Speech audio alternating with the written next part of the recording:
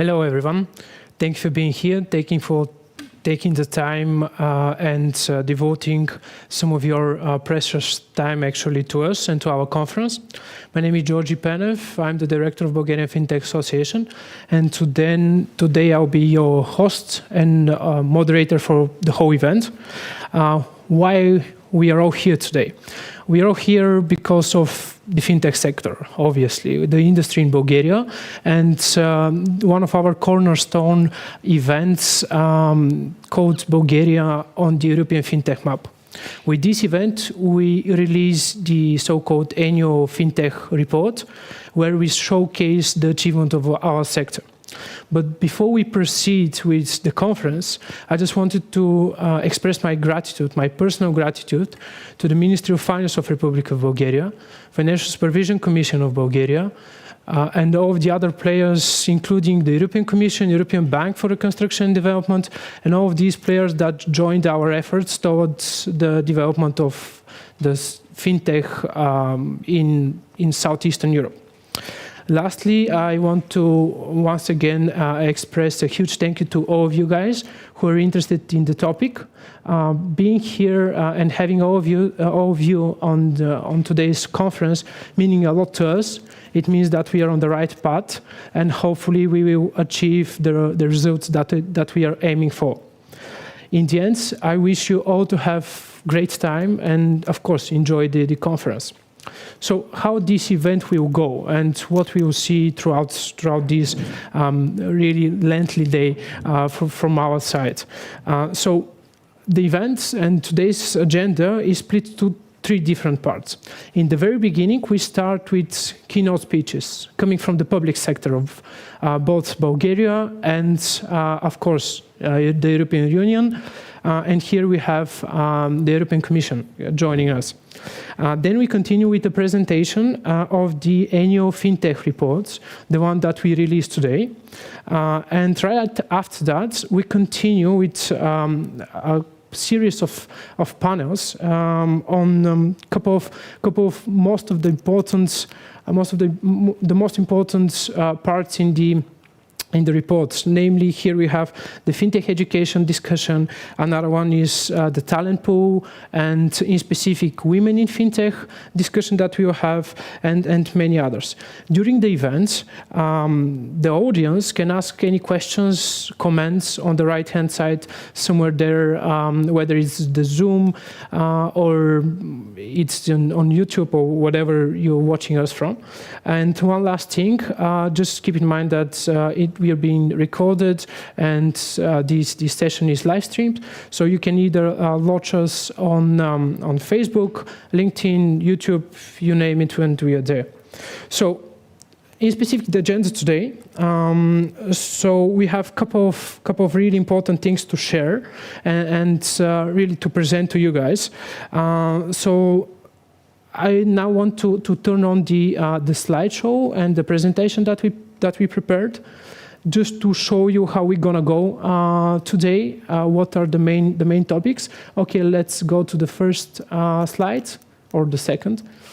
So the first part, just like I mentioned earlier, it will be the keynote speech session, where we have from one side the Ministry of Finance of Republic of Bulgaria.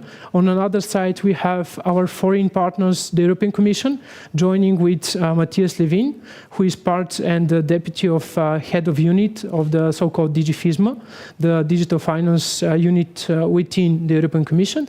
And of course, last but not least, we have our chairman or president of Bulgarian Fintech Association, Valery Volchev, for a keynote coming from here from the live stream. And just before I forget about it, just to mention that today we are live streaming from our FinTech hub called Untracked 127 or 127, which is located in the very center of Bulgaria, right next door to the Ministry of Finance. So it's the perfect place for any FinTech to be. The second panel today is the one with the annual FinTech report. Here in this panel, it's going to be me, myself, and of course we call him the FinTech guru of Bulgarian FinTech Association. We are joined here by Dejan Radev, who is the lecturer in FinTech and in banking in Sofia University. So we have many things to share here, but I'll leave it for later. Let's go to the next session, the next panel. This panel is one of our main topics, not only for our report, but for our agenda within the association. This is one of our most important parts that we try to contribute to the development of the sector. Namely, this is the financial literacy and FinTech initiatives that we have. Here we will be joined by the European Commission once again, talking about what are they doing in the field of digital finance literacy, and of course here on stage we will have a discussion coming from both the private sector and public sector actors. Namely, here we have the Sofia University, we have Clear Lending, we have the group CTO of Flatex de Giro. So all of these people, and last but not least, Professor Daniel Bobeva, all of these people, they gather with us to discuss financial literacy and how important financial literacy is today. The next slide and the next panel is the so-called Women in FinTech panel. So this is another important topic for us, our association, and so we'll be talking about talent pool. And in specific, we'll be talking about the role of women in FinTech. Once again, we will be joined by an European authority. Namely, here we have the European Parliament with Eva Meidel in the beginning for a short keynote speech. And then we have a discussion over here from Antract 127 about what is the role of women in FinTech. Why do we have such a nice number when it comes to women in FinTech here in our country, in Bulgaria. The next slide is about, and this panel will be about why Bulgaria? Why do we have FinTech here within our jurisdiction? Why is it important? And of course, what are the investments? Probably many of you already heard that there is a great news about investments in FinTech just today, but I'll keep it for a bit later. Here we'll be joined, this time it will be the Bulgarian authority.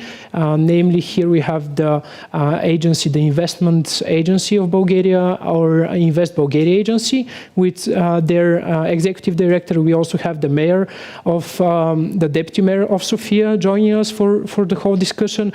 In the discussion, we also have BVCA, Bulgarian Venture Capital Association, with their executive director, Maria Marinova. And last but not least, we have the private sector. So like you can see, we have Nexo and Varengold Bank. So as you can see, in every single one of these panels that I just mentioned, we have the three main important things for to have a cluster. You have from one side the private sector, on another side the public sector, and academia. Let's proceed with the next panel. And this one will be probably not so interesting to some of you, but really, really important to all of us, to the whole FinTech sector. Namely here, that's the FinTech regulations panel, where we will be joined by the Financial Supervision Commission of Bulgaria, which is something really nice. This time they're supporting what we do here, and they will actually present what they've been doing in the last years towards the development of the FinTech sector. We also have MasterCard. We have Nikolai Tsvetanov from Penkov Markov and Partners, one of the greatest professionals, greatest lawyers in FinTech here in Bulgaria. And last but not least, we have Preisera and Bulgarian FinTech Association, a representative of us, sharing their opinion on FinTech and FinTech regulation, of course. The next slide, please. And this is the very last panel today. Here we will be talking about technologies in FinTech. Probably we have to mention the buzzword blockchain, AI, machine learning, but what does it stand behind all of these buzzwords? We have to figure it out. Last but not least, we will have a topic on and a discussion on open finance. Why is it open finance so important? What does that mean? And what are the solutions that we might see in the next couple of years? All right, that's pretty much everything. Of course, we'll just finish off with a small talk coming from our secretary, like the closing words. But let's keep the agenda on a side for now, and we'll get back to it a couple of times throughout the day. And now I'm giving the floor to the Deputy Ministry of Finance, Deputy Minister of Finance, Ms. Monica Beecher. Thank you so much for being here. Thank you very much, actually. Thank you very much for hosting this event. And dear guests, the audience, participants, on behalf of the Minister of Finance and myself, I would like, first of all, to thank for this invitation. It's a very important event for us, and also it's important to show that public sector, in the face of Minister of Finance, is not only supporting such kind of events, as you can see, release of the Bulgarian Fintech report for 2021, but also we are partners with such organization and Fintech industry in general, and specifically for the Bulgarian Fintech Association. So in this respect, I would like really to thank for being such a cooperative partner in all the activities that we are working on at national, international level. So I will say just a few words, and I'm really very pleased that the participants today are for all sectors that have been mentioned: business, public, private sector, also non-profit association, and universities, which shows that really the cooperation between all partners and participants is really very important for the successful feedback and outcome of all specific topics related with the financial service area. So, first of all, we all know that it's very important. The new technologies, innovations are really top priority at the moment. The COVID-19 was also a very strong, how to say, output for all the increasing technologies, digitalization, and the start of the green technologies in general. So the FinTech topic is really very important today, and it will be extremely important tomorrow. In this respect, the Ministry of Finance is also having a great role at the European level regarding the new packages, regulations, and related with the technologies and the FinTech area. As you already know, and the colleagues from the Fintech Association as well, the digital finance package is ongoing at the moment. And actually, it's really very important to have this partnership with different associations, and specifically the Fintech Association, to support us with their point of view and having the discussion related with these new packages that is ongoing. And this package is in two main areas. The first one is related with the operational sustainability of digital technologies. And the second one is related with the market in crypto assets. Both topics are really very important. And if there is some kind of problem, just tell me. I will fix it as much as I can. So this is the other risk for the technologies nowadays. You should have everything solve in the right moment. So going back to the topic, as I have mentioned, it's very important with the new legislative package, I mean the new regulation at the European level. It's very important to have either the support on the national level regarding the limits and the risk that we have with these new technologies, and to have them in mind.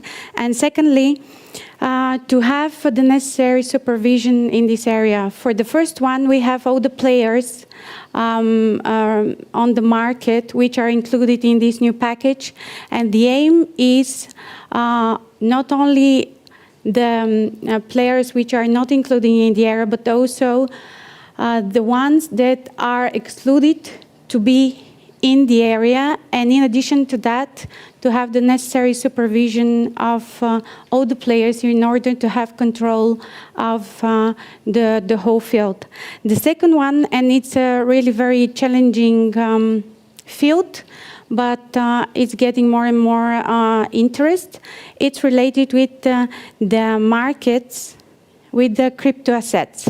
This is brand new area, and the subject matter is really very important to be put in the framework that we can control and that we can put the risks on the side, or just to control them in order not to harm all the players and everyone at the market, to be safe. In addition to that, we have numerous working groups, and the guys from the association knows that, and they're including in this process related with these topics. And maybe the one that I would like to emphasize, it was mentioned already, is related with the financial literacy.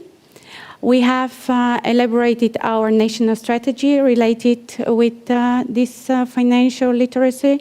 In addition to that, we have our action plan till 2025, in which the specific measures and aims are set up. And we are moving slowly, but very, very, how to say, with great desire and very stable in fulfilling these aims.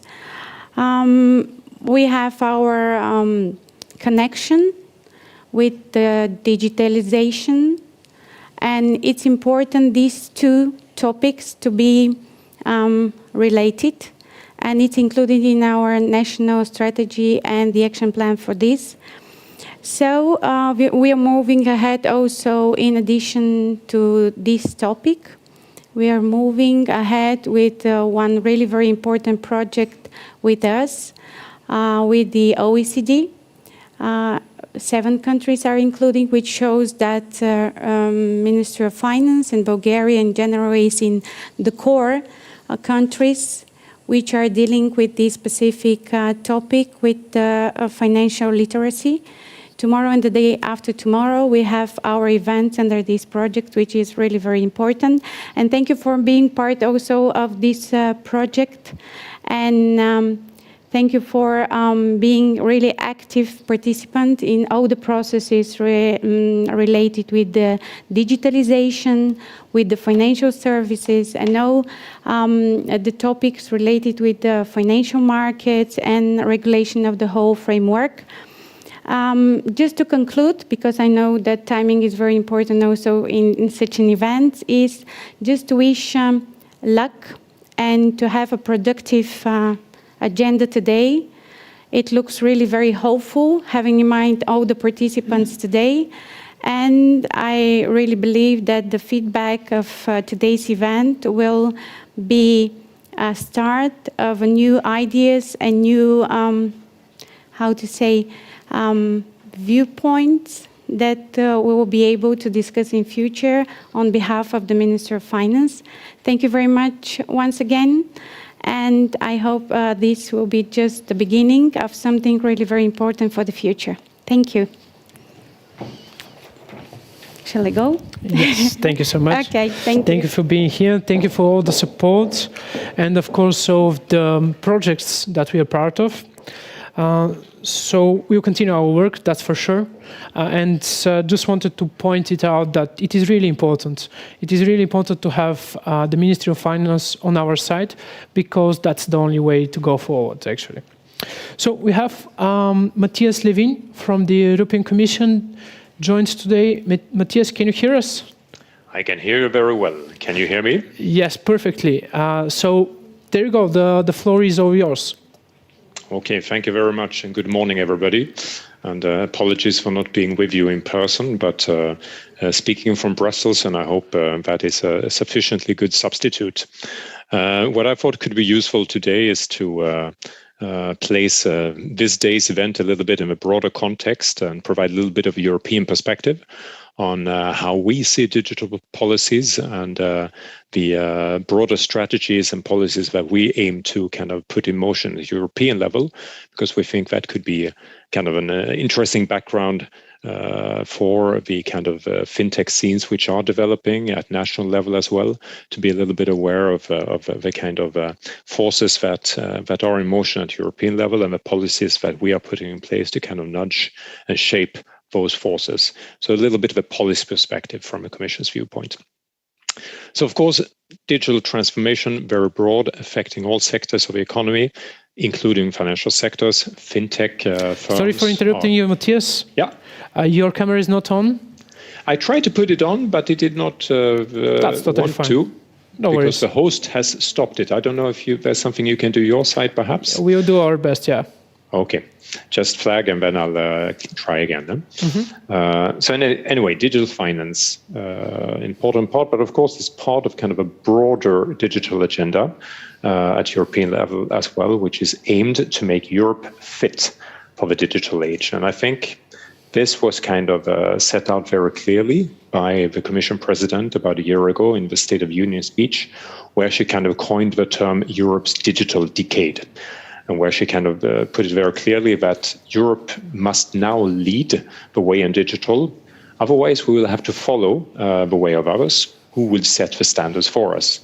So that is something we don't want. We believe that we need to set European standards to get a digital sector that suits our values, our needs, and our customers, consumers, and firms. And therefore, a big accent also on a real data economy, because we think that would be a kind of a powerful engine for innovation and new jobs.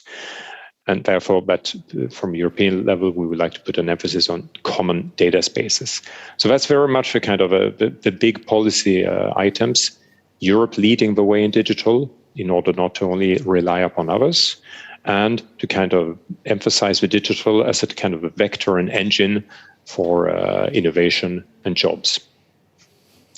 Now, the key principle that then we use that sets digital policies more generally is to have a technology that works for people, for example, in a form that responsible artificial intelligence, investments in connectivity and the like, as well as a fair and competitive economy, so a data strategy that focuses on that to achieve competition, for example, via the Digital Markets Act that focuses a lot on these big platforms to ensure that they do not operate uncompetitively and that we have a good kind of basis for all kinds of firms, big and small, to be able to compete. And at the same time, a kind of an open, democratic and sustainable society that we have worked very much via the Digital Services Act, European e-identities and the like, that are going to put that in place. However, so that is very much the kind of general scene. Now, in terms of digital finance, what are the key objectives that we have put in place there? Well, it's really to kind of shape policies that embraces digital finance for the good of consumers and businesses, and to kind of translate this kind of sovereignty objective, which I alluded to before, by driving digital finance with strong European market players, perhaps Bulgarian, in the lead. And all this to set policies based on European values and, as well, a sound regulation of risks. Because, of course, digital finance presents both opportunities, but there may also be challenges and risks which, from a kind of public policy perspective, would need to be addressed. So that's why we then, last year, set out a strategy containing 4 kind of broad priorities that will guide the Commission's actions in the next few years when it comes to digital finance. The first priority is to tackle fragmentation in the digital single market, to make it easier for consumers to tap opportunities across the single market. Be it a consumer in France should be able to kind of contract easily with an interesting fintech startup. Why not in Bulgaria, for example? Or vice versa, Bulgarian customers should be able to kind of contract easily with a fintech startup in another country. Here, a lot of emphasis on digital identities, for example. A second priority is to kind of look at the rules that we put in place, the EU regulatory framework, to ensure that it facilitates digital innovation. I saw from some of the chat functions that come up, but of course there are questions there. We have lots of rules and regulations in place. They are most often, if I dare say, there for a good reason. But of course, it falls upon us to ensure that they also work in the new digital finance context, to ensure that they don't put undue obstacles, to refit them if need be. For example, we've done that when it comes to crypto assets, for example, where we looked at the kind of existing securities market legislation, realized it was not entirely fit for purpose, and put proposals for changes on the table. A third priority would then be to kind of look at data sharing and pooling and aggregation of data, and to kind of make it possible to kind of create a European financial data space that will make it easier to share and pool data across the union for financial services. So building on open banking, moving towards open finance. These are all three priorities focusing very much on opportunities. But of course, as I alluded to just before, there are challenges and risks that need to be addressed as well. One challenge we're already working hard on is kind of digital operational resilience. Financial firms are increasingly dependent upon technology companies and many others for the provision of their financial services. It is important that financial firms are resilient to that risks. We also see a lot of new firms, many of you here, entering into financial regulation. Sometimes it's very clear which rules apply, sometimes it is not, and that we have to work on upon it as well. So here we are, for the time being, working very closely with the so-called European supervisory authorities who are assessing what to do and are in the process of providing advice for us. So I think the overall objective here, as I said, embrace digital innovation, create strong European market players for the benefit of opportunities for consumers, while at the same time protecting consumers. I thought this kind of provides you with an overview of what we're doing in Brussels for the time being, and the kind of the actions that we are taking to shape and guide the process of ongoing digital transformation that is rapidly unfolding across the European Union, and of which Bulgaria is one example. So very interesting to take part in this event. Very interesting to gain knowledge of the fintech scene that today's event is going to unveil. I'm very happy to be here, and thank you very much for giving us the floor. All right. Thank you so much, Matthias. Thank you for being here. Thank you, of course, for all the support once again to all of you, to the whole European Commission that we work together with. And now I just wanted to give the floor to Valery Volchev, who is the chairman of Bulgarian Fintech Association, our president, with his keynote speech for today's event. Please, the floor is yours. Thank you, George, and I'd like to welcome everybody to today's event. I want to start with a retrospect where we were 3 years ago when we started the Bulgarian Fintech Association. There were very few fintechs, if any. Actually, there were those of us who set up the association in the beginning. And there was not much, but I think now you're going to see in this report quite a lot of information, quite a lot of companies. We have now about 59 members. We have identified 135 fintechs in Bulgaria. This doesn't count the banks, so 135 without them. We have also the academia joining the Bulgarian Fintech Association, which is great because the talent pool is needed for the fintech sector. There are a lot of activities, and special thanks to Georgi and the team of the Bulgarian Fintech Association for putting all this effort in this report. I hope you'd enjoy going through it. But what I see is really a cluster shaping up in Bulgaria. And this is something that we didn't have before. We needed that very much. I see that the public institutions are also involved in the process, and this is to a large extent of all the efforts that we've put in. So we have efficient and effective support. We have the right education for the talent pool, and we have a real ecosystem, which is great. And today there is a big piece of news that I'd like to share with you that later today we're going to talk in detail about. This is a Bulgarian fintech company announced earlier today a round of $112 million, valuing the company at $570 million.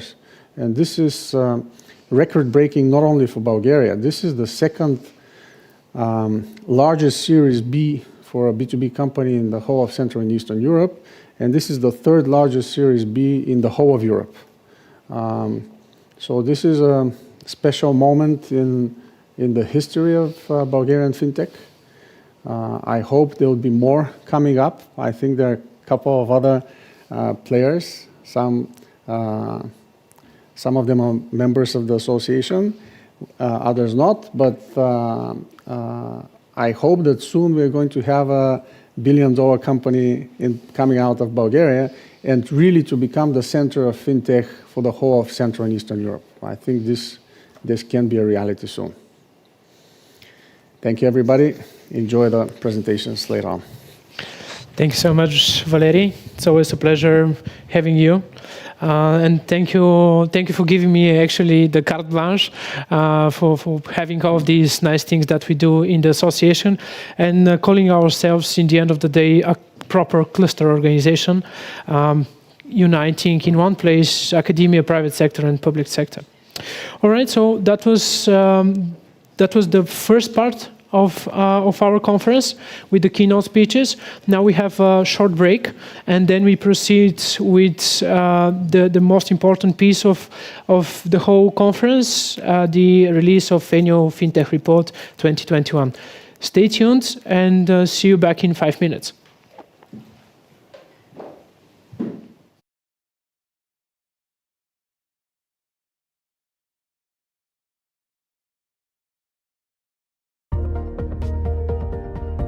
In a changing world, we keep you and your customers safe. Our Risk Solutions program keeps you compliant with the latest regulations. Our dedicated Customer Vault secures your customers' data at the highest possible level. We provide businesses with all the tools they need to detect, prevent, and stop fraud, and work tirelessly to combat new threats as they evolve. When you plug in the PaySafe, it becomes our priority to protect you and your customers from whatever threats the future holds.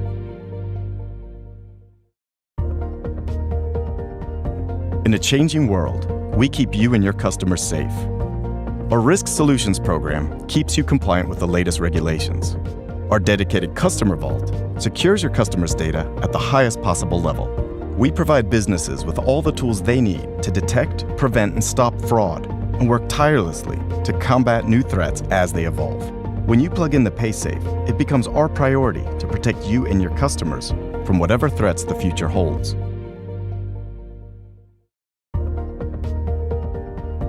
In a changing world, we keep you and your customers safe.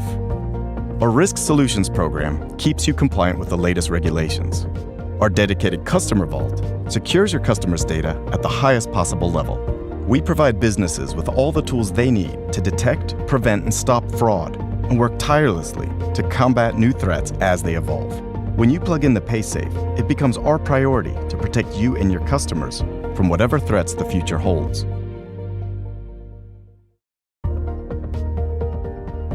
In a changing world, we keep you and your customers safe. Our Risk Solutions program keeps you compliant with the latest regulations. Our dedicated Customer Vault secures your customers' data at the highest possible level. We provide businesses with all the tools they need to detect, prevent, and stop fraud, and work tirelessly to combat new threats as they evolve. When you plug in the PaySafe, it becomes our priority to protect you and your customers from whatever threats the future holds.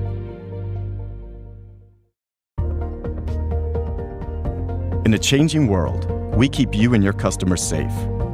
Our Risk Solutions program keeps you compliant with the latest regulations. Our dedicated Customer Vault secures your customers' data at the highest possible level. We provide businesses with all the tools they need to detect, prevent, and stop fraud, and work tirelessly to combat new threats as they evolve.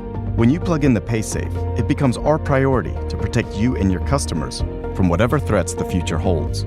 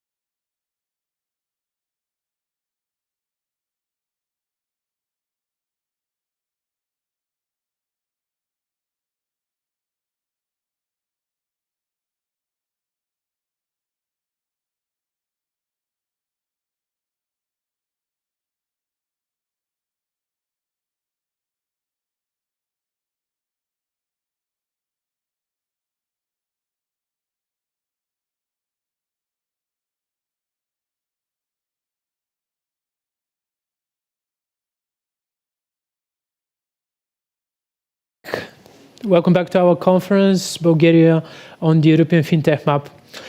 Today, I'm joined in this panel discussion with my colleague and dear friend, Dejan Radev. He's an assistant professor at Sofia University. He is actually our core person within the Sofia University. He's the guy who is dealing with FinTech and e-banking course in the FinTech master degree that we have with the Faculty of Economics and Business Administration at Sofia University. And just a bit of a perspective for him, of some bio for him. He has been teaching finance for more than 10 years in Germany, in Frankfurt and Bonn. And he recently actually came back to Bulgaria about a year and a half, when we started the master degree. So Dejan, thank you for being here. Thank you for taking the time and joining me. Thank you for inviting me.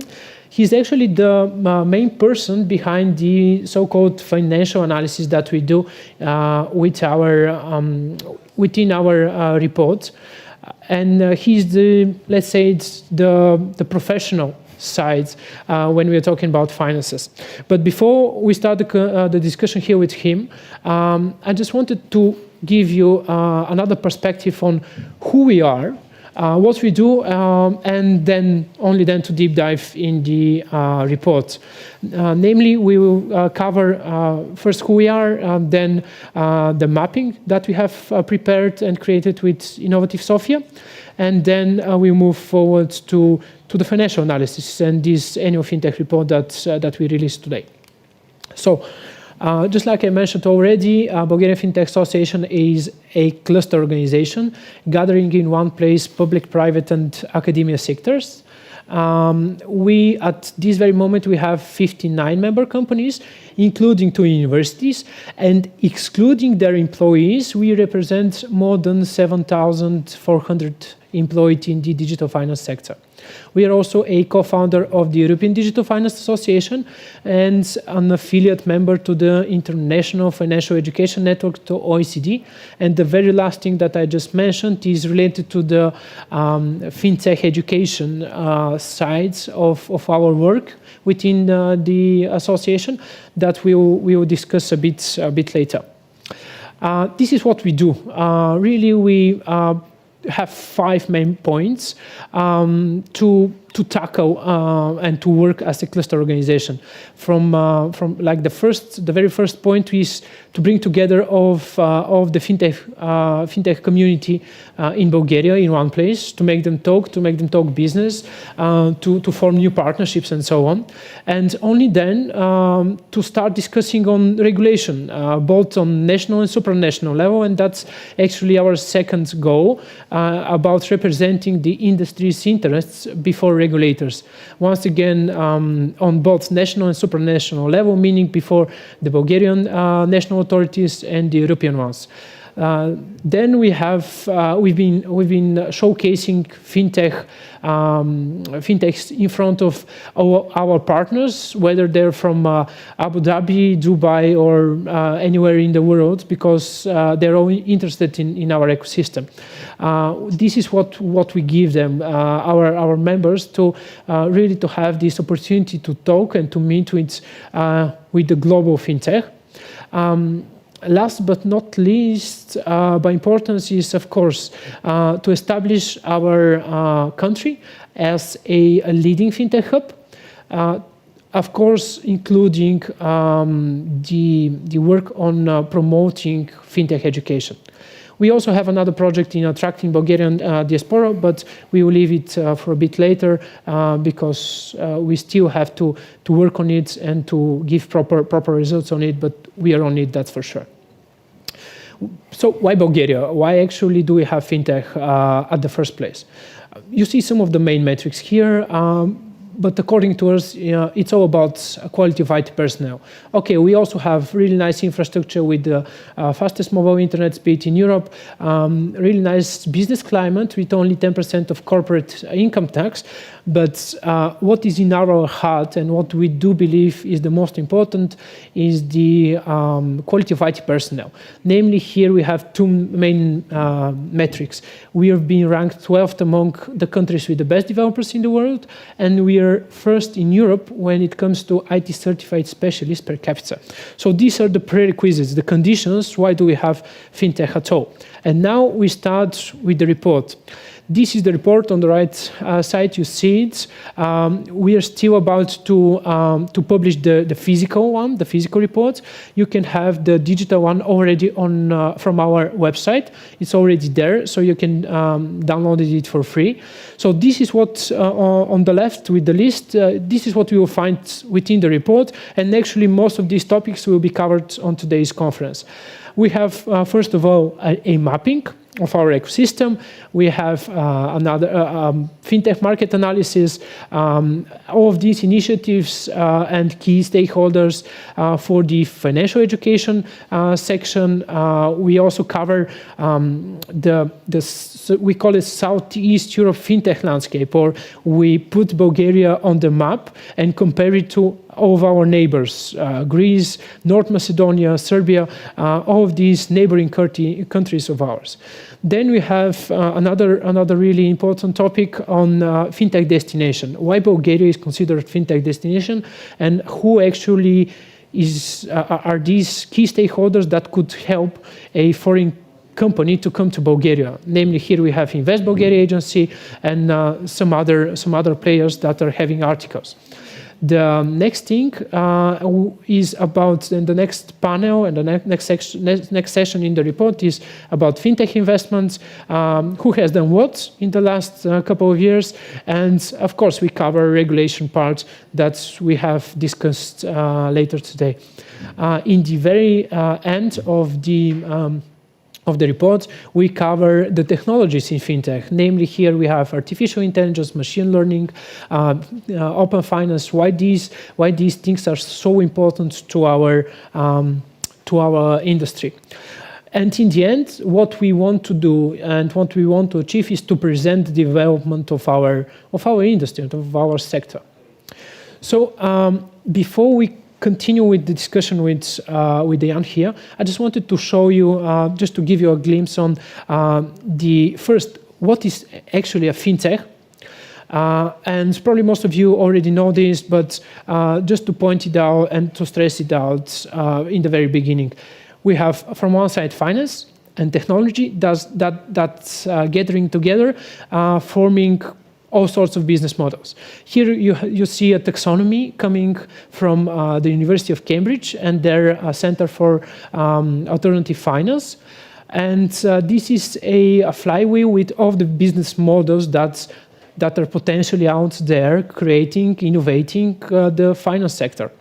So we also take in consideration the main definitions about fintech, but within our association in BFA, we think about, when we talk about fintech, we mean all of these new business models and approaches, products, services that remodel a common understanding of finance and financial and banking services. So, taking all of these that I just mentioned, the taxonomy, which is basically our methodology to come up to this fintech mapping, this is what we created together once again with Innovative Sofia. On the top part, you see all of the fintech companies here within our region, meaning that they're not only Bulgarian companies, there's some FDIs, foreign direct investments, but these are all the companies that are working from Bulgaria, whether it's for the Bulgarian market or somewhere abroad, it doesn't matter. We have it here because they're part of our ecosystem. We also have on the top right corner, we have the fintech supporting companies. These are some companies that are obviously supporting fintech, but most of them, they're IT development companies. They don't really have so many fintech products within their portfolio, but they're still an essential part of the fintech ecosystem. And the bottom part is the part that is important by no means. That is really more important. Just because it is the very foundation that we need for have a fintech ecosystem thriving. Namely, here we have the entrepreneurial ecosystem. In the very middle, you see the regulators. You just saw, and probably you will see just a bit later one of our regulators joining the conference, the Financial Supervision Commission, the regulator in the non-banking sector. So all of these players, they're really important. They're really part of the ecosystem, and we work with them in order to develop it further, the ecosystem. Okay, the whole report, the report once again is already available on our websites, the mapping as well. So you just go to our website, go to the news section, and you'll find it there. Now we proceed with the more interesting part. At least that's my perspective here. This is now the release of Annual Fintech Report 2021. So we start first with the industry composition. What we have found that in Bulgaria, according to the taxonomy, the University of Cambridge taxonomy, that excludes, and I have to mention and stress on this, that excludes banks. So in Bulgaria, we found 135 fintech companies. And out of these 135, more than 90% of them are SMEs, small and medium-sized enterprises. Something really nice, something really important, because it shows that our ecosystem is probably is just really flexible. So hopefully we will see more and more SMEs coming in the next years as well. But we have to mention that most of them are with headquarters and based in Sofia, namely 115 out of 125 that I just mentioned earlier. So about 90% are based in Sofia, and we have a couple of nice examples from Varna, Plovdiv, and some other cities such as Pazardzhik.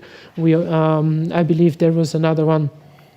I'm not quite sure. Somewhere else, it was Stara Zagora. Yes, Stara Zagora, and actually all around the country. But we have to once again put it here. They're not so many, unfortunately. Most of them are based in Sofia. So the dynamic of the market. This is what we have done, just to actually map and see when are these 135 companies, when they were created, when they were established. So as you see, we have a peak in 2018. And it was something really nice to point it out that despite the COVID-19 pandemic, in 2020 we have 18 companies that were fintech companies that were established. So what we can observe and really speculate, because it's not already the end of the year, but in 2021 we see kind of a delay when we're talking about creation of fintechs, and probably that's due to COVID-19 pandemic. We have to discuss it and to analyze it further, but we need the data first. So let's wait for the end of the year, and then we can talk about it once again. 135 fintech companies, just like I mentioned. Here you can see segmented of these companies by categories, and as you can see, the very first and the biggest segment that is obvious from the mapping as well is the digital finance sector with 44 fintech companies. But now, about the market analysis that we do, we take in consideration total revenue, and we actually took the market, the total revenue for 6 years back from now, from 2020, because this is the very latest data that we can acquire. And actually how we acquired it, we actually got all this data from our commercial register. So this data is publicly available out there. So we basically took the fintech companies that we listed already, and we just took their financial data. So we see an average growth of about 20%, 21% in the last 6 years, and kind of a positive effect of COVID-19 pandemic. And now I'm giving here the floor after this lengthy monologue to Dejan. How do you see these growths? What is really the impact of COVID-19, and how we can interpret these numbers actually? So, thank you once again for inviting me and giving me the opportunity to work on the financial report more hands-on. And what we see here is basically the impact of the new companies that were incorporated in 2020. And obviously, there is some delay in 2019, but then it picks up again, and there is a return to the previous growth path. And in my opinion, maybe 2020 and 2021 would be the toughest years for the market and for the fintech segment. And then we'll see an even higher acceleration in the growth in the coming years. So in the next figures, if we compare, we see operating revenue, and we see that it plateaus a bit in the last several years. And what operating revenue is, that's basically the revenue from the core business of the fintech companies. And in the previous graph, we saw an increase of about 400 million level and in total revenue, and in operating revenue it was a bit flat. And what that hints at is that basically our fintech companies are very industrious and manage to use their financial acumen and managerial acumen to identify profitable opportunities in their non-core operations. What we see now is the core business, and the difference to total revenue is the non-core business. All right, good. The second, another graph that we have here, a pie chart, operating revenue by segment. We already mentioned it, but the biggest segment within our map is the so-called digital payments. So all of these firms that are related to e-money license and so on and so forth, actually they produced 66% of the operating revenue in 2020. What is your take on this? Is that good, or probably there is a risk behind it? So actually that is very interesting result, and it points out to the differences between the business models of payment companies and the rest of the fintech companies. And the payment companies basically focus on their core operations, especially during crisis. And you could also hear it from our guest lecturers at the course. The representatives of payment companies were talking about their core values and sticking to their core values, knowing who you are, while the other participants from the other parts that you see here, they were talking about identifying new opportunities, finding niches, and that was quite interesting to see it in the data, they were basically sticking to what they were saying. They were actually doing it. So what we see here is in operating revenue, those big payment companies are representing most of it. But maybe in the next figures, we'll see a bit of a reshuffling where it's made more obvious the top 5 performers, how they behave. Yeah, but before we go to the top 5 performance, I wanted to discuss the total assets as well, because it is really nice to see that, and from my perspective, it's actually impressive that even during the pandemic, despite actually the pandemic, we see an increase of about 20% in total assets.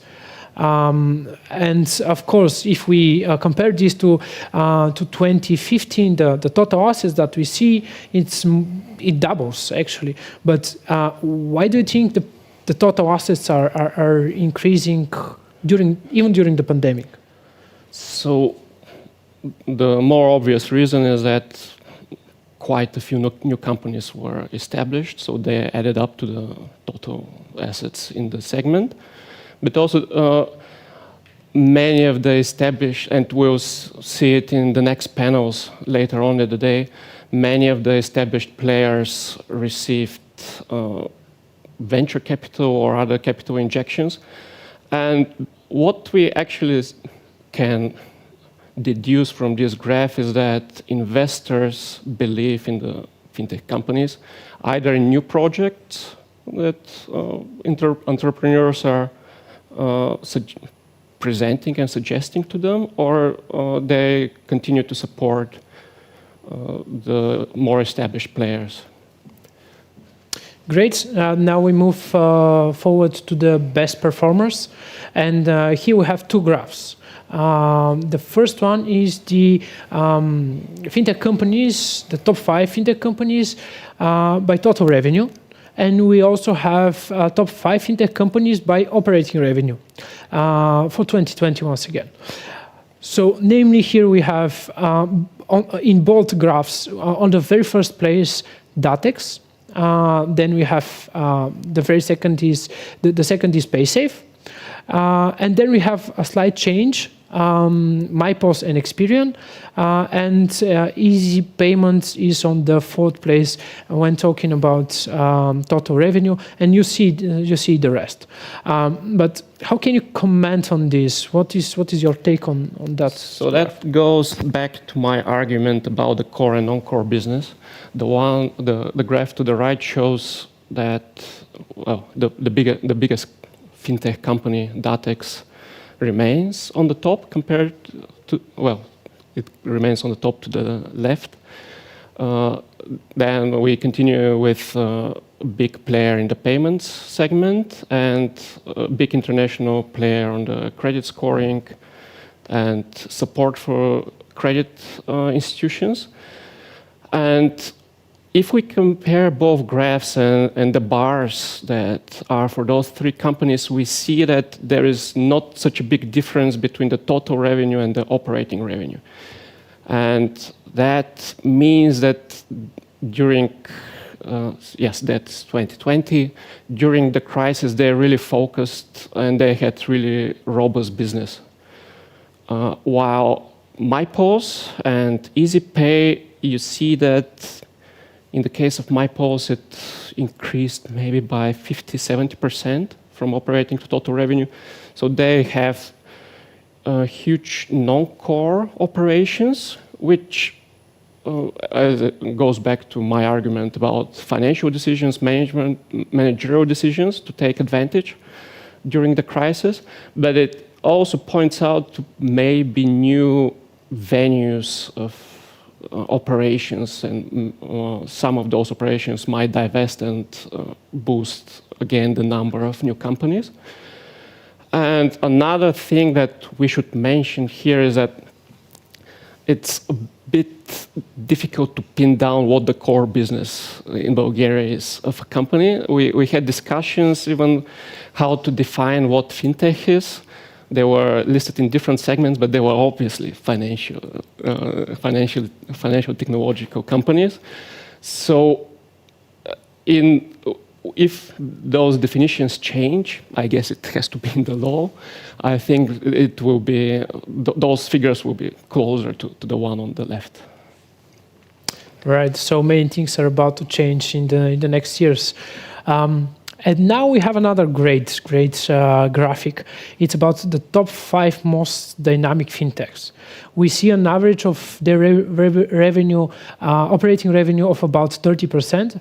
And actually Cashwave, which I'm proud to say is a part of our association, actually with the fastest growth in the last 3 years. So seeing these companies, actually we can conclude that most of them, they're FDIs, they're foreign direct investments, meaning companies coming from abroad, investing in our ecosystem and going outside of our jurisdiction. How do you comment this? I mean, what do you think about in specific about this, and how important is to have the foreign direct investments in Bulgaria? So what I see here brings the comparison of one of our lecturers in the course.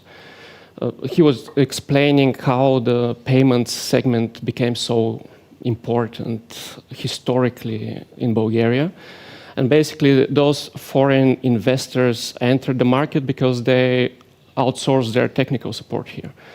So what I see here is the value of the IT sector in Bulgaria, and also quite interestingly, when people Google those companies, they'll see that they're our teams in Bulgaria basically support in companies that help the world to invest.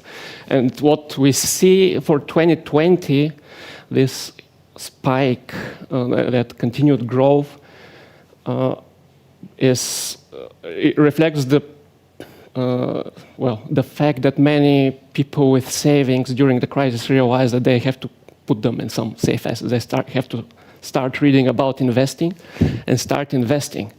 And I won't mention some of the financial advice that I had to give, but really it picked up. Whether you would invest in gold or in Bitcoin, or cryptocurrencies, or Tesla, technological companies, it should all go through maybe our tech centers here for Bulgaria, and that's what we see. Right. So just in a word or a sentence, we might conclude that Bulgaria is a great place to be, a great fintech center, right? Exactly. And having all of these conditions, you already mentioned them, IT and so on, it's a great place for growth, right? So another important part about expenses, because we already heard the inflation coming, but these are the data for last year, for 2020. We see another peak actually, and an average pace of 24% when we're talking about total expenses, meaning what are the expenses and what is the consumption of the fintech companies. But during the pandemic, we also see another important part here, that expenses increased, right? So how do you really interpret this? So those are the total expenses for the whole sector. So here again we see basically the new companies entering the market. Maybe some of the others reduce their expenses, but those that started operating during 2020, they started having costs. And basically that is what we see here. And we'll see on the next graph where most of those expenses go to. Those are personnel costs. So we have an increase of from 2019 to 2020 of, let's say, 80 million.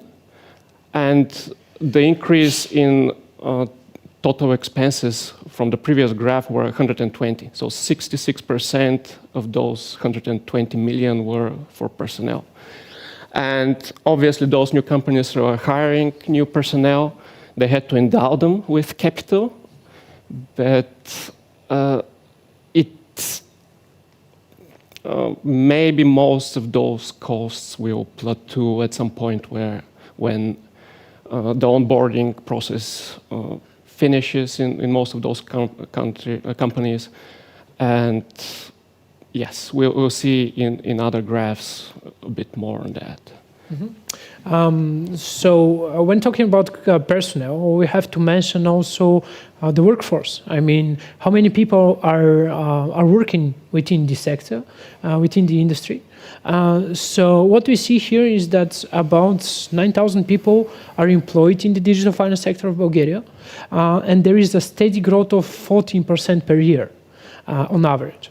And the last 2 years, including 2020 with the pandemic, with the start of the pandemic, we see kind of a slowed down increase. The pace slows down by about 50%, actually more than 50%. Why do you think this happens? So this here is maybe due to the small size of the new companies that were established. Most of the established companies, from my talks with representatives, have tried to keep their personnel, so there was not huge decrease from them. The new companies hired new personnel, and we also see here maybe the competition for this talent, for technological talent, because everyone is looking for that. Not only in Bulgaria, there are other technological segments in the Bulgarian economy, and everyone is looking basically for the similar kinds of skill set, but also the whole world is looking for that. So we'll see our competitive advantages on a couple of slides later. But I attribute this to this slow growth to the pandemic and to competition. Right. So I totally agree with you and stand behind this opinion. And from my personal perspective here, I would mention only that we see this slow growth, and we have to get back to this graph next year as well and see, did we really achieve the top?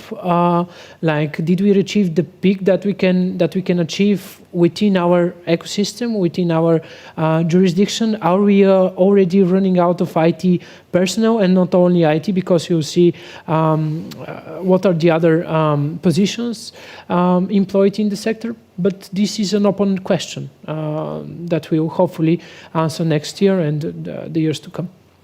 The total revenue per employee, we see there was a significant spike in 2018, meaning actually this total revenue, we can attribute it to the productivity of employees in the sector.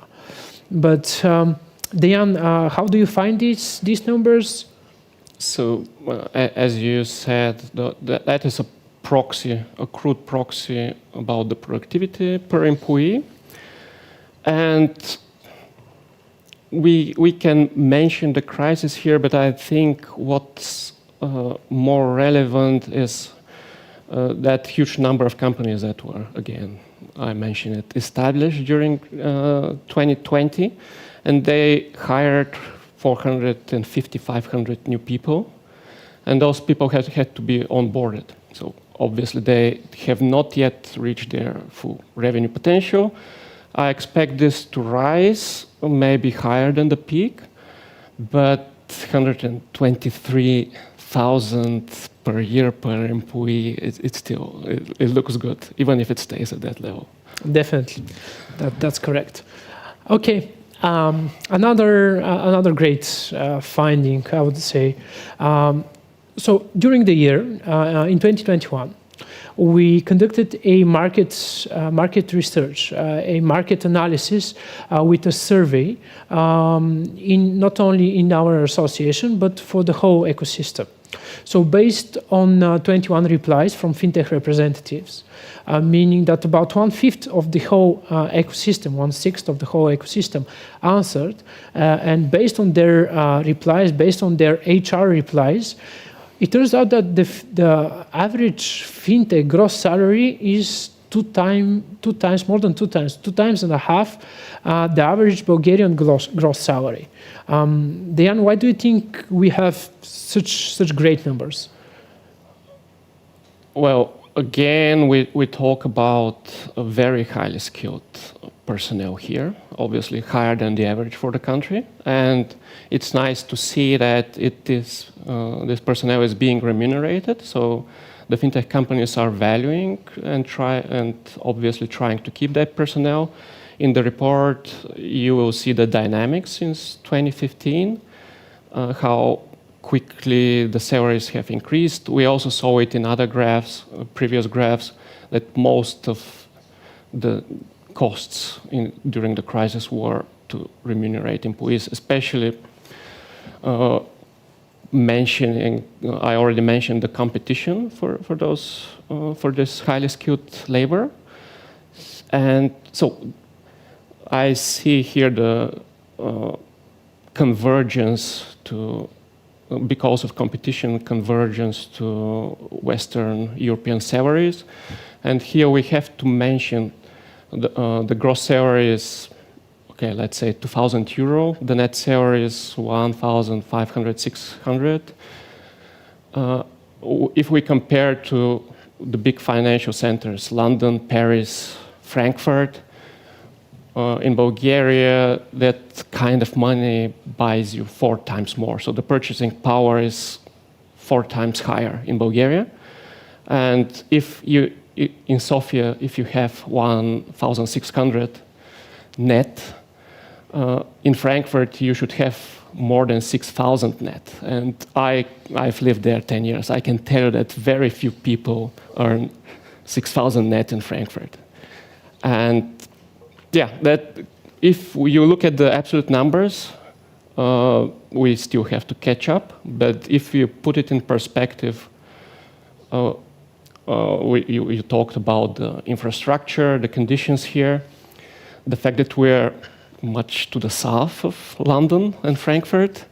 I think we have really nice opportunities and an environment here, and we should market it more. And we should, I think, open to foreign talent. We saw that, yeah, there is a need on the market. Right, totally agree with this. And if I have to conclude this slide here for all of the audience that are watching now, we could simply say that for all of you guys that are considering joining the ecosystem, it turns out that it's been paid pretty nice, pretty good in our industry. So why not joining it? Why not specializing in this very direction? And the perfect place and the perfect way to do it is through a master degree that we have together with Sofia University. This was just a small ad here from my side. We will mention it once again in the discussions. But just keep in mind that it's a nice place to be, that's for sure. And another graph here about market demand. What are exactly the positions? What are the roles that are most in demand? And I guess it's no surprise that engineers and project managers, as well as data scientists, are in the top, right? Yes. So that again goes back to our previous discussions. In tech companies, obviously, we search for IT engineers. Also, data scientists. Of the Bulgarian economy is going through a huge structural change at the moment, especially of the labor force. So, while there always going to be a deficit on that, there will definitely be more people employed. Going back to what you said earlier, whether we reach plateau. No, I think that, and we see it in our master's programs. There are also at the technical universities, other universities will be represented here. That also the labor force is actively trying to learn new skills because the numbers don't lie. 2 times higher salary than the average in the country. All right, so it's more about the numbers here. So this is our next topic and our next panel, Women in Fintech. We now conclude here and we just put a full stop by wrapping it up, saying that our industry is really thriving. We have 125 fintech companies. Only in the last year, in 2020, about 20 were created. What we heard from Valery earlier, that there are really a lot of investments, but we will discuss it a bit later. So meaning that there is more and more attention to our sector. We see that the companies, they're paying really good salaries to their employees. So it is a nice start for any person, I believe. How would you like to conclude this part, Dejan? What we saw is that the fintech sector is resilient to the crisis. Obviously, new companies were established. New personnel was hired, and that's what I heard also from our guest lecturers. And I do believe that crisis, well, I've built a career on studying financial crisis, and I know that more are to come. So that's a guarantee. And those who, obviously, our fintech sector survived it and thrives during the crisis, and that will be an amazing life and professional experience to the future managers and entrepreneurs in the fintech sector. So I see only good things in those numbers and in that report. All right, thank you so much for having you, for being here, really, and really thank you for joining our efforts for the reports. And it was a great pleasure. We'll continue work together, both on the master degree and all other projects coming, as well as the FinTech Hackathon that we mentioned a bit later. So we now proceed with another panel of ours, but let's have first a quick break, just to catch a breath, and see you in 10 minutes. Thank you so much. Thank you.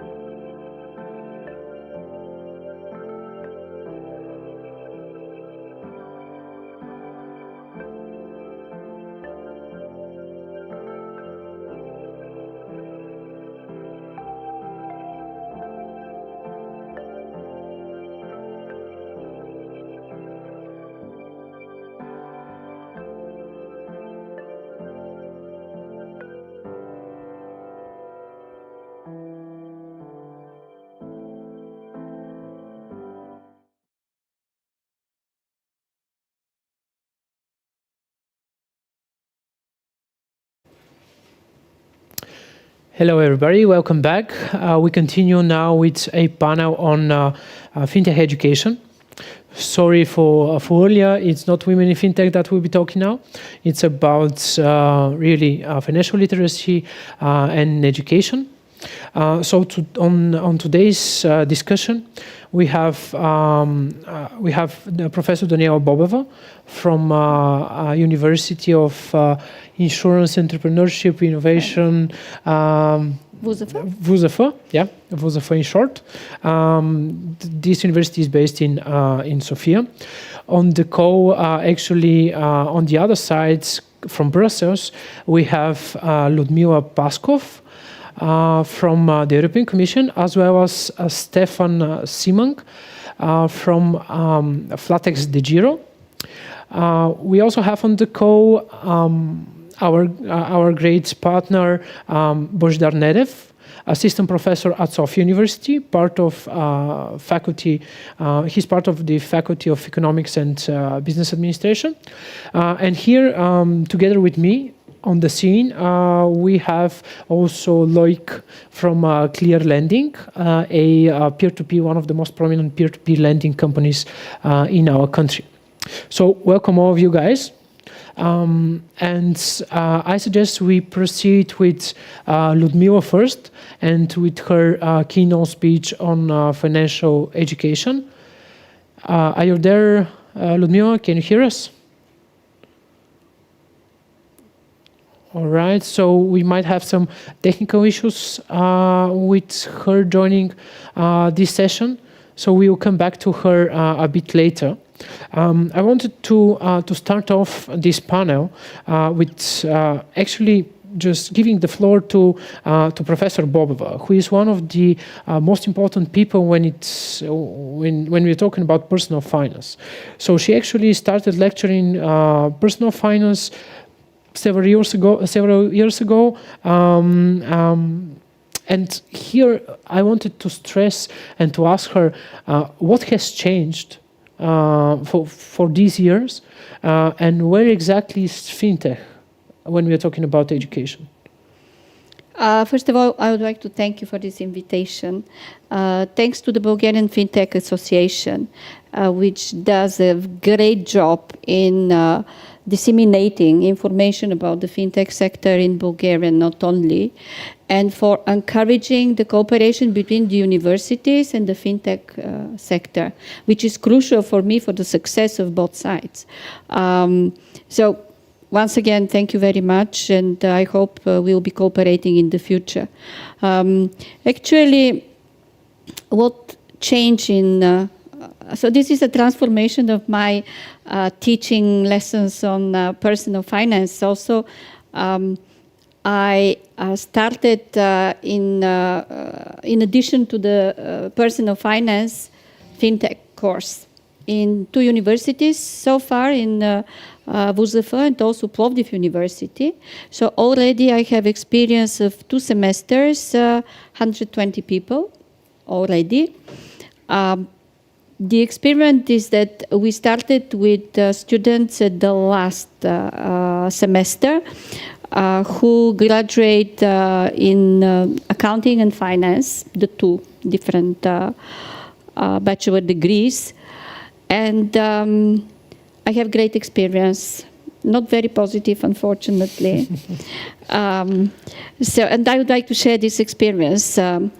First of all, I expected more appetite for interest towards fintech and all these issues. And I'm trying to generate such, which is not easy. We are, as Bulgarians, we are quite people who are conservative as regards investing, as regards trying new financial instruments, products, etc. So this is the main challenge. And if we feel this with the students, you could imagine what is going on with the academic sector, which is very conservative also. But there are good signs of my experience, and at the end of the course, almost all passed successfully the test, and which is not so important to me. More important is that how many of those students have started, for example, trying on the markets cryptocurrencies? How many of them are interested in starting working for fintech companies? So this is the major results, and I'm very happy with this. And I had yesterday a lesson with my students in Plovdiv University, and they did a very good presentation on each of the first 100 cryptocurrencies. And believe or not, among all this, only 10% said at the end of the presentation of their own currency, the currency which they found, that they may invest in this currency. The others were more, let's say, hesitant, and we have a very firm no, 30%. So, and I pretend that this is a problem for the educational system. We had to start much earlier. We are starting quite late. But the first results may be encouraging as many universities start teaching fintech and as many professors are keen on this. So I'm very grateful that the Fintech Association started cooperation with Sofia University.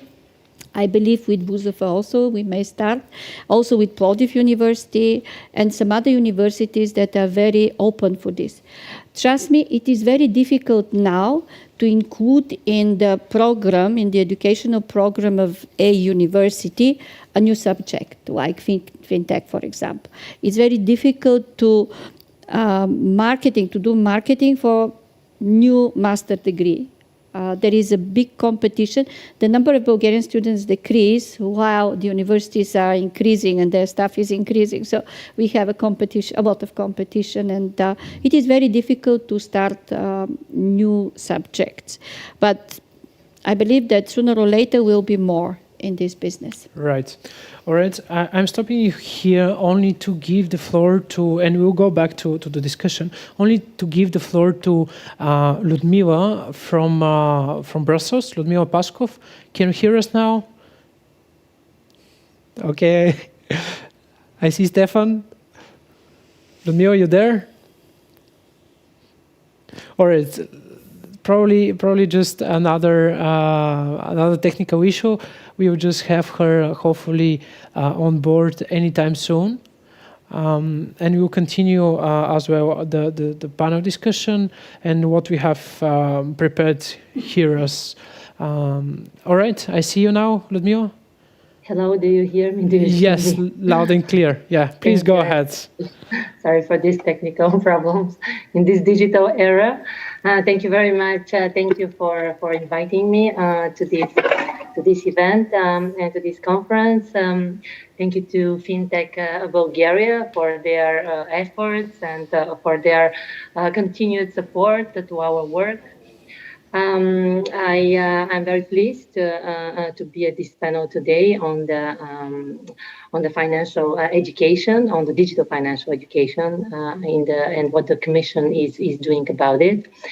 We have been working recently to increase, as you know, the level. We've been always working to increase the level of financial literacy of the EU citizens, and this is the most important, to empower them and to increase the effectiveness of the important tools of financial consumer protection, because, as you know, the level of the financial literacy in the European Union is in the member states is unfortunately still low. According to the latest OECD survey on adult financial literacy, about half of the EU adult population insufficiently understand basic financial concepts, and unfortunately, their behavior also is consistent with this finding. Lack of financial literacy has been also identified as being obstacle to the development of the capital markets in the European Union, which is one of our main projects. The COVID pandemic has deepened the already significant gap between financially resilient and financially fragile households, making progress on financial literacy even more urgent. since the beginning of the pandemic, a share of households have been hard hit financially by this sudden drop in income and by the unexpected expenses. And the pandemic put an additional strain on the most fragile households who were already struggling before the pandemic. In contrast, other households saw their spendings fall and were able to save more. But although not necessarily knowing how to put their savings to better use. Albeit for different reasons, both cases strengthen the need for improved financial literacy.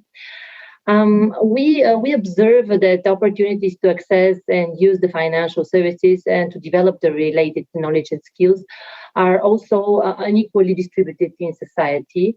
I would also like to mention here the vulnerable groups, including women, low-income people, or people with limited financial and digital skills.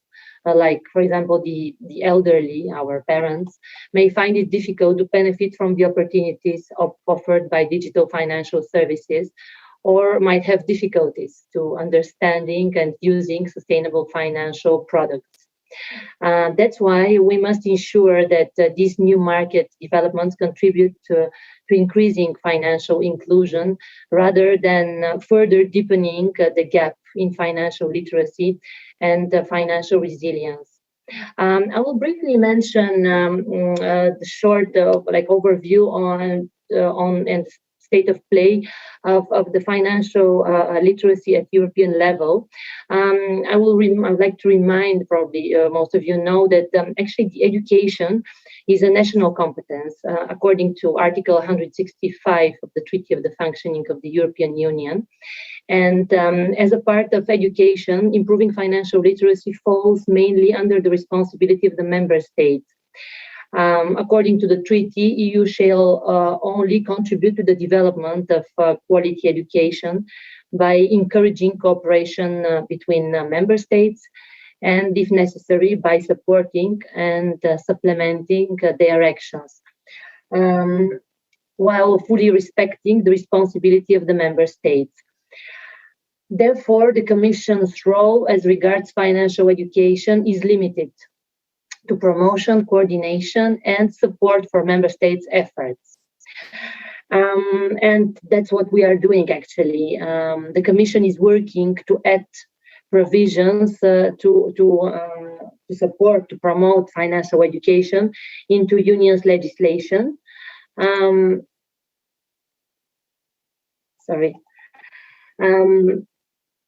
In line with the Mortgage Credit Directive, which is in Article 6, which requires member states to promote measures that support the education of consumers in relation to responsible borrowing and debt management. These legal provisions on financial consumer protections are necessary because the financial education should rather be seen as a complement to solid legal rules and to responsible behavior of financial service providers.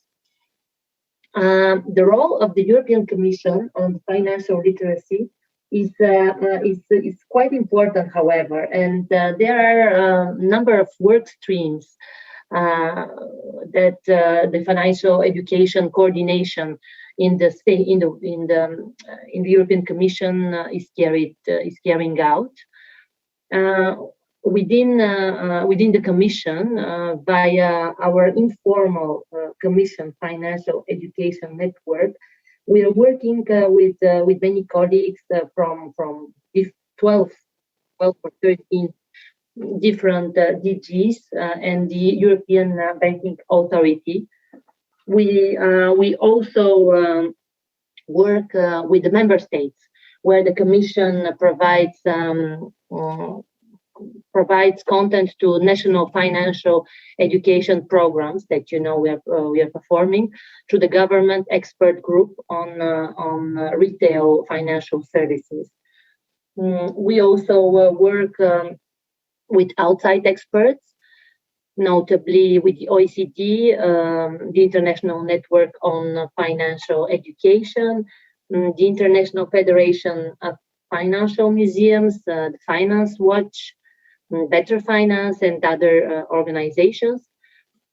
However, all these measures, requirements, and programs do not refer specifically to the digitalization in financial education, and the Commission intends now to add this new dimension to its policy making in the area of education.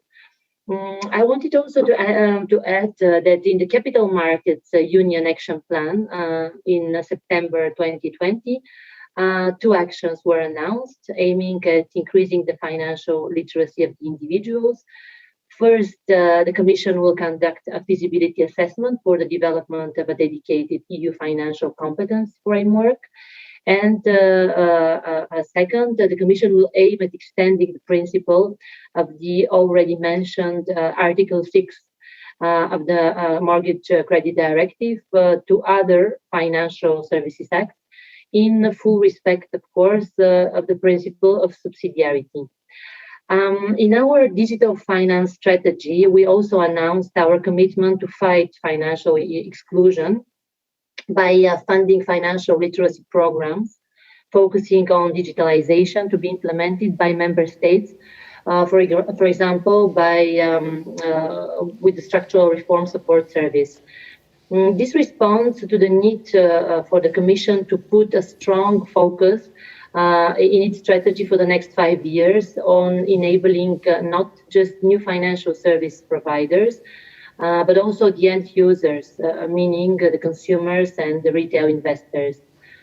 I would also like to mention the Digital Education Action Plan 21-27, which outlines the European Commission's vision for high quality, inclusive and accessible digital education in Europe.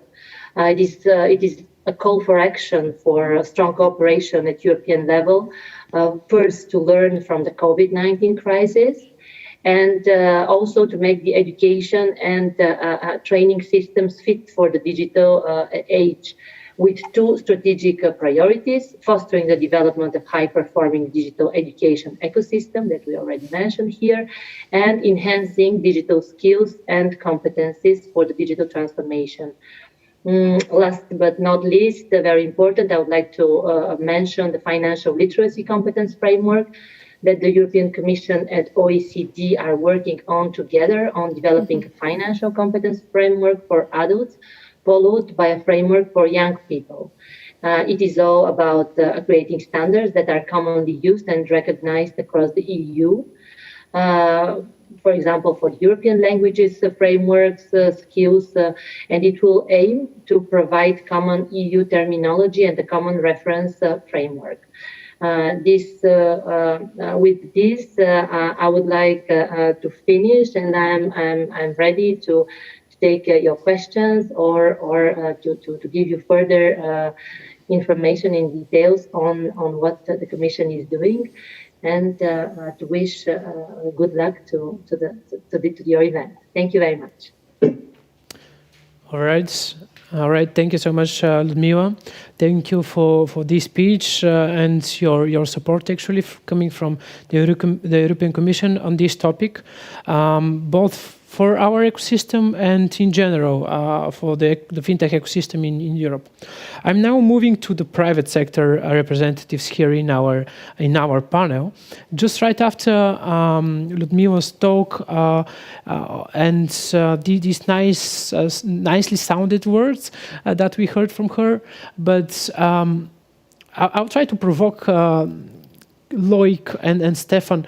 Do you think that's the way to go forward? Is it the regulation that will change the financial literacy level in our country and actually help towards the increase of financial inclusion?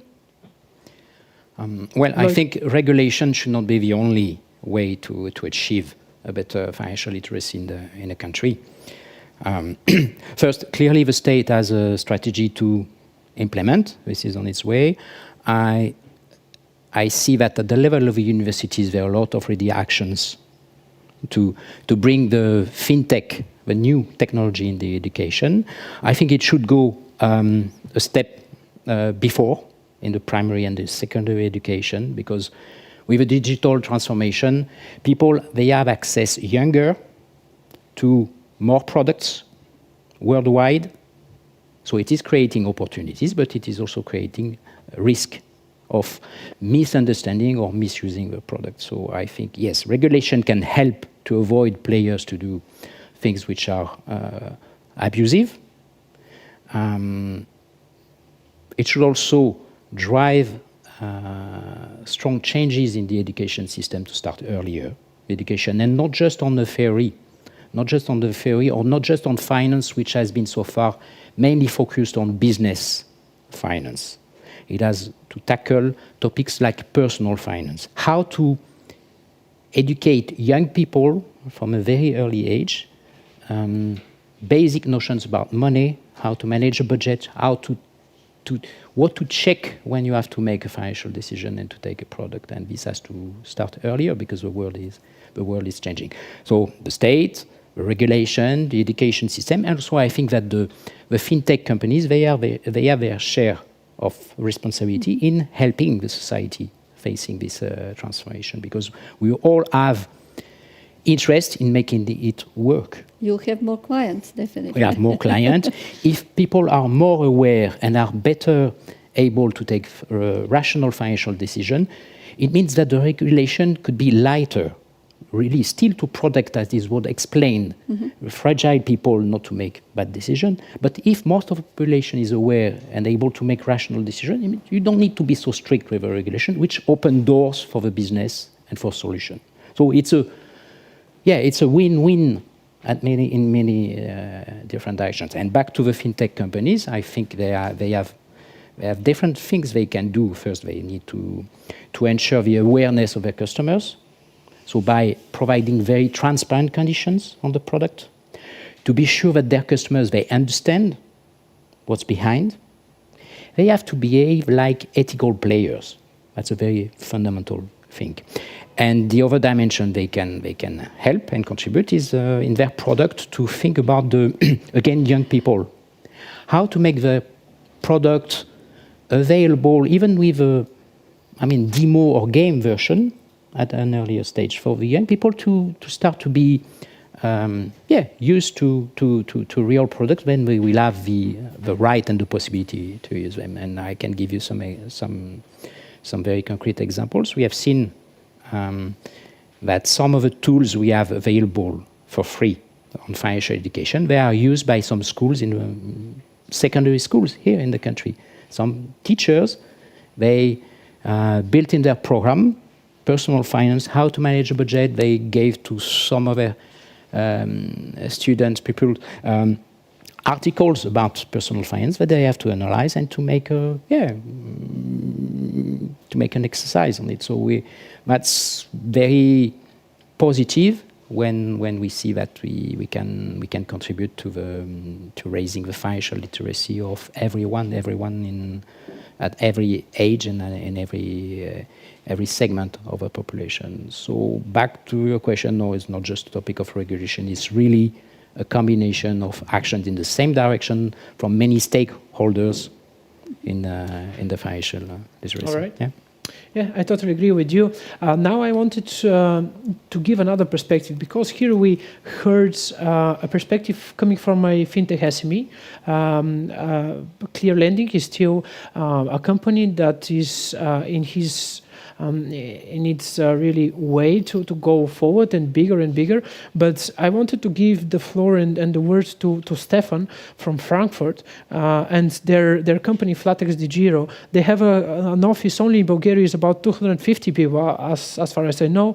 And you recently became a banking institution, am I right? And what exactly could you do actually, the large companies? Yeah, that's. Thank you very much for giving the room to speak here. I think it's a great event, and let me add you some of the comments.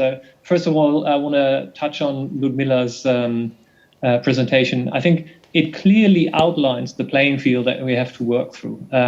We have a twofold problem. One of the problems which she really nicely outlined is the education of our people, right? The population, to educate them how they can invest their money in order to have a decent retirement, right? I mean, best example, everybody, I mean, if you have children, everybody gives their children a bank account where they can bring their savings, right? At the same time, you should do the same for your retirement, right? I mean, we're not living in a life of life insurances anymore because there's no return on life insurances anymore. So we have to educate our people. How can they invest in capital markets in order to have a decent retirement?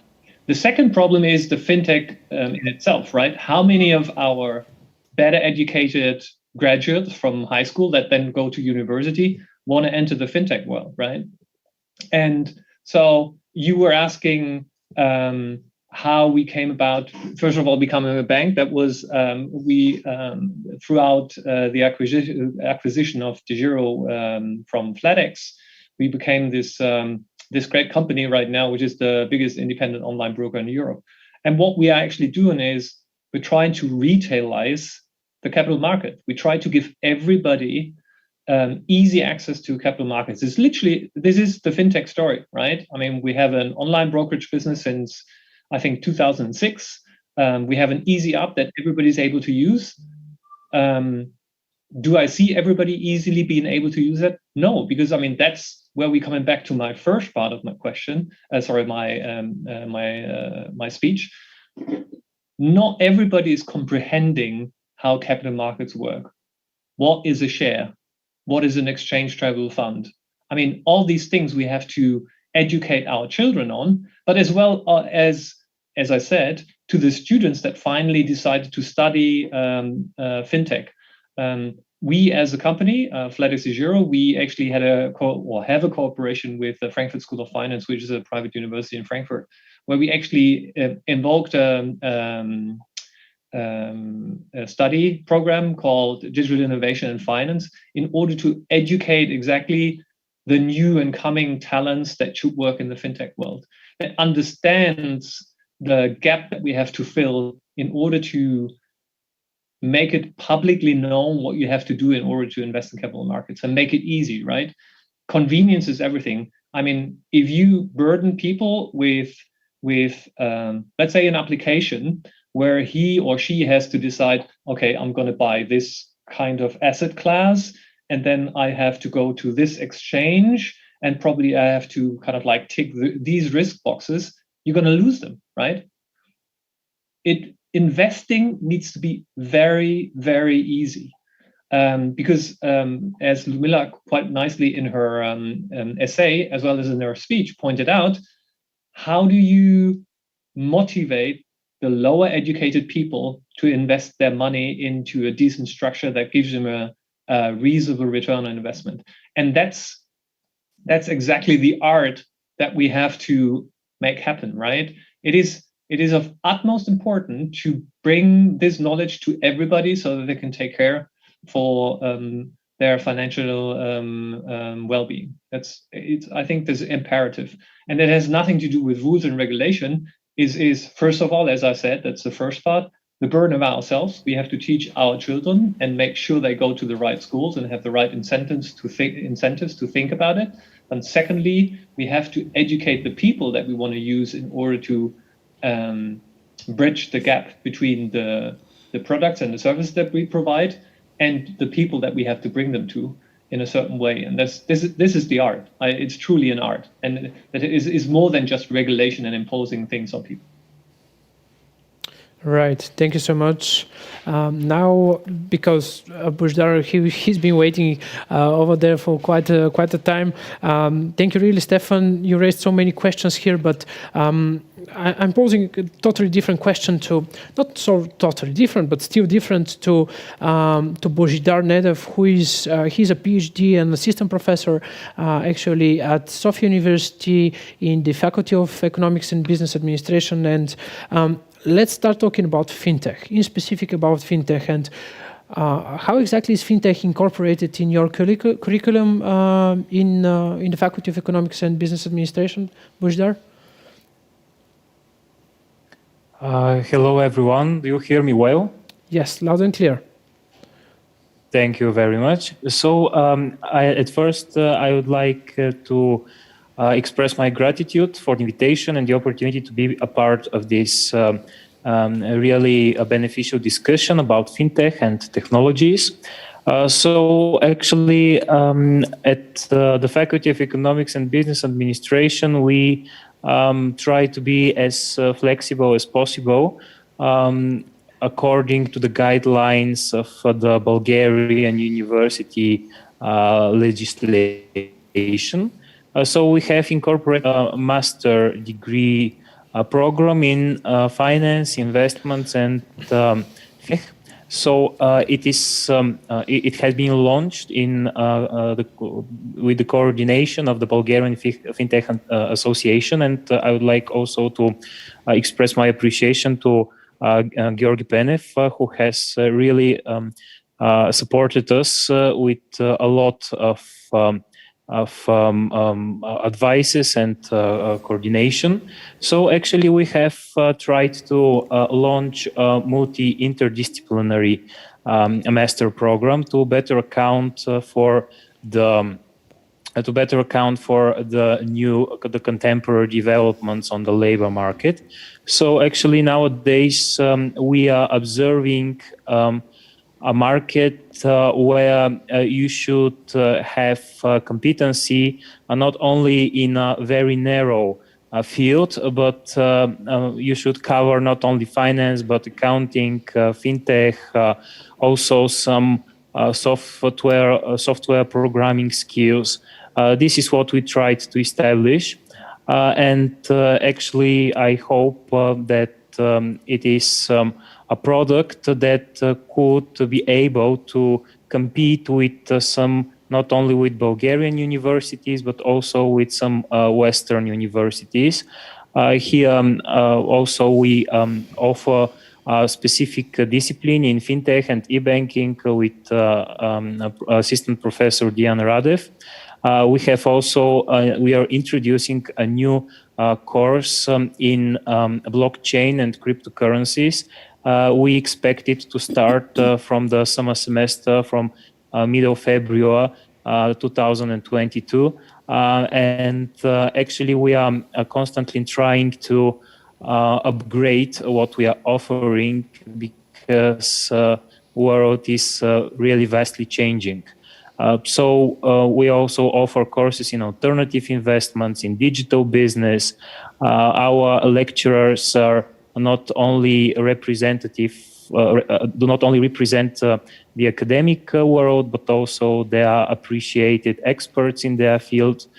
So actually, we're going then to enrich the cooperation with the Bulgarian Fintech Association on the level of the bachelor degree program in accounting, finance, and digital applications of our faculty, which has been granted an accreditation by the Institute of Chartered Financial Analysts and the Institute of Chartered Accountants in England and Wales.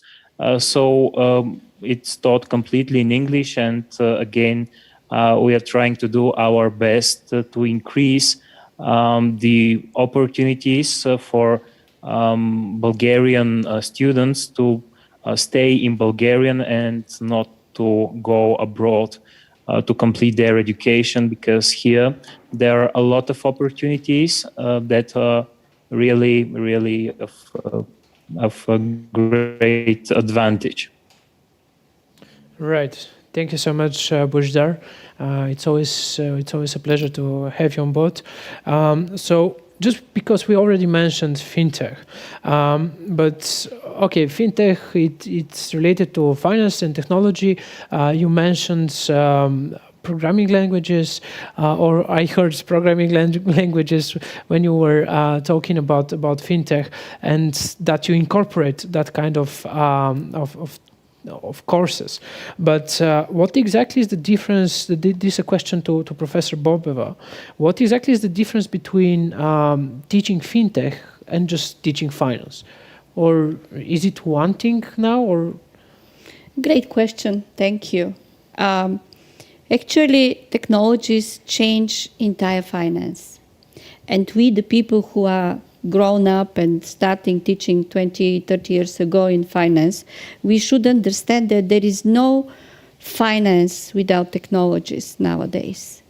So from that perspective, I tend to disagree with the concept that we should separate fintech as another chapter of finance. What we have to struggle for is to have financial technologies used and taught in all financial subjects. That's number one. Second, what I observe from the experience is that earlier you start, something to come to your point, earlier to start from the first, not from the last year of the bachelor degree education, students get used to these subjects more easily and they comprehend much better and they start understanding that this is their financial life, their profession. So I believe that what we have to do is just to transform really all the programs, academic programs, with the consideration of financial technologies. Number two, to me, is that we, the academicians, we are in indebtedness towards the theory. There are very few vocabularies, few textbooks which could explain how, for example, fintech comply with the conventional monetary theory. How the development of recent banking technologies, they correspond with the traditional thinking about a good banker. Good banker normally is Buffett or Soros or someone who relies on his or her own instincts, financial instincts. But now we have big data, which could serve much better. So creditworthiness analysis, now you cannot do without financial technologies. Internet banking, all these things. So we need, from theoretical, from academic point of view, to reconsider all our knowledge, all our academic research with the new developments with financial technology. So, and we have to do this in order to transform entirely our education in financial sector, because we teach corporate finance. So we are at the front line to prepare financial directors, managers of the companies, because at the end, business is cash flows. Here, there. So we have to teach them. Second, if we talk about even the fiscal policies, if we talk about the budgets, so where is digitalization of this sector? So all the, and personal finance, as the colleague mentioned, everything comes to the consumer at the end, because the consumers are the major, not only the suppliers, but the consumers of financial services. If they just are afraid of new financial services provided with high technologies, then we don't do anything. So I think that we have a lot of work to do, and what the OECD is doing is great to prepare something like a framework for education. Regulations, unfortunately, so far the regulations as regards financial education don't work. I was back 12 years ago in the European Parliament, I was invited to talk about financial education. So I was the one to promote the idea to have more regulatory instruments to push the governments to do something like this, but I don't think it works so much. If the business is not interested, so this is the major driver of education, if they don't need more people for their businesses educated in fintech, nothing will happen with some preparatory works or recommendations to the governments. Everything is on the initiative, and I think that we are quite okay with this. Ministry of Finance, they promoted the new strategy we have. You participated, I participated this working group. So we are moving ahead, and the OECD framework will help a lot. I'm just curious, one question to Ms. Andreeva. How you measure the fintech competence? Probably this question is not to the European Commission, but to OECD, who are really measuring this. Yeah. Just because, They just measure. like, yes, Ludmila, you want to jump in? Maybe I can just mention that as already spoken and explained, we have this cooperation with OECD where we're working on this competence framework, and in the framework exactly of what you're talking, we had these discussions in our Directorate General where we're mainly coordinating the financial education work, and we are now actually doing, and this will probably be in the coming months. It will come out in the coming months. This Eurobarometer survey that actually we would like to see how up to where the European citizens are financially literate, and we think that this Eurobarometer will really help us to have a view for our further work on the projects that we are performing. But as Georgi mentioned, OECD are the main ones to take care of this.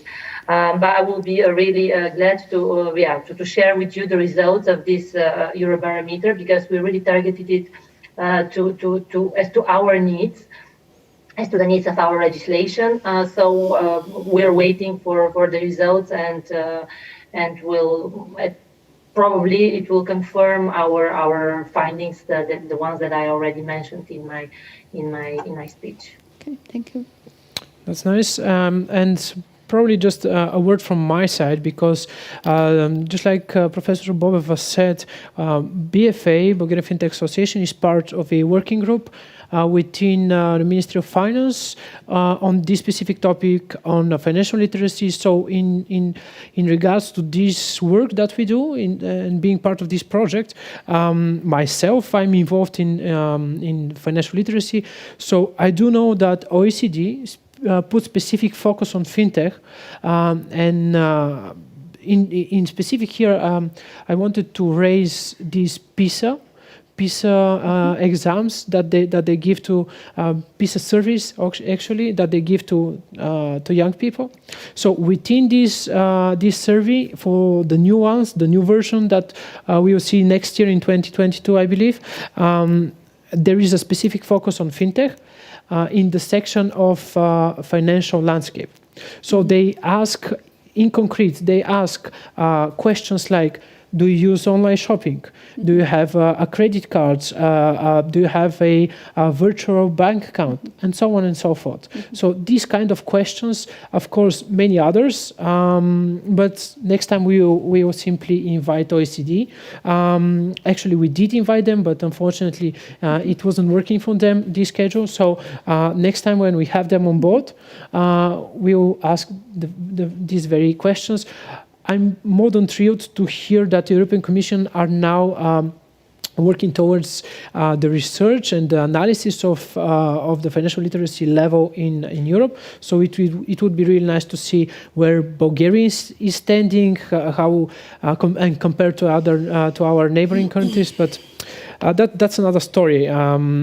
I wanted to give the floor now to the private sector once again, and ask them, okay, we need new competences, we need consumer protection, increased level of literacy and so on, but what exactly are the skills that new students willing to join fintech industry, what are the skills that they have to acquire before joining your company or just any other company in fintech? Stefan? Yeah, and that's a really good one. I think, the former speakers already touched upon that. Fintech is always a combination of finance and technology knowledge, right? And the study courses that I know, and I'm teaching as well on one of these universities, exactly this, is about giving them the right skill set technology-wise, because technology is clearly the enabler for the financial services they provide. It's nothing else than a startup, and you have to provide them the technology knowledge and the means how they can provide these services to the population. And again, here, I think there's no wrong or right. We have to do it somehow, and you have to start at university. We have chosen a program where we try to offer as many of these students internships so that they can learn on site, because effectively we are a fintech, we are a startup. I usually say we are a technology company that has the luxury to own a bank, right? We're roughly 1,000 people in Europe. 500 plus of them are really technologists, and the rest are financial services people. And honestly, the good thing about both sides, the technology people know a whole lot about these financial services that they have to program and press into creative code, as well as the bankers that we use. And you touched upon our bank. So we're not like an end user bank. It's literally a bank just providing online brokerage services and doing bank for banks. Why can we do that? Because of the level of automation that we implemented in our system are such, extended or to 95 or even further %. So most of the workflows that we have are just flying through the system without manual interaction. And that's the magic of fintech, right? Via the means of technology, you can achieve much more and access a much more wider population that you could with traditional financial services. And this is what you have to teach to those people, right? Apart from the fact, and you mentioned this, the second factor, the compliance consciousness, right? The regulatory space. What do I have to do if I enter this fintech space? Do I want to become an entrepreneur? Or at least you should have the entrepreneurial mindset, right? And this is the whole thing that we have to teach those people. I think it's again, I think it's not easy, but it's an art, and I just like it. It is not easy because you have to change your lectures every semester. The things are moving, the things are changing. I really regret that I'm teaching all these things because it is a nightmare. Every time I have to change my lectures.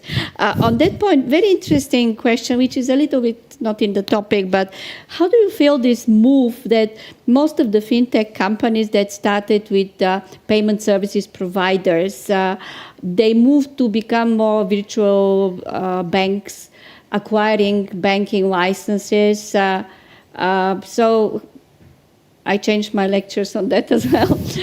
So how do you feel about this? How this should change the us as teaching in fintech? Do we need to think about the prospect of having most of the fintech companies regulated by banking regulations? I honestly believe so, because the change of the mindset happens when you all of a sudden start providing financial services and run against the first wall because you're not allowed to provide certain services because you need a wider license, right? If you own a bank like we do, it's an easy one because you're allowed to do everything. And even more so if you have like passporting rights in all the European countries, it's an easy thing. But that's literally the gap. And we actually have seen it firsthand because DEGIRO, and you see this nice blue tram in the back, which is the DEGIRO tram in Amsterdam, they were a non-regulated bank. They were just like an online brokerage business and had this online brokerage business license. So it was a financial license that they had, but they weren't allowed to do other services. Now, we from FlatX, we now kind of like included them in our big family. And since we have the banking license within the company, we can do a much broader service. And this is the thing that we have to teach our students. They have to comprehend what is the playing level field that we have. What can you do if you just go for this narrow license, or what can you have if you go for the wider thing? And the sensitivity we have to pass on, right? What I usually say to people is, I want you to think limitlessly, because you should start thinking whatever you could do, right? Later on, you have to cut down your approach anyways, because rules and regulation makes you obey, right? But in order to do so, you need to make them aware. All right, to come back to the question, Loic, what is your take on the new skills that students should have? Yeah, actually, I would like to answer to both questions. I will start with the first one about the skills. I fully agree on the technology and the finance. You need this combination of two things. I think it is also very important to, and if I look from the point of view of Clear, we are looking also for people skilled in technology and in finance and also willing to bring a positive impact to the society, to make fintech helping the financial world to be more fair. And this is a very important dimension in the recruitment of the people we take on board. That's clear. So this is because fintech solutions will have more and more responsibility in making sure that people make their best decision for their financial life. So that's what I just wanted to add this point of what has been already said. And on the second point about, well, I may disagree that you need a banking license to provide great solutions, innovative solutions to your customer. And yeah, we have concrete examples where it happens without a banking license. After, I mean, companies decide to switch and to get a license to provide different services, or to go in different geographies. I believe that the fact that new solutions combining finance and technology are able to bring added value to the customers without a full license, it's good for the society, and it's helping to go forward and to help finance to be a better world for everyone. But don't you gain more trust if you are regulated? Yeah, you may. Yes, you may. That may be one reason why some. Or just vice versa. Most of the young people prefer to deal with not regulated entities.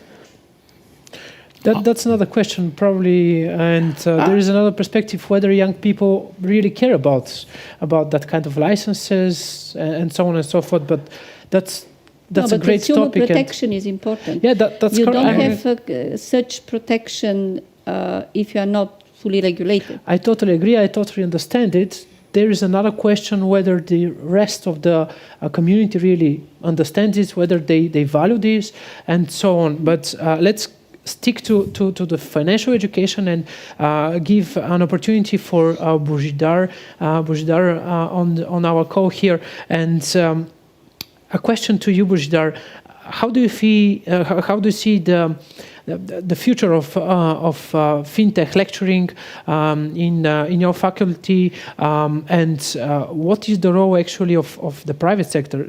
Does it really have a concrete role in the education? How do you see it? Yeah, actually, at first you'd like to come to the point of Luik and Professor Bobeva. Actually, I think that financial literacy should be really incorporated at a high school level of education. But in addition, also, as you mentioned it in your question, actually, I think that the partnership between schools, universities, and business organizations should not start at the university. It should start in the 11th, 12th grade, in the 10th grade. So I think that also at the secondary education level, students should be allowed to have access to do some practice experience in a business organization, to be allowed to get a much more fundamental career orientation that could help young citizens to better decide what they would like to do at university and specialize. So I think that the Bulgarian educational system as a whole should try to be more flexible, to be more open, and to better cooperate with businesses. And to come back to your initial question, actually, I think that the strength of the Faculty of Economics and Business Administration, but not only, of course, VOZF as well, is the opportunity to combine theoretical fundaments with practical knowledge. And I think that the opportunity to have guest lectures in courses like fintech and e-banking or cryptocurrencies is really of vital importance, because actually it's up to the business practice, which is vastly changing. So I think that the development, the enrichment of this public-private cooperation should be a main focus, not only to universities but also to schools, because we need really a much better career orientation at the secondary school level, I think. All right, thank you so much. We are just in time. I just wanted to conclude this this panel with just another perspective from our side, from the Bulgarian Fintech Association, and the fact that our association is part of the working group with the Ministry of Finance and Ministry of Education that I mentioned earlier. And just rest assured, you guys, the audience, that we are working towards better financial literacy level in Bulgaria. There is already a strategy on it.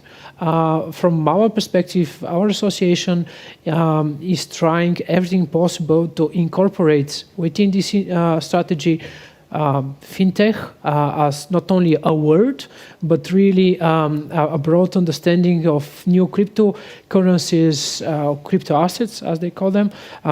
So just be sure that you'll see more and more on this topic in the upcoming weeks.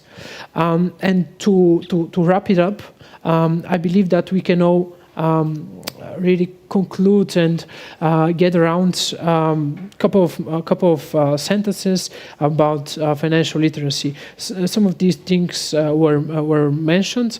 Actually, all of them were mentioned throughout the panel, and here I have written them. We should have a better cooperation with public and private sector when we're talking about financial literacy.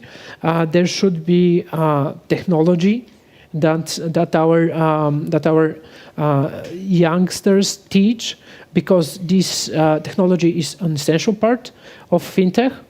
And last but not least, we have to start as soon as possible. How do you find this conclusion? Perfect, agree.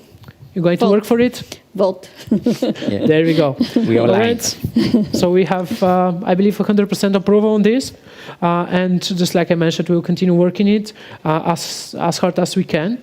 The education is in our heart, that's for sure. Not only to the guys here in this panel, but to the whole community, the fintech community of Bulgaria. So thank you for being part of it. Thank you for really investing your time, not only for the conference, but really for a noble cause. And see you around very soon. And we continue just in a short break. Accepting payments simply and securely is what we do. For 20 years, we've helped hundreds of thousands of businesses simplify payments with products designed for an evolving world. Our integrated payments technology is active in 120 global markets, and our payment methods are trusted by tens of millions of consumers.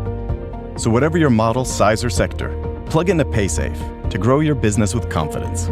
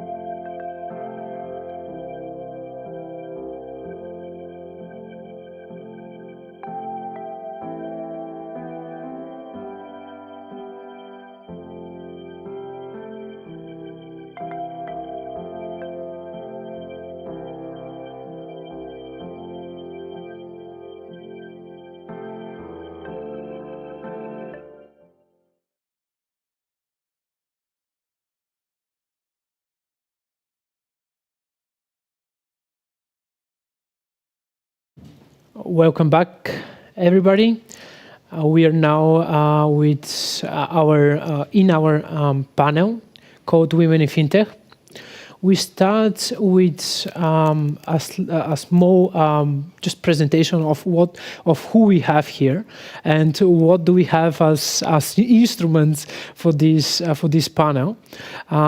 So on the call, on the other side, actually on the phone or on Zoom, we have Eva Majdal. She's part of the European Parliament. Eva, can you hear us? Yes, I can. All right, great. Okay, it's working. That's more than enough. And now to the floor, to the scene. What we have here. So starting from the other side, we have Jovita coming from Coding Girls. Thank you so much for being here. Thank you for inviting. She's actually the leading chapter of Bulgaria, right? So of Coding Girls in Bulgaria. Of Sofia, yes. We have also organization in Plovdiv. Great. Then we have Boriana Bogdanova coming from Sofia University, once again from our dearest Faculty of Economics and Business Administration. Boriana, how would you like to present yourself just in a word? Okay, probably I will say that I am the academic director of the AI program for business and finance at FEBA. There we go. Great assets. Thank you really for being here. Then we have Antonia Martinova from Paynetics. Tony, how would you describe yourself and why do you find this topic important to you? Yeah, I can say that I'm in the fintechs probably from the time when I'm graduated. As always, most of the products on the fintechs and payments in Bulgaria, I always was the first one presenting them in the different financial institutions. And that's there you go.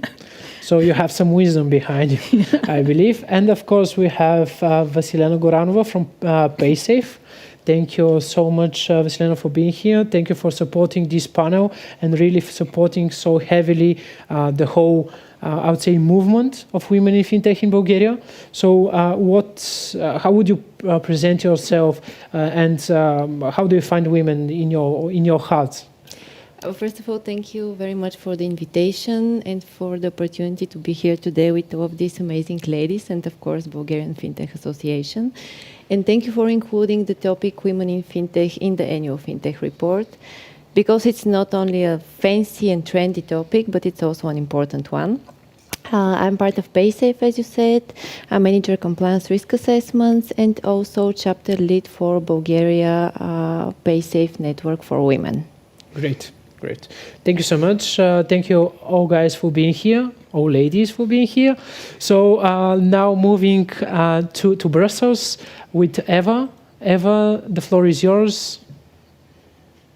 Thank you very much, first of all, for having me, and second of all, for putting this really meaningful panel. I was positively surprised and very much welcomed the report and the survey that has been done. So really warm congratulations to the Bulgarian Fintech Association for putting this together. I know that very often people in elected positions, such as myself, are asked to join panels. But when we speak about the fintech sector, when we speak about up-and-coming sectors, I have to say that I'm always of a big admiration of the people that I sit with on the panel, because what you truly achieve together with your teams is mind-blowing and impressive. And I think most importantly, it puts also Bulgaria on the map of having a very vivid sector in that area. I'm really pleased to see so many fast developing companies. Also because I've been in contact with the sector, some of you might know, even before the association was set up. And I think this was such an important step, and I truly admire you for. Well, today you asked me to do a couple of opening remarks. So I would do a very brief speech from my perspective and what on a European level we believe could be done to empower women. So first of all, I would wonder if some of you have heard the name Ada Lovelace. Maybe some of you know her, and I see nodding from Yuvida and others.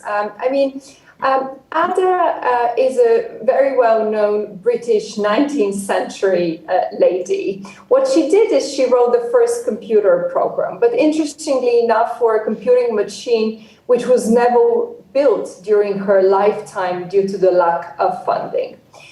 But where are we today? It's 170 years ago. Someone like Ava, would think that by 2021, women will be properly represented in the IT sector within Europe. Well, we have only 18% of women represented in that sector. So I think we are all quite puzzled. But I think we are very, aware of the challenge. And I think we, at this point, have quite a lot of the right tools to tackle it. Not only because women are not benefiting from the opportunities that are brought by the digitalization of our economy and society, but also because the ICT sector, and when we talk particularly now, the fintech sector, is deprived of their talent. I mean, we could just imagine the growth the sector could, foresee should there be more inclusion and diversity.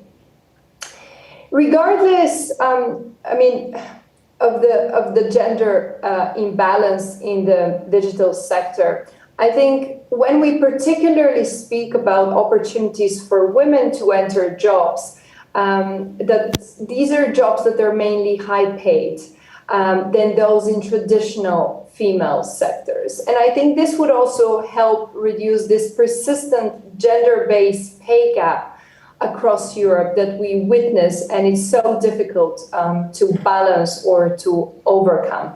Because after all, it is a product of long-standing gender segregation throughout the labor market. So I think to see results, I very much believe that we need to engage and mobilize on all levels. And this is why I'm thankful for this invitation. And I hope it's not going to be a one-off meeting or a talk. And I hope we could all together on a European, on national level, bringing together the private sector, bringing together academia, universities, schools, the parents' organizations and individuals themselves, we could engage in partnerships and a more permanent dialogue that would produce best practices for sharing, but also having efficient measures put in place to overcome this digital divide we see in the sector. What we did within the Brussels institutions is we have this tool for short-term impact called Women in Digital, which is a strategy that was launched by the Commission a few years ago. And there's a few very concrete actions which are not new to you. First of all, it tries to challenge stereotypes. It tries to promote digital and financial skills in education and also to promote female role models. In a way, to us, sitting here in this virtual and physical panel, these are self-evident measures. But that doesn't necessarily make them self-applicable. So what I think it's important in today's panel is to see which are those self-evident measures and maybe others that are not so evident that we could make self-applicable. And I think it takes some effort, but I think the fact that there is already an annual report and today's event focused particularly on women inclusion is really a first important step in that direction. On top of this, self-aware measures, if I may say so, I think the world, since the past year and a half, almost 2 years, since the global pandemic has changed. And we need to see how it has changed. The report that you compiled presents the importance of flexible working support for returners to work. And these are some key but very important measures for women to be employed in the digital sector, and especially in Bulgaria. To me, introducing hybrid and flexible working practices is not something new, because I would encourage my team to do that even pre-COVID times. But I think now the pandemic accelerated this immensely, and these processes are even in more rigid sectors and even among conservative employees are processes that we could implement. This is why we put forward a resolution in the European Parliament where we ask for strong measures from a gender perspective view before, during COVID and after COVID-19. So what we would like to see is to re-examine the nature of location of work after the crisis. You have seen it with your employees, probably. There are numerous surveys out there that would like to see more flexible working modes to remain in the future.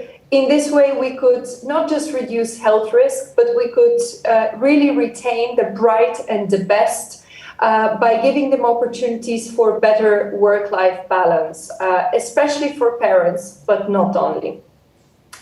I also find it useful if every member state sets up a scheme for non-transferable, but also fully remunerated, especially for caregivers and working parents. This is something Bulgaria could think about.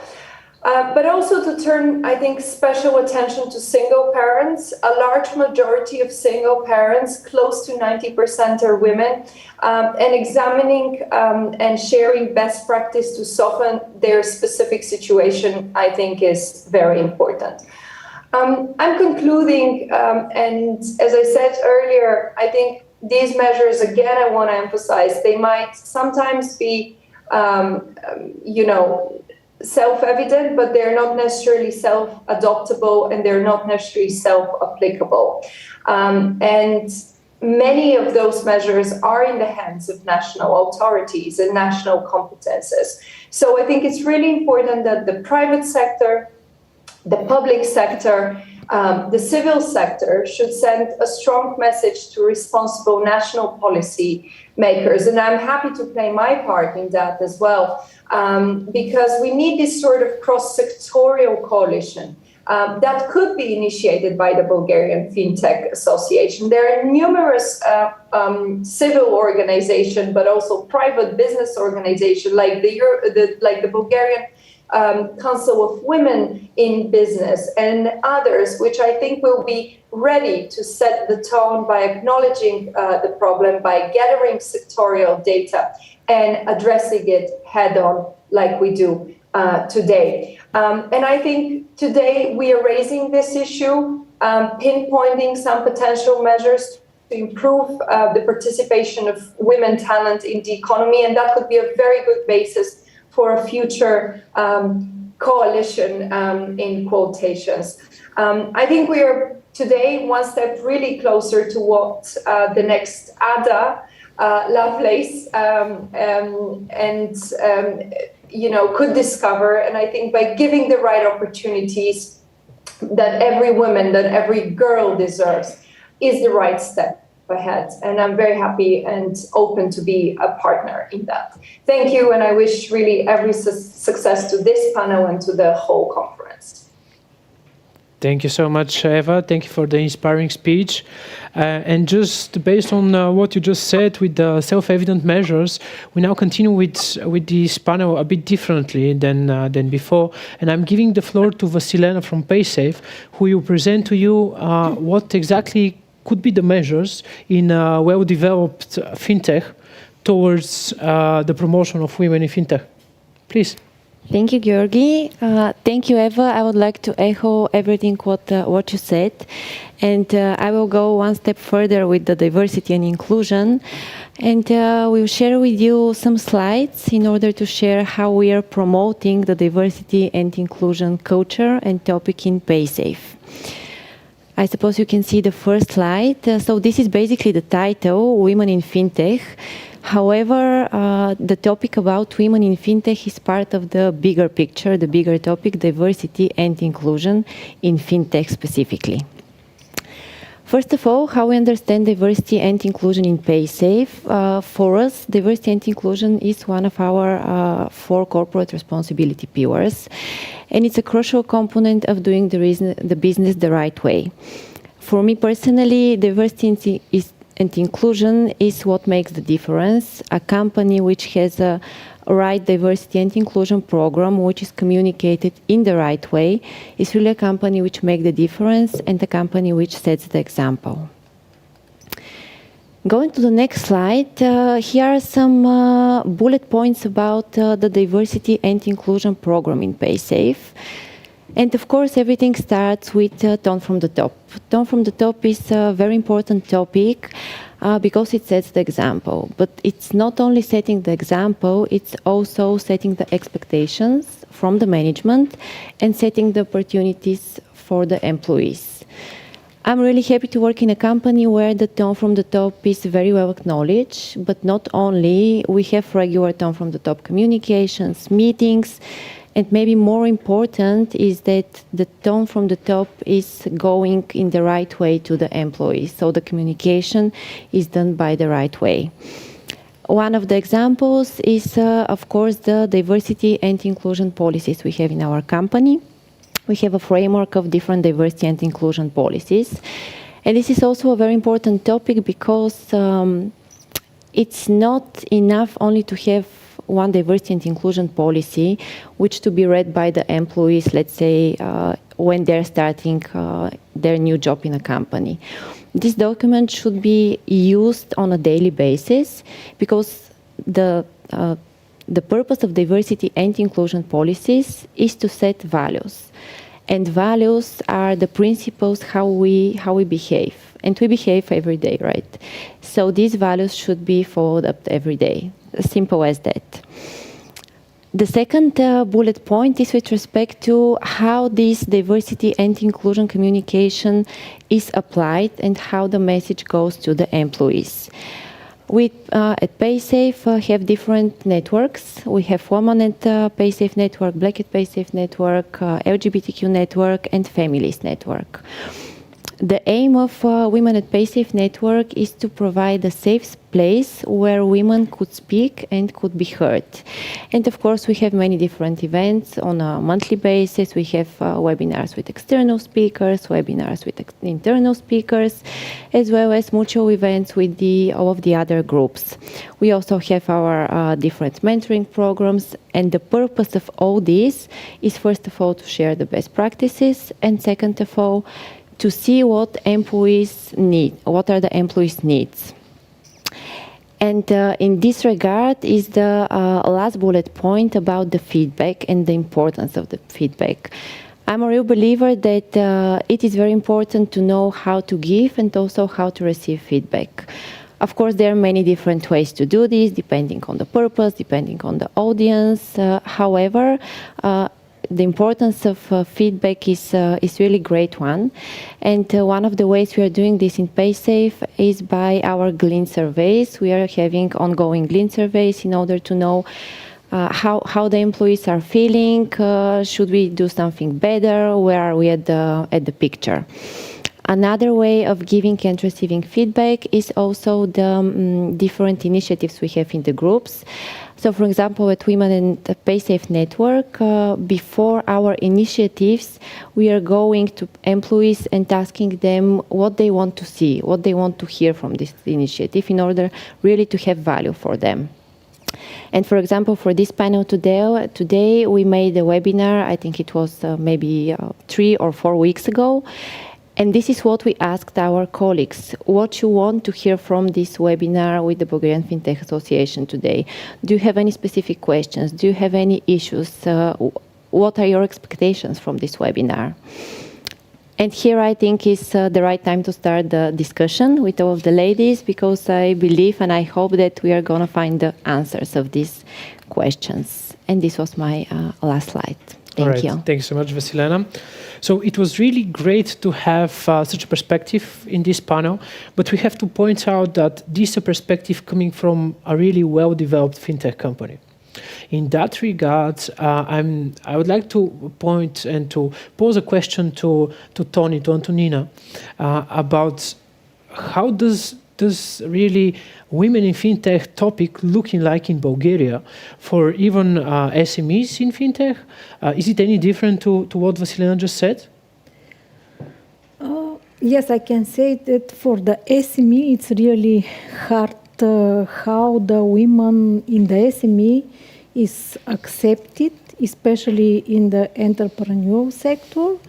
And it's really hard for them to achieve and compete on a gender policy and also on the salary policy as well of the companies. It's completely different. Most of the companies don't have a policy for the budgeting of the position, and they always try to squeeze the women's on the salary rates.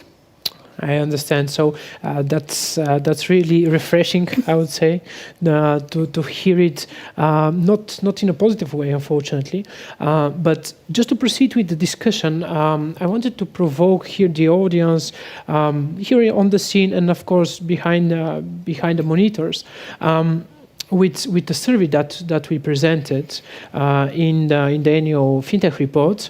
And actually I wanted just to give you some numbers, some metrics about the role of women in FinTech in Bulgaria. So just in front of you, you should see a couple of really nice and important metrics related to gender composition. So it turns out, this is a survey that we conducted in 2021, meaning this year. It turns out that 44% of all employed in the Bulgarian fintech sector are women, and 62% of the respondents, and we had more than 20 respondents, 20 fintech companies responding to this survey, said that their fintech companies have at least one female member in the board of directors.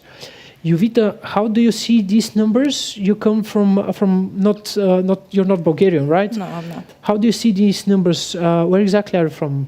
I'm from Lithuania, and I really like these numbers. For me, it's very beautiful seeing that it's coming, especially talking about employed women in fintech, that it's 44%. It's very nice number, because talking specifically about tech industry, because fintech is part of tech industry. In Bulgaria, it's only 28%. However, I can't really say only, because it's the biggest number in Europe, and that's very amazing what you achieved here in Bulgaria. And talking about Lithuania, this number is lower, but still close.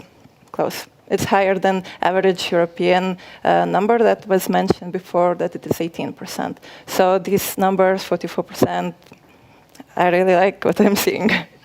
Yeah, so just like you said, for comparison, in the European Union, we find 18%. Yes. And in the UK, I recently read a survey from Deloitte or PwC, I'm not quite sure, it was part of a company, part of the Big Four. So they said 30%. So about 50% more is the representation of women in Bulgaria. Why do you think that's the case here, Miss Bogdanova? Okay. Well, I think that here in Bulgaria, we typically have great educational background to teach both men and women in high tech. I personally am the director of the AI Master Program for Business and Finance. And I should say that when we interview candidates, right, what we care for is if they feel passionate about writing code and about applying this code for business and finance. So I think that from educational point of view, we are sure exactly the right start.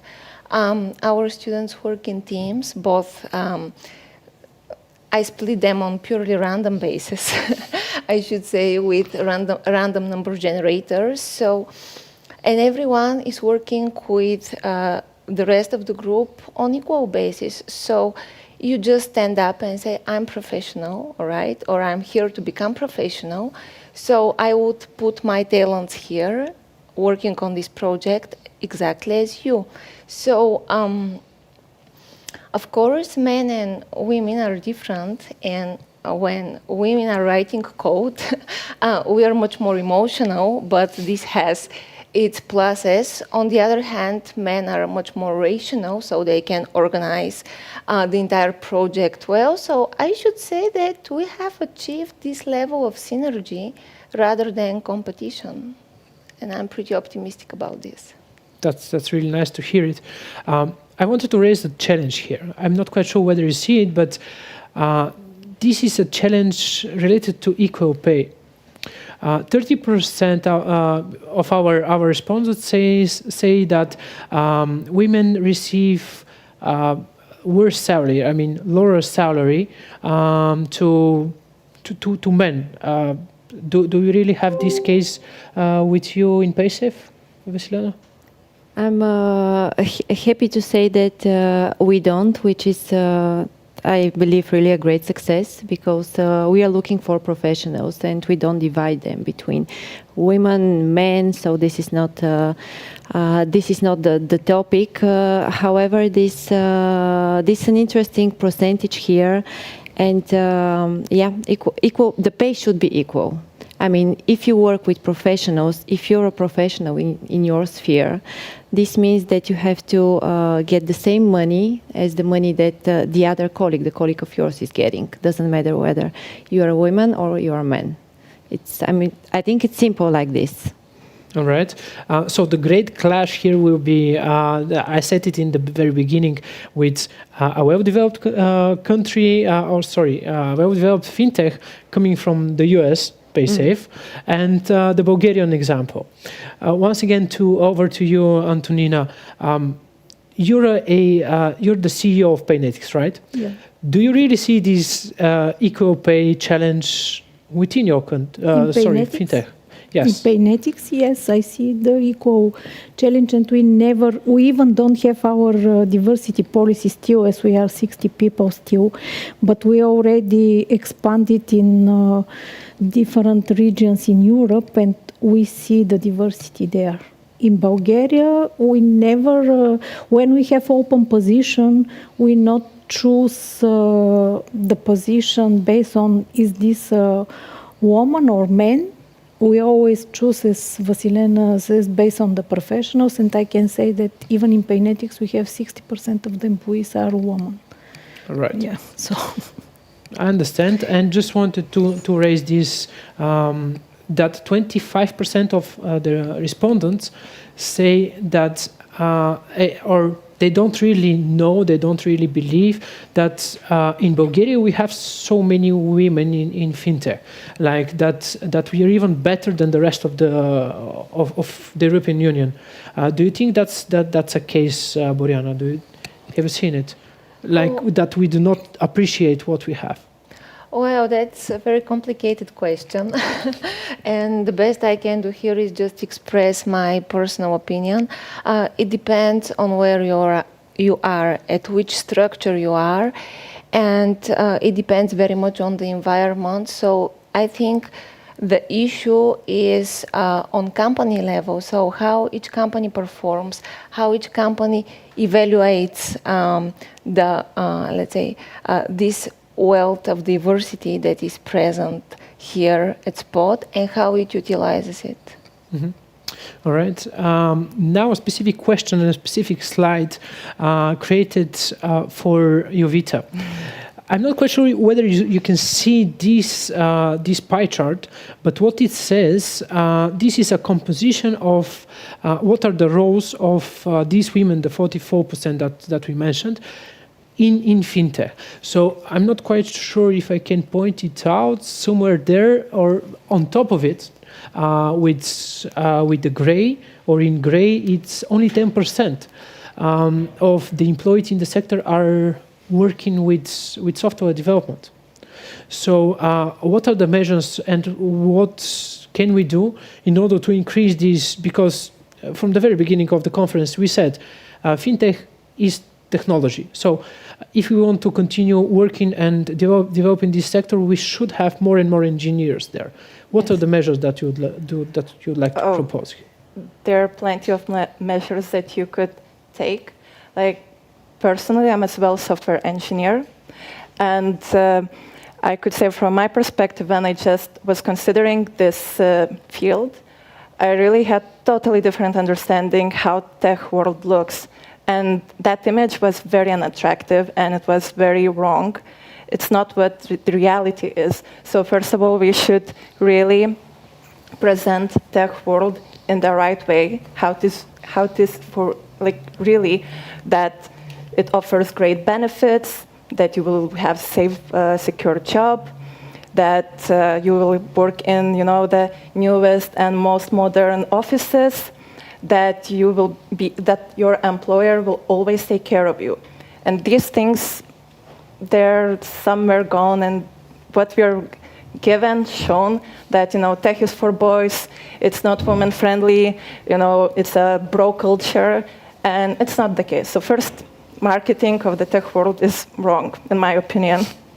As well, we should also look at the high schools, secondary schools. We should tell, because before, when I was growing up, like every girl wanted to be a doctor. Now every girl wants to be an influencer. And why they want to be influencers? Because they want pretty things and they want to travel the world. And tech industry offers the same thing. So we have to, again, marketing of tech world and the opportunities it can give to you. So go to the children in high school, in secondary school, and let them know that this is the way to go. You don't need to be influencer for that. Also, like was mentioned before, we have to promote female role models in tech. Like Ada is not the only one woman that is famous. There is Grace Hooper. She was amazing woman. She was admiral in USA Navy, and she wrote the first compiler that literally made a huge change in tech world.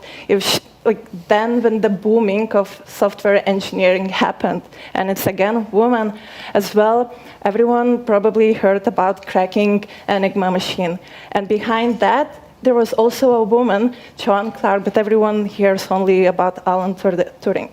And then recently we heard about famous picture of a black hole, and again in creating the algorithm that managed to capture that picture, there's again a woman, and we just need to promote, to show that there's plenty of role models. Right. So Brianna, over to you with a question about promotion of really tech world, because you're dealing with this on a daily basis. So the first question would be, how do you find, how many really girls are joining your courses? And how can we actually improve this number if it's not good enough? Okay, I should say that this year we've accepted approximately half girls and half men. So I think there is enough interest due to the fact that, learning to write code assures you really good income, so you can work on really creative projects. When you work with data is every time something different. So you don't have this, let's say, routine work where you repeat every day the same.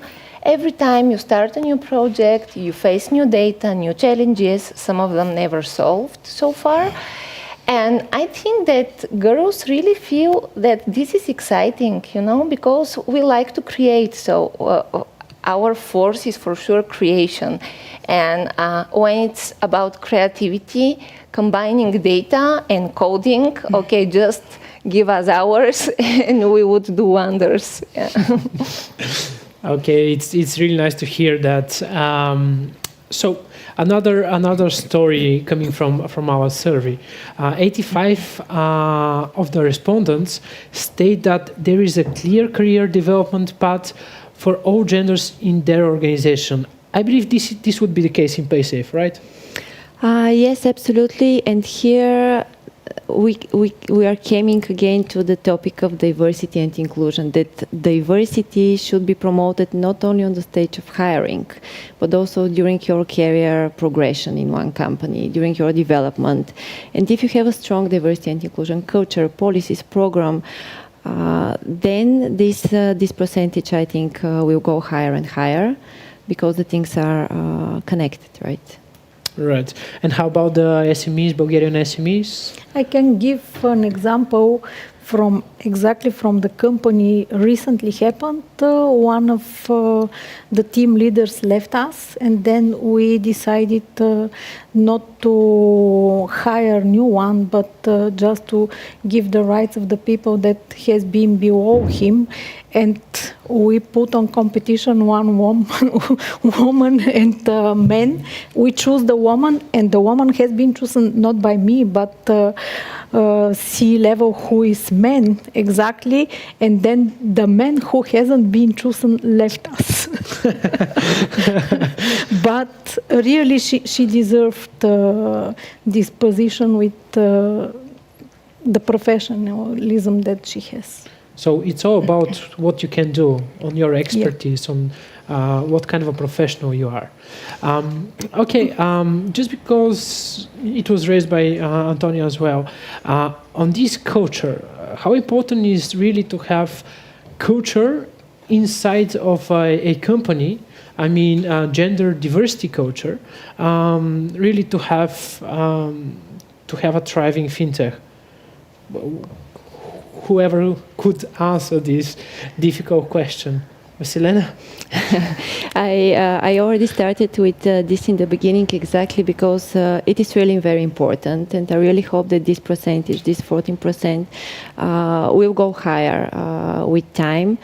And I do believe that the starting point is to set the written procedures and guidelines how a company should understand diversity and inclusion, to communicate these policies and procedures in the right way, to include also the trainings. I see here 24% of the company said that they are doing this diversity training. So training is also something which is very important, which should be done not only once per year or twice per year, but this could be something which you are going to when you have some problems, when you need to see how you are doing. So all of these things will make a company go to another level.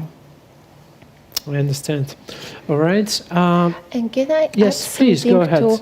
Yeah, so I think it's important to have in written policies, but at the same time, I think it's very important to work on the culture. That is, to develop an understanding that even though we are different when working, each of us can contribute in different way, and that's why we should value much more each other and create a supportive culture that is, it's not just about to write it, but also to do it with everything in your everyday decisions, and that's very important.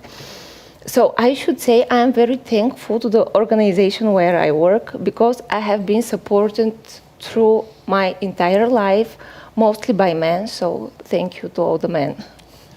So on this note about support, about promotion, we have another really important question about what is to be done to encourage, or what are the measures that we can imply to encourage more women in fintech.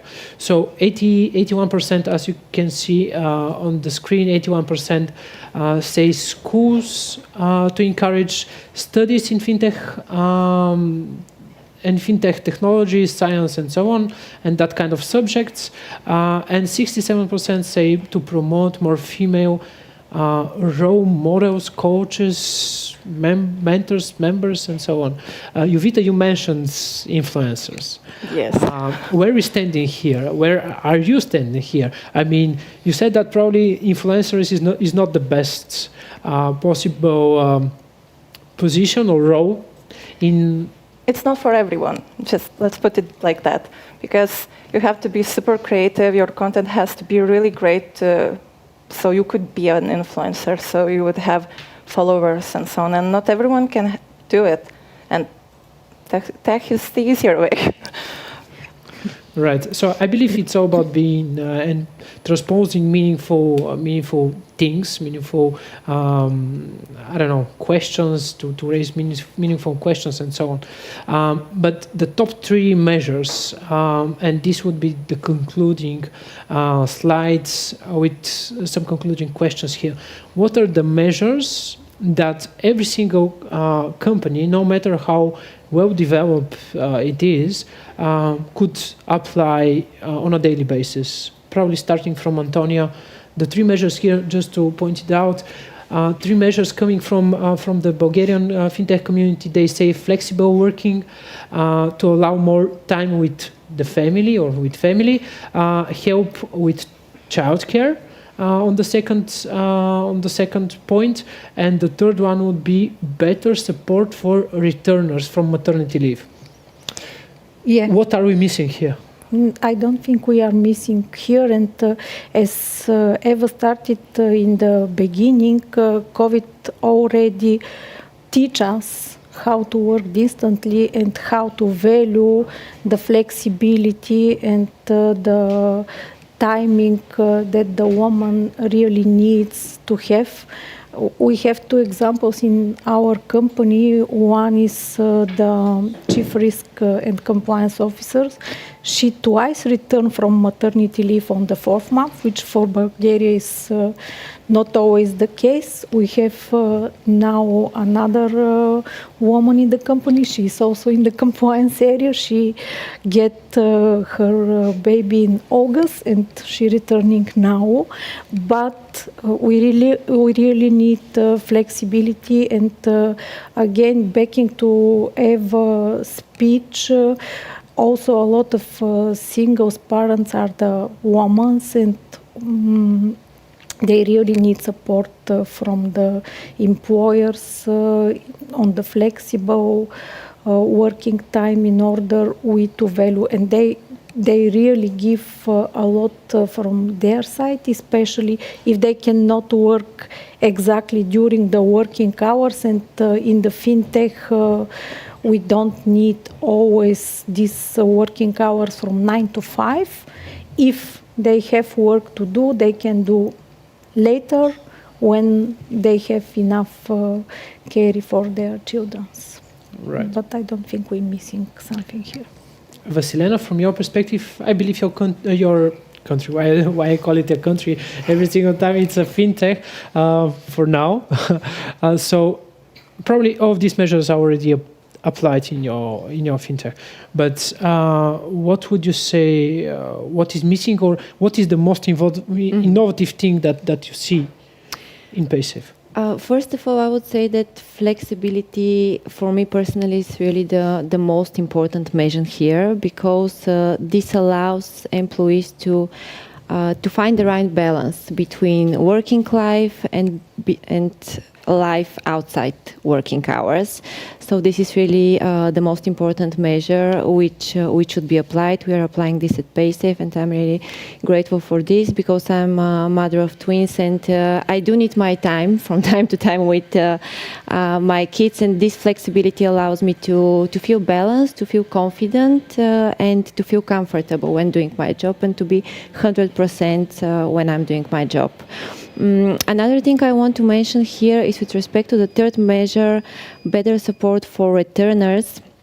I remember I had a conversation, I think a couple of months ago, with one of my colleagues. A colleague from his team should return back from maternity leave.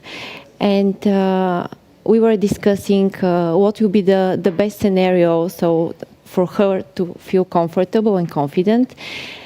And her manager didn't even for a second challenge her ability to come back to work, to take care of her children, and to be 100% at work and 100% at home.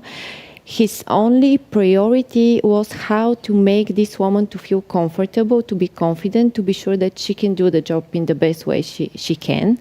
And I think this is the right approach. I think this is the example, and this is how it should be done. So it's really a very important measure here. All right, thank you so much for your input.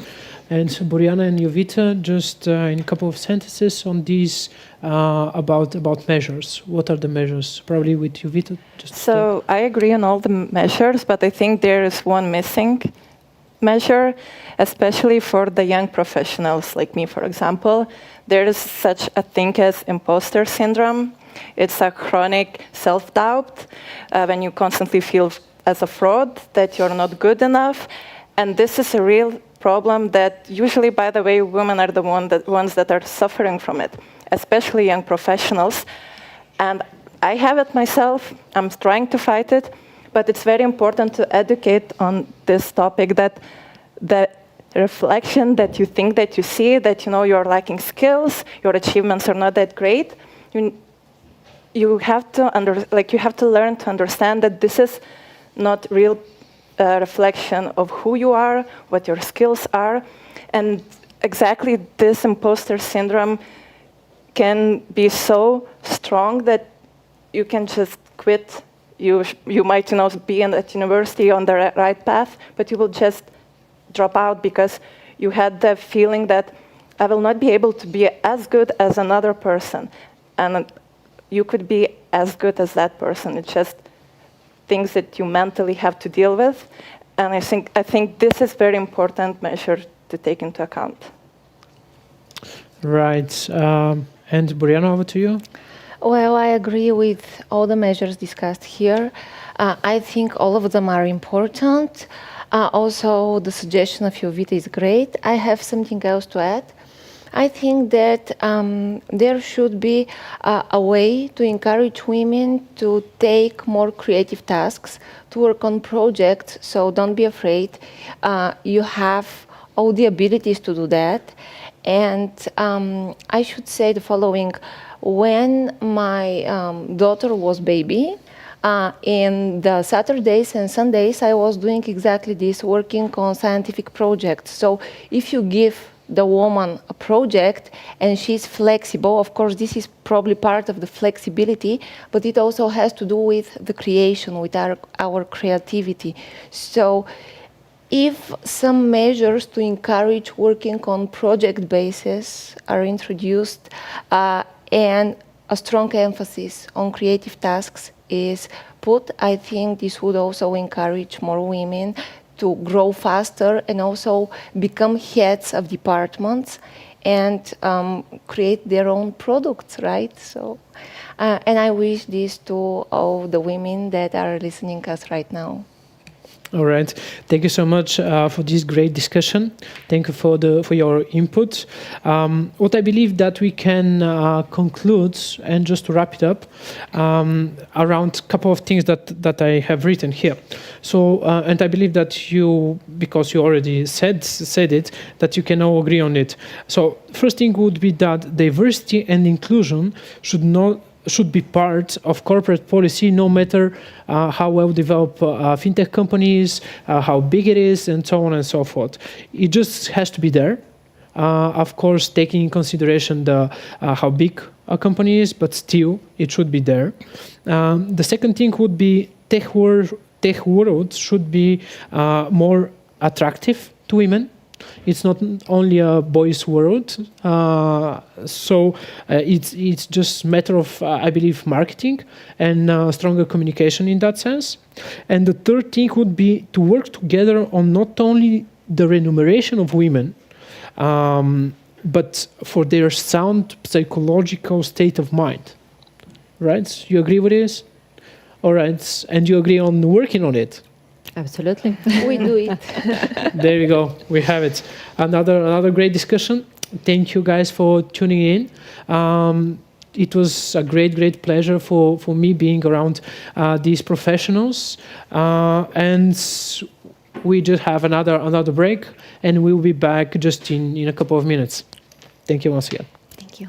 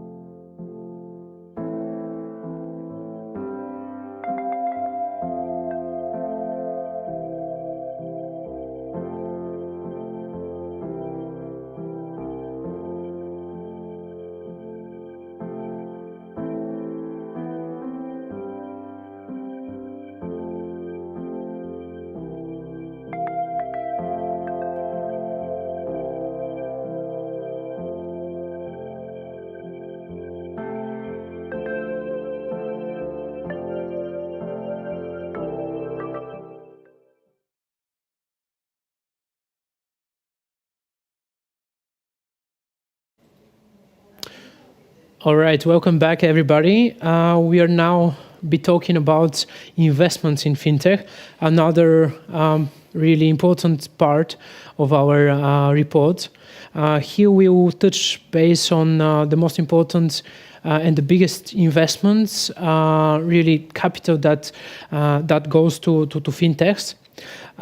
In today's discussion on this topic, we have once again people here physically be present from Antract 127 in the city center of Sofia, our fintech hub.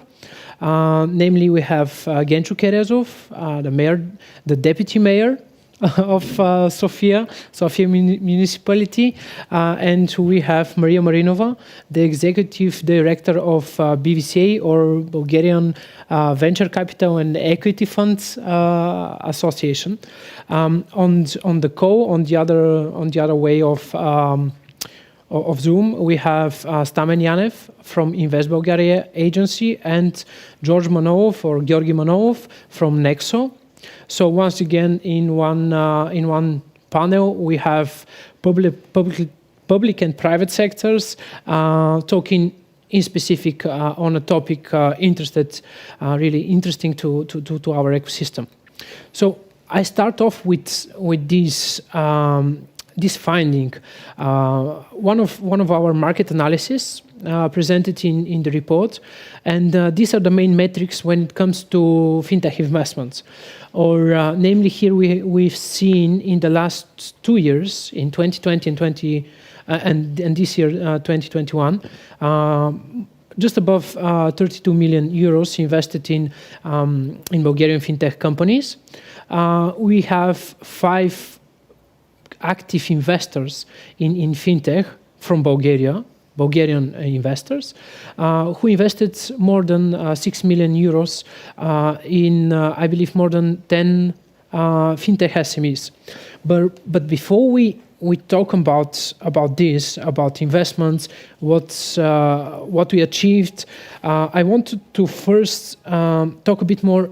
Why do we have a thriving fintech ecosystem? Why do we have, and what are the prerequisites or the conditions to have fintech companies working from Bulgaria and providing value all over the place, I mean, globally?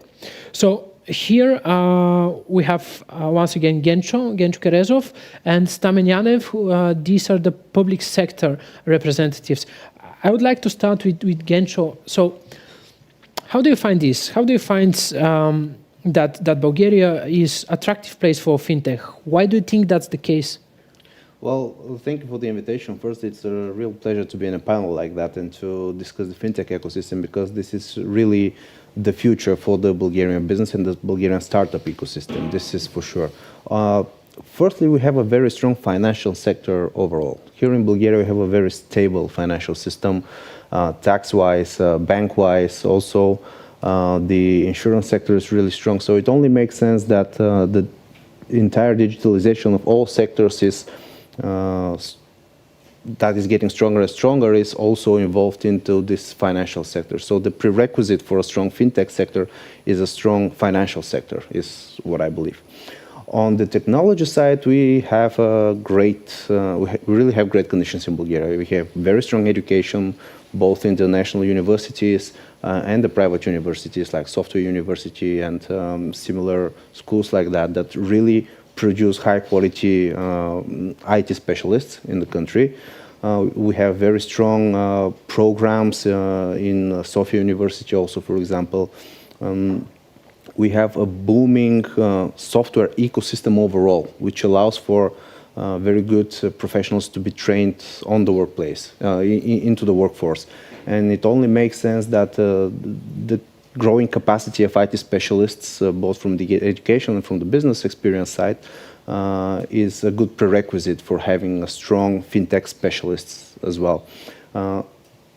On the other side, even if the people are not directly, the technical people are not directly employed by the fintech sector, there are a lot of software companies that are very capable, especially in Sofia, that can provide solutions for fintech companies. So the capacity is very strong in Bulgaria, and I think this is a really strong prerequisite for having this. On the other hand, overall, as a business destination, Bulgaria is very strong. We have a very low taxes on the business. We have major steps in the last few years with regards to allowing startups to function easier. We have now on the national level as well the Startup Visa initiative that is being launched in Parliament. Also today, I believe that the parties that are now negotiating for the new government agreed that fintech should be a priority for the next government. In the municipality, we put a lot of effort into opening our doors for technological companies and also exploring fintech solutions as well. So the government sector on the national and local level, the municipal level, are very strong advocates for creating the proper environment for technology and fintech companies in particular to be able to operate. We have a huge potential as a country and as a city, as Sofia, to really get this digital transformation train on the front side. We have, in the last 30 years, we have really struggled catching up economically, and I think the tech sphere is the one area where we can really catch on this train and make sure that economically we are getting stronger and stronger and far more competitive than our partners in the European Union and also overall. Because also with the COVID crisis in the last couple of years, the only sector that has marked strong growth is the technological sector. So it only makes sense that we as governments and as administration, we support these kind of these companies very strongly, and we try to use as much as possible solutions that they can provide. So this has two major effects. On the one hand, we allow these companies to get experience with working with governments so they can later on sell their products in different cities all over the world. We are part of many multinational networks of cities where we can really refer companies that have worked with us and to allow them to explore new markets. And of course, on the other side, when you have projects that are implemented in the government sector or in the public sector, investors, of course, are far more keen to invest in you. Maybe the colleagues from the venture will support this thesis. So this is basically what we can do as governments, and I think this is being done. On the one hand, create the conditions legally and tax-wise. On the other hand, open our doors as administrations to be first users of these kind of technologies and to allow companies to experience working with the public sector and give them references to work in other cities and for investors. All right. Now, over to George. I'm now really try to be as fast as possible for a reply from your side. Do you really agree that the government is doing enough towards attracting fintech, not only attracting, but really developing fintech from Bulgaria? And just because we do know that you're a fintech use case working in numerous markets from Bulgaria. So how do you see government's role? Well, in our view, innovation is really created by entrepreneurs. So it's the role of the government to make it easy for entrepreneurs to come to Bulgaria or to stay in Bulgaria and to have the right environment to build basically their vision, to realize their product and to make Bulgaria the best environment exactly for this product.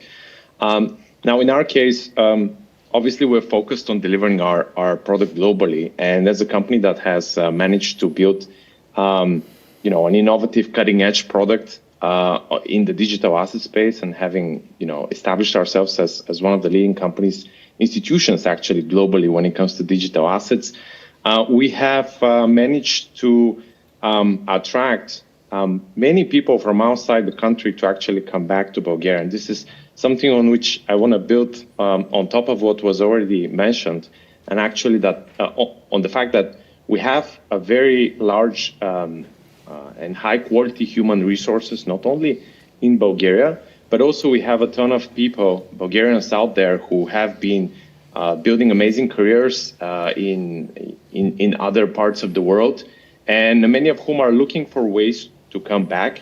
And we have actually been very kind of like pleasantly, been welcoming them back, as we've seen actually as our company, today we're already at about 300 people that are part of the business.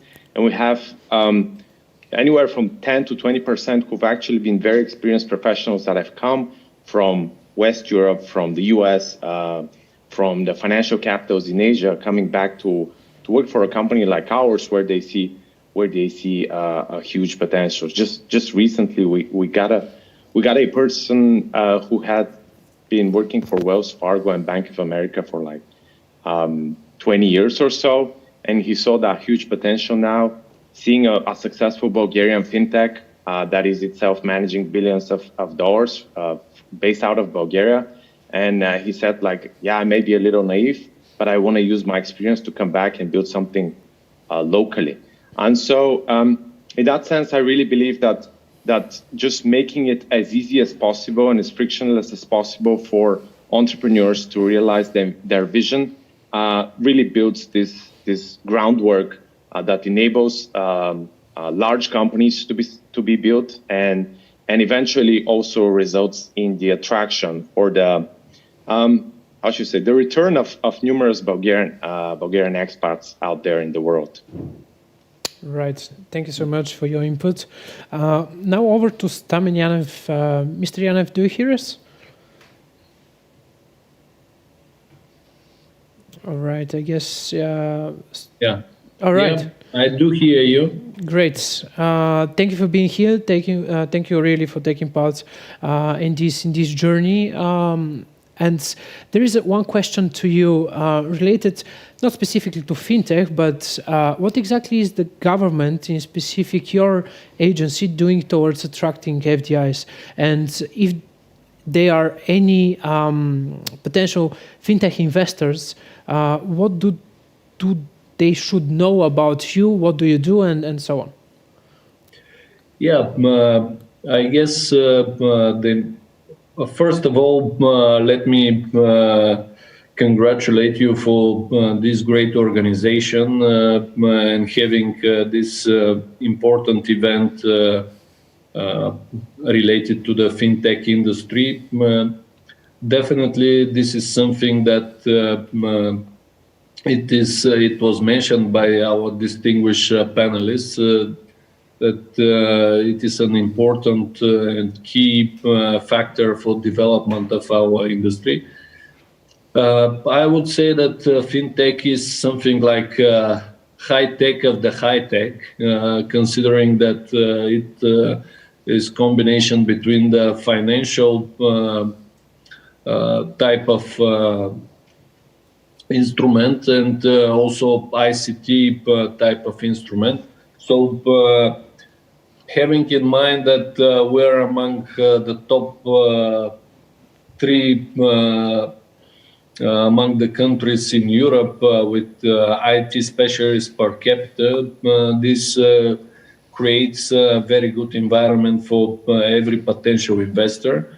And on top of that is, I would say, our support. Mainly nowadays it is expressed through providing different type of incentives. Most strongly they are given to investors who are certified by Bulgaria Invest Bulgaria agency. And the financial support in this area is connected with paying back the social security for the new workers and paying back the cost for the development training programs. I guess it is important to say that recovery and resilience plan that was submitted by the Bulgarian government a month ago are defined very strong segment of incentives and payments for development of the digitalization of the Bulgarian economy. And part of it is the fintech industry. I guess it would be very important, this ecosystem that is already in place, to be heavily involved in the process, and through this to have a real booster of different type of products, different possibilities for financial system and stuff like this. I would go a few years ago where Bulgaria was awarded the first prize as an outsourcing destination. And usually the evolution of such type of outsourcing destination is into sourcing destination. So historically, we see that there is development in that area of economy.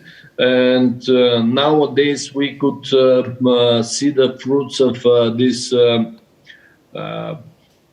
focus that we have on outsourcing companies and ICT, where we have real Bulgarian companies which provide really good products for the global market.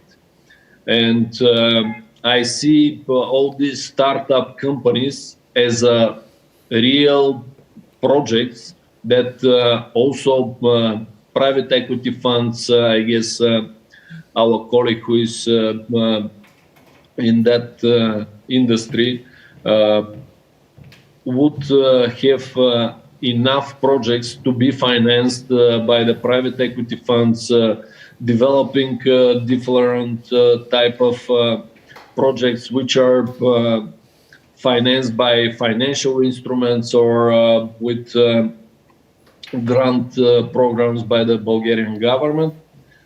I will summarize that for us, we see very interesting point where we combine financial knowledge.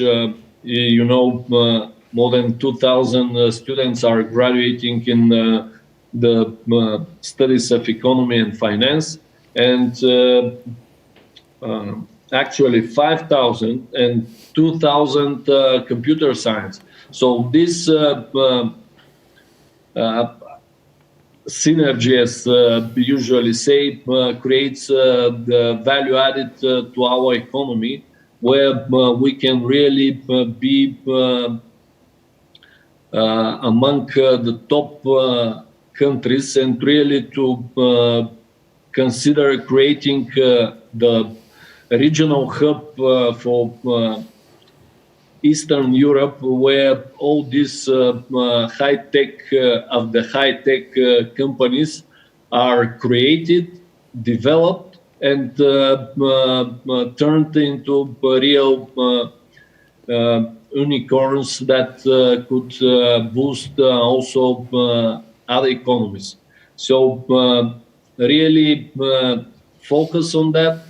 We follow the strategy for smart specialization, and part of it is development in the ICT.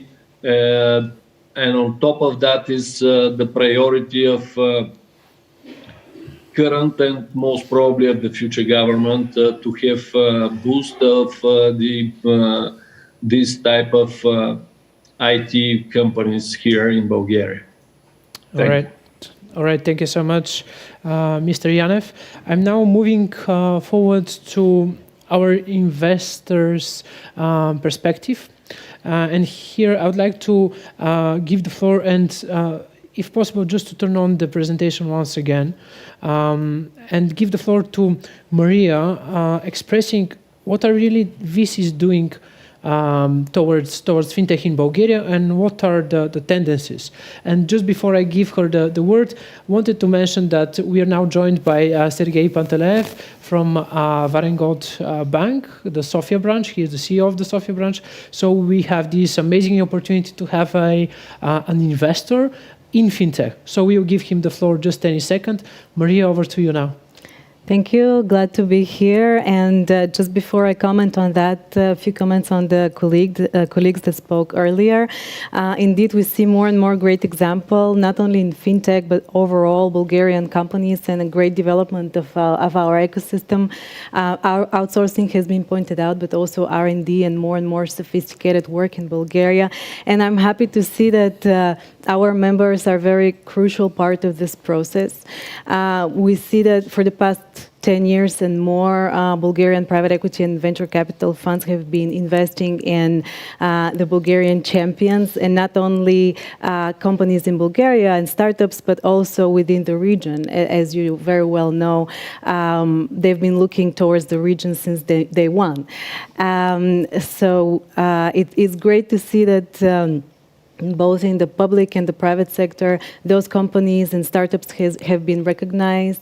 Usually they're the ones mentioned in big media articles and even like on the new platforms of the Bulgarian Stock Exchange, etc., etc. There's a lot of examples, but it's great to see that these companies have been grown, supported by the VCs and recognized by other institutions and players. Also, I'd like to comment on Nexo and George's comment beforehand regarding the importance of the Bulgarian diaspora. Indeed, in BVCA, we have been working quite actively for the past 4 years on engaging with the Bulgarians abroad. Indeed, because we see a lot of potential and also realization of this potential of investment, mentorship opportunities, capital being invested from Bulgarians into Bulgarian startup, a lot of know-how exchange. One concrete example of this is the Bulgarian Innovation Hub in San Francisco. So through our initiative Return, we have been very active in this because we do believe in the importance of the Bulgarians abroad and the founders, the Bulgarian founders living abroad, and of course those here. But I'm here to comment more on the statistics regarding the fintech the investments into fintech in Bulgaria particularly. And I'm really happy to comment that these statistics perhaps would be changed because we have a great news since today that there is investment in a fintech called PayHawk. You probably know it, a very historical sum. Series B was invested today, $112 million by the U.S. Green Oaks Fund, of course, together with 11 Ventures from the Bulgarian side who has been supporting PayHawk for a while. And this is really great news, historical investment. Just to give you a perspective, the valuation of PayHawk almost doubles Telerik, which is one of our, greatest examples for the past 2 years within the 10 years, sorry, within the CEE, and really the amount is quite significant. And it shows really the development and maturity of the ecosystem here and the recognition of also the Bulgarian fintech companies and sector. And so it's great news to see that and to open today with this. Regarding the statistics there, we have additional, as you said, 33 million invested in particularly in Bulgarian fintech companies. As I said earlier, our members are quite active not only in Bulgaria but also in the region. Again, a big chunk of this number is invested in PayHawk, 20 million, but the rest have been invested in other startups, fintech startups from Bulgaria. About almost 7 million invested by Bulgaria-based fund managers into Bulgarian fintech companies. And what we see as perhaps something interesting, these almost 2 years compared to the previous 2 years in Bulgaria. Such investments were made, so about 7 million was invested by one fund into one company. So that's Black Peak into Software Group, big company scale up, and then additional 3 million invested by Bright Cap Ventures into Software Group. Whereas what we see now, that's in 2018, 2019. Whereas what we see now for the past year and a half is that there are smaller tickets invested in a bigger amount of companies, bigger number of companies, which I think is great. It's very healthy. It shows that, first of all, there are enough early stage investors to support and grow such companies. There's also enough both locally based and foreign investors who can take on these companies, help them grow, and invest additional capital. Again, we see the example of Payhawk, so you can actually support scaling this company. And we're hoping that those companies now, early stage and startups, can quickly grow and become larger, more successful scale-ups in the next few years. Right. Thank you so much. It is really nice to hear from your words that it's getting even better and better, right? So I'd say in terms of private equity and venture capital.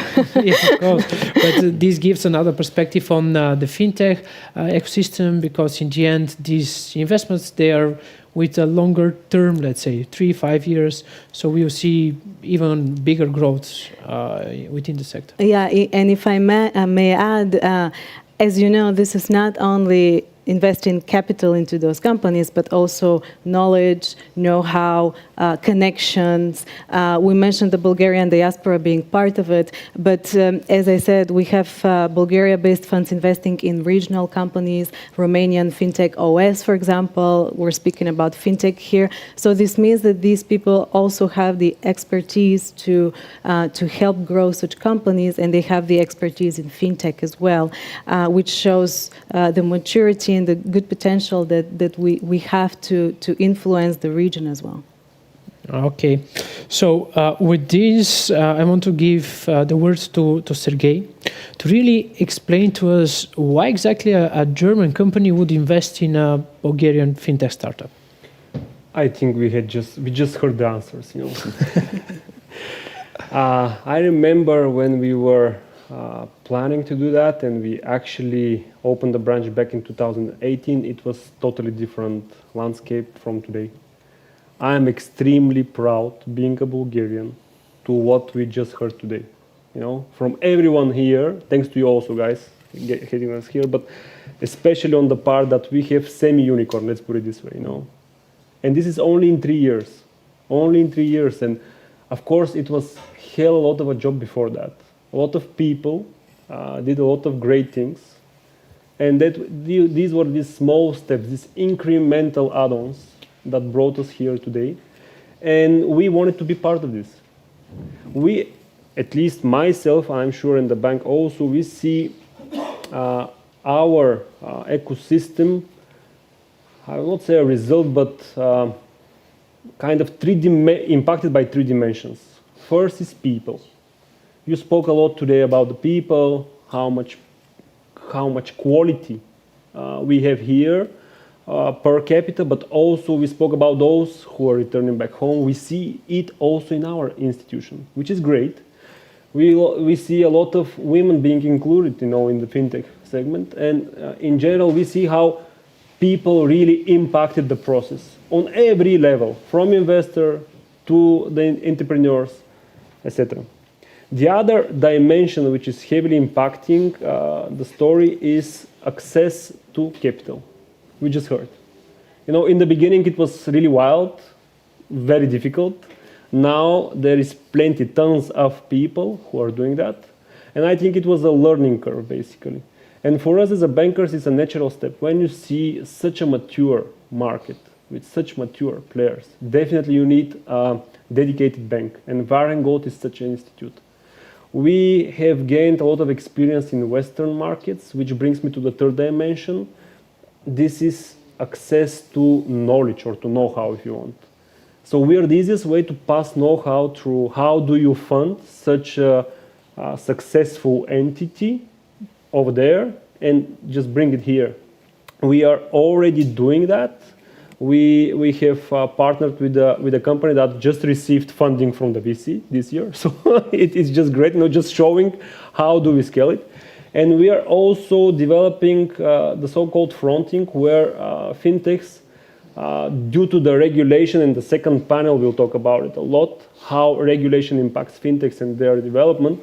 Basically, we are doing door opening for those fintechs across the board in Europe. Being a licensed institute, a licensed bank, fully fledged institute in Germany, it is much easier for us to go to different markets and introduce our companies or our partners to those markets and just open the door for them. And we are already in advanced discussion with some companies across the board and specifically in CE for doing that for them.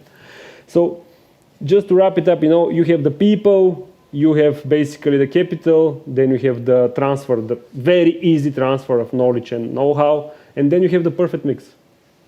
And together with you guys, and I'm very happy for us being part of the financial association, associated, because we are a bank, not a fintech, and I just want to underline it, is that we just saw how much you added value, and we are really satisfied to what we see, and we are here to stay and to further support the ecosystem. I think we can become something really feasible for South and Eastern Europe, and we will be the ones who will transfer know-how and basically influence across the board. Brilliant. Thank you really for the inspiring words.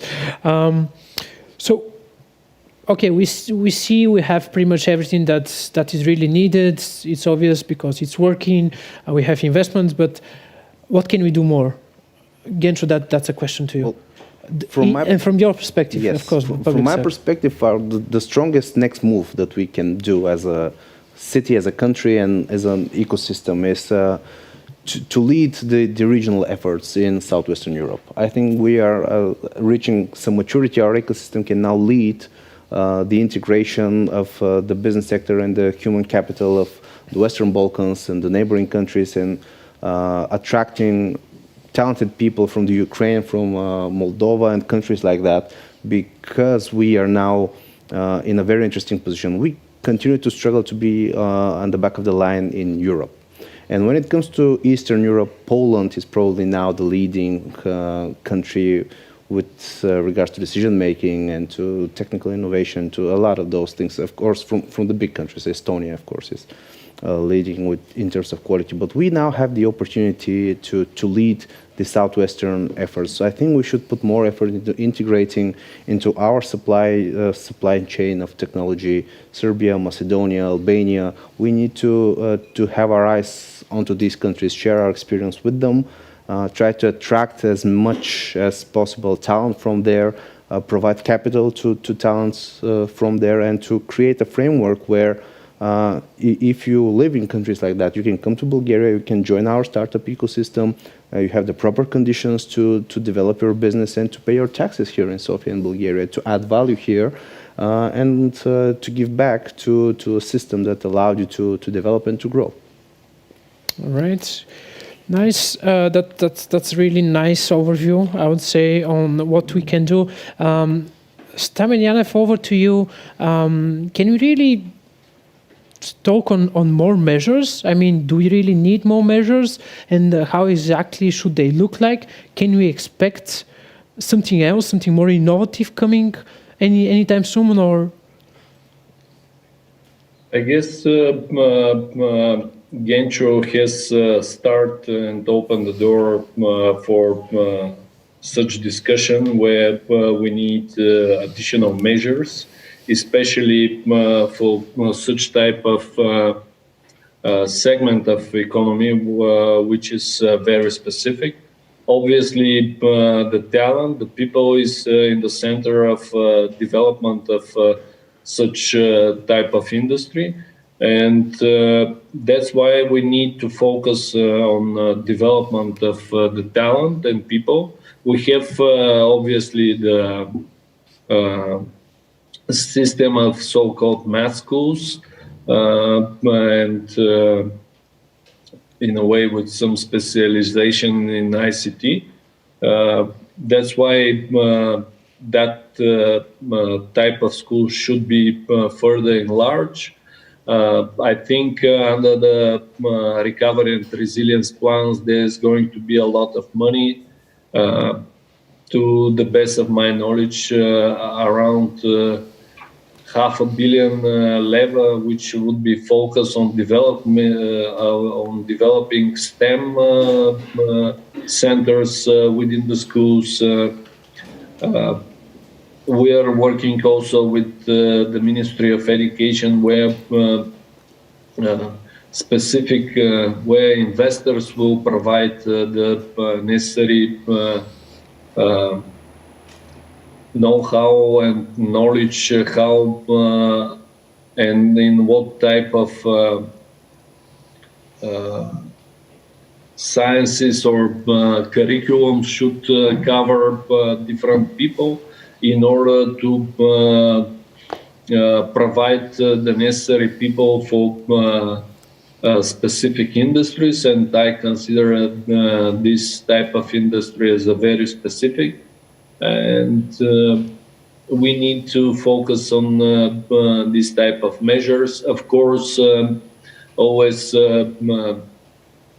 some money which could be for further development of the software and the hardware which is necessary to develop a better product which is necessary for and which is with the idea to be sold out on the global market. I guess all these small companies that are on the market should also have their possibility for internationalization. Part of it is easy access to people within the region and providing possibilities to work here in Bulgaria. That's probably kind of package that could be provided for potential investor in that area. And really, the focus should be person. Nowadays, there are different dimensions for the development of the people. And that's why we need, as a government, to fund the different aspects of the development of the people. All right, George, over to you. What is Bulgaria missing? Is it missing something, or we have enough? It's just a matter of time to see the first fintech unicorn, or are you the first fintech unicorn? I mean, next.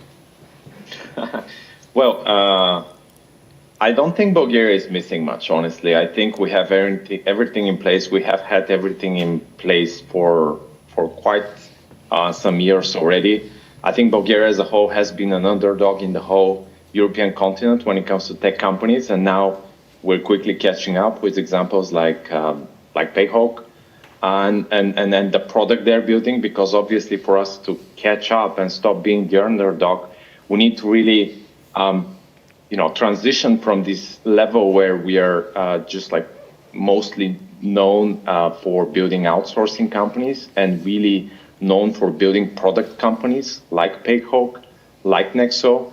Nexo itself has not really raised outside capital thus far, but for example, our token that we have launched and is used currently by more than 2 million people globally is valued at about $1.5 billion of market capitalization on the digital asset markets.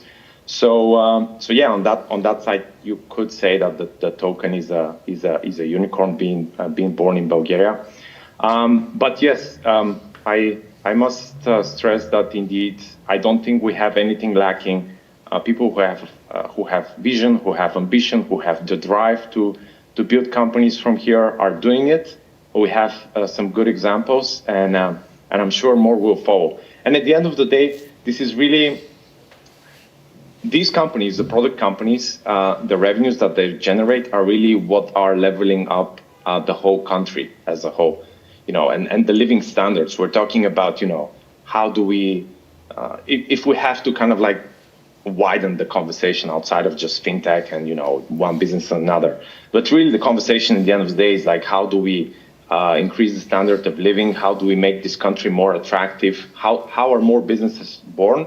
Well, businesses are born when there are a couple of very successful examples, a lot of funds are coming into the market. Like, for example, talking specifically of Nexo, since we started operating in 2018, like more than $30 million have been coming into the country, to pay for salaries, to pay for taxes, to pay for insurances. And this is like money that is flowing directly in the country from outside. So essentially product companies who have this export-oriented element, like Nexo, like Payhawk, I believe are really the way forward. And really the shortcut for Bulgaria getting ahead and stopping being an underdog and really becoming one of the leading tech nations in Europe. Okay, thank you so much. And just to finish off, a couple of sentences of you guys. What is the future? What is the future holding for us, for not only for fintech, but for investments in Bulgaria? And just one sentence to all of these potential investors for Bulgaria. What would you like to say to them? So the first part of my question is the future, and then to the investors, or vice versa, whatever you want to start with. Maria? So in regards to the first question, I think that we see more and more segmentation and concrete orientation towards, for example, the funds, looking at the different trends for the past 2 years, for example, and creating a particular niche for investment. What I mean is that we saw from the report that for the past 2 years, it's been mainly, the investment in fintech was mainly in digital payments, right? Like this is easily understandable given the corona crisis, etc. E-commerce as well. So this is understandable in a way, but what we see is that also the funds are adapting towards this reality. And we see, for example, 11 Ventures now having e-com tech vertical in which they're going to invest. So the whole technology is within the e-commerce. Also fintech being part of the vertical as well. New Vision 3 as well. As you know, they could invest in AI, Internet of Things, etc. But the majority of their investments was in fintech, which is great news. And just to add on what was said earlier, maybe a bit outside of your question, but I think it's important to mention that indeed the talent is super important here and is to be celebrated in Bulgaria, because we saw that in the past 2 years a lot of startups and companies were accelerated and the technology was put to use even earlier because of a big demand, and we had the readiness to do so. Perhaps in other sectors, maybe we could have not done that because here we have in fintech, I believe we have like as you said, the talent, the community aspect, the education even. I know you're also quite active with the association, the policy, the corporate, so all this community and of course the talent, the most important thing. Can give this readiness for these products. Whereas, for example, and of course the funds to kind of support them and invest. Whereas in other sectors, for example, biotech is quite hot and fastly developing. But for example, in Bulgaria, in my view, we lack some of the pillars to have more success stories in comparison to fintech. All right.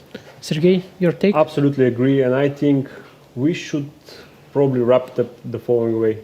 Now attention is at us, at the fintech ecosystem, whatever you want to put into there. For good or bad, there will be more attention from investors. So the guys here know that there is new funds coming in, there will be new investors stepping in. Probably more banks like us will start to look that this is a segment which need attention. These guys, Nexo, Payhawk, they're disrupting existing product, I would say, on the market. Sometimes they create something new, but definitely the relationship is there for ages between investors or people who have excessive liquidity and those who doesn't have that liquidity. And what we should, I think, try to do as a community is having this attention. Now we are at the spot, in the middle of the scene, and it's in our hands, in our everyday actions to capitalize, to extend further to other parts of, I would say, entrepreneurs or businesses that we have in Bulgaria to bring that attention and investors. And I think now it will be great time to really support, even outside our small balloon, people, just to show and to use this attention that is currently on us. And I think it's a great responsibility also for the government and also for us investors to really support or do our best there. And I think we should leave it here. And hopefully next year when we see each other, either next or a few more, we'll be in the club of the unicorns and then decacorns. And then I think Bulgaria will be a great place to be. And I think we are in the exact time, on the exact spot, and we should do or continue what we are doing. To continue to do what we are doing, because it is a success. Brilliant. Thank you so much. Genshu, just to wrap it off from your side, what would you say to foreign investors, just because I believe that's the best part? Well, now is the time, is what I would say to them. As we discussed the entire day during the panel, we are on the perfect level of maturity in order to provide results, to develop products, and to have this ecosystem go beyond just services. We now have, from the tech side and from the business side as well, a very strong competitive advantage with regards to Asia, with regards to other parts of the world, and we still have the price ratio for labor and for taxes on the proper rates in Bulgaria. Economically speaking, we are in a gold mine for investors right now to come and to develop business in Bulgaria. So this is the best and the most important time. And we have all the vehicles, the private equity funds, the support that government can provide to investors, the national agency. Also, we in Sofia municipality are very willing to help anyone who wants to come and invest into Sofia, to support them with infrastructure, to support them with navigation across the administrative tasks that they may have coming to invest here. So all the conditions are at hand, and we have perfect synergy between local authorities, government, and the private sector. So anyone who decides to invest in Bulgaria is on the perfect time to do it. Great. Over to you, Stamen. Just quick words to investors, and on the last would be George, the same question. Just a sentence on to potential investors. Yeah. Invest in Bulgaria and move to be moved. Our logo regarding our video. And over there, you could see that smart place with smart people. So definitely, this is a visualized definition of what an investor could expect from a specific destination. We have the people, we have the perfect conditions. It was mentioned the funds are there, obviously on a strategic location with possibility to reduce the risk and cost, and everything is packed with government incentives. So the next step for investor success is Bulgaria. Great. Okay, thank you so much. And over to you, George, just to finish it off and close the panel, your last sentence. Sure, yeah. I would join what everyone said, and I would like to even stress more that I think there's no better time than now to invest in Bulgarian businesses. I think we're close to an inflection point at which we'll see a lot of new companies, a lot of existing companies that make it huge. And so for those who don't want to miss out, now is the time to look at to look at brave Bulgarian ideas, at brave Bulgarian businesses that have traction or that have a strong vision, and to support those. If you don't, you're going to miss out. Okay. Cheers. Thank you, all of you guys. Thank you for being here. Thank you, the guys behind the computers. Really, thanks for taking the time, for the passion, and for the input that you shared with us. So we are now having another break, and we move forward to regulation. Thank you once again. See you around.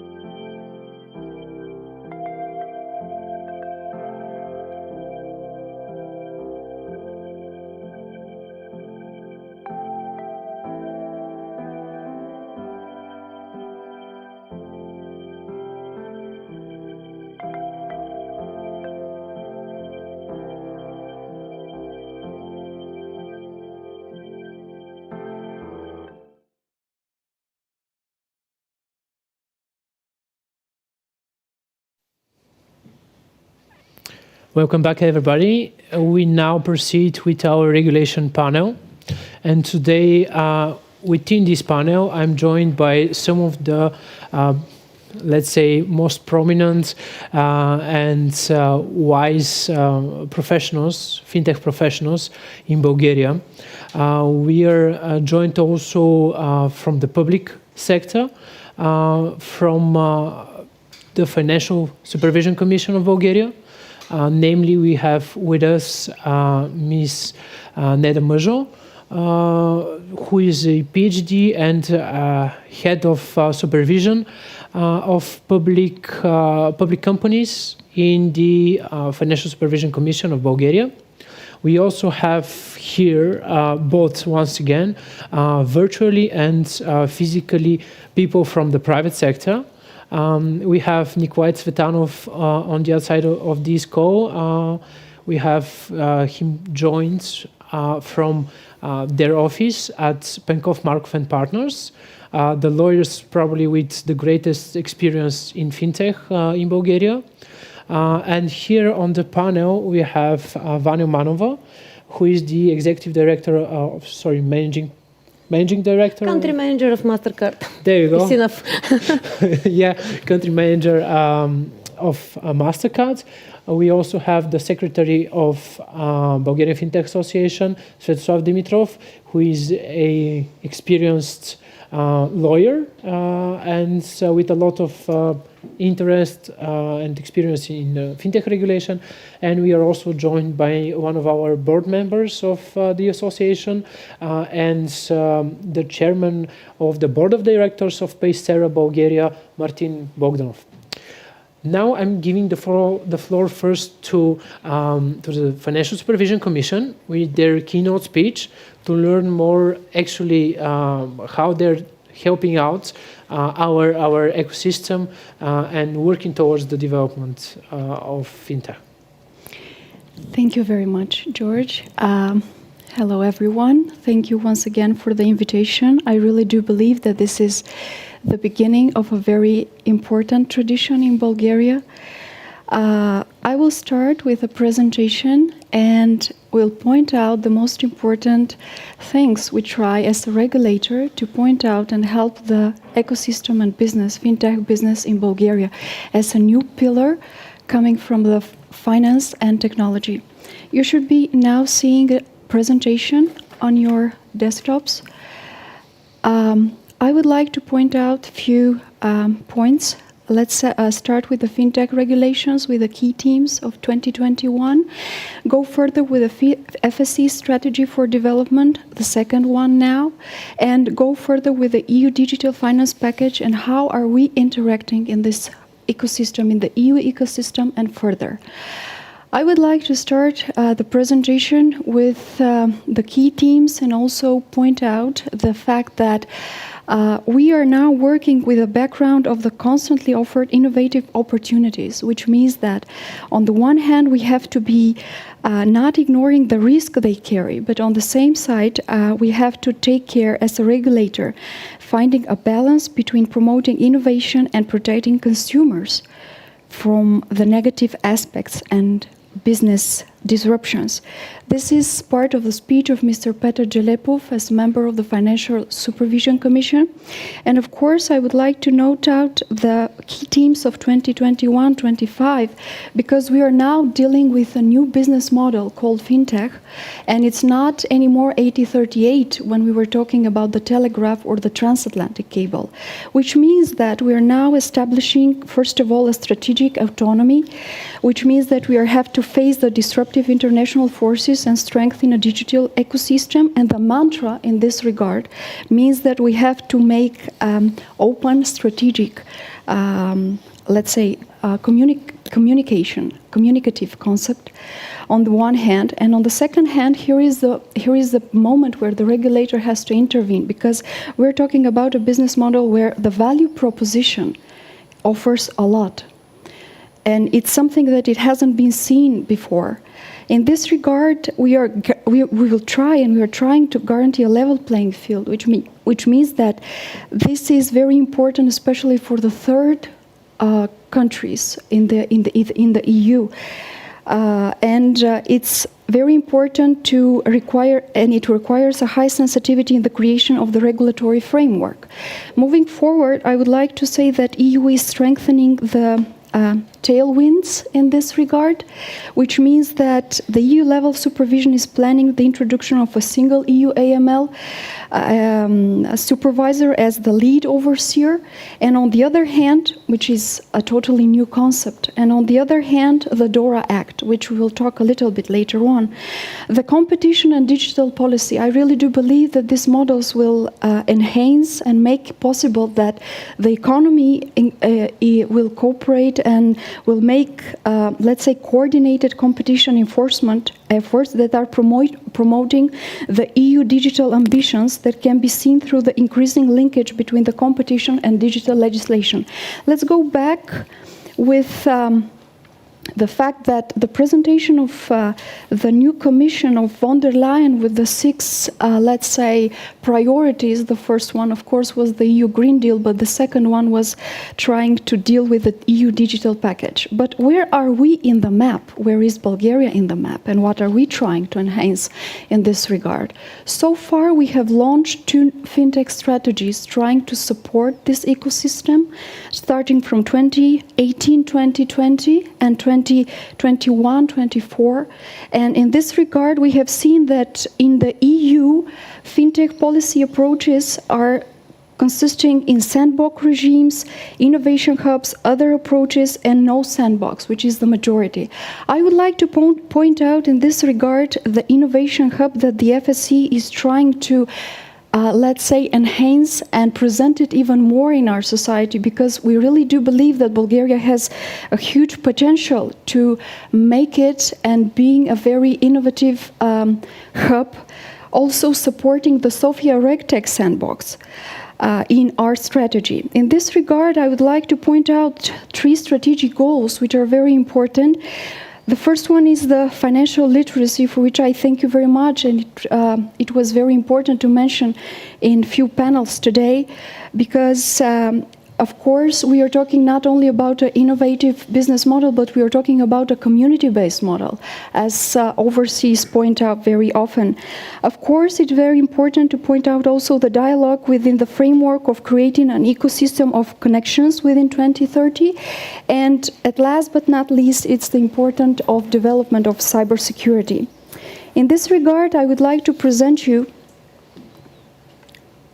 the EU digital finance package and point out what is so important in this regard and what are we trying to point out.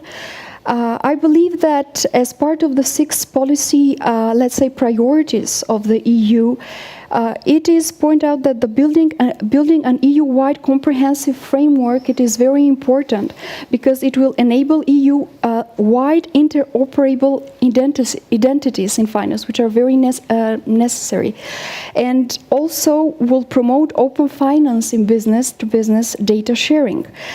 Of course, the 4 policy options for the legislative intervention are most needed in this regard. This is why the very, let's say, the tipping point in this regard, maybe it's the continuation of legislative process in the Digital Operational Resilience Act, DORA, which on the one hand will harmonize internet and communication governance and risk management, but also on the other hand will establish continuous testing, which means that it will ensure against and monitor internet and communication technology third-party risk.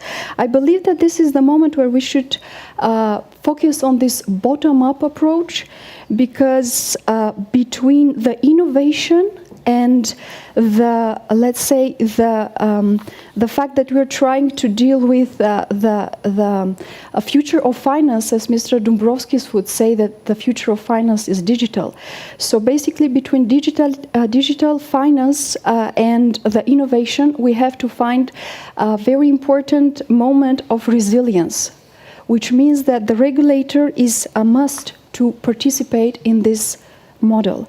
This is why I believe that we are here together, and this conference is here because we are here in, let's say, together under responsibility.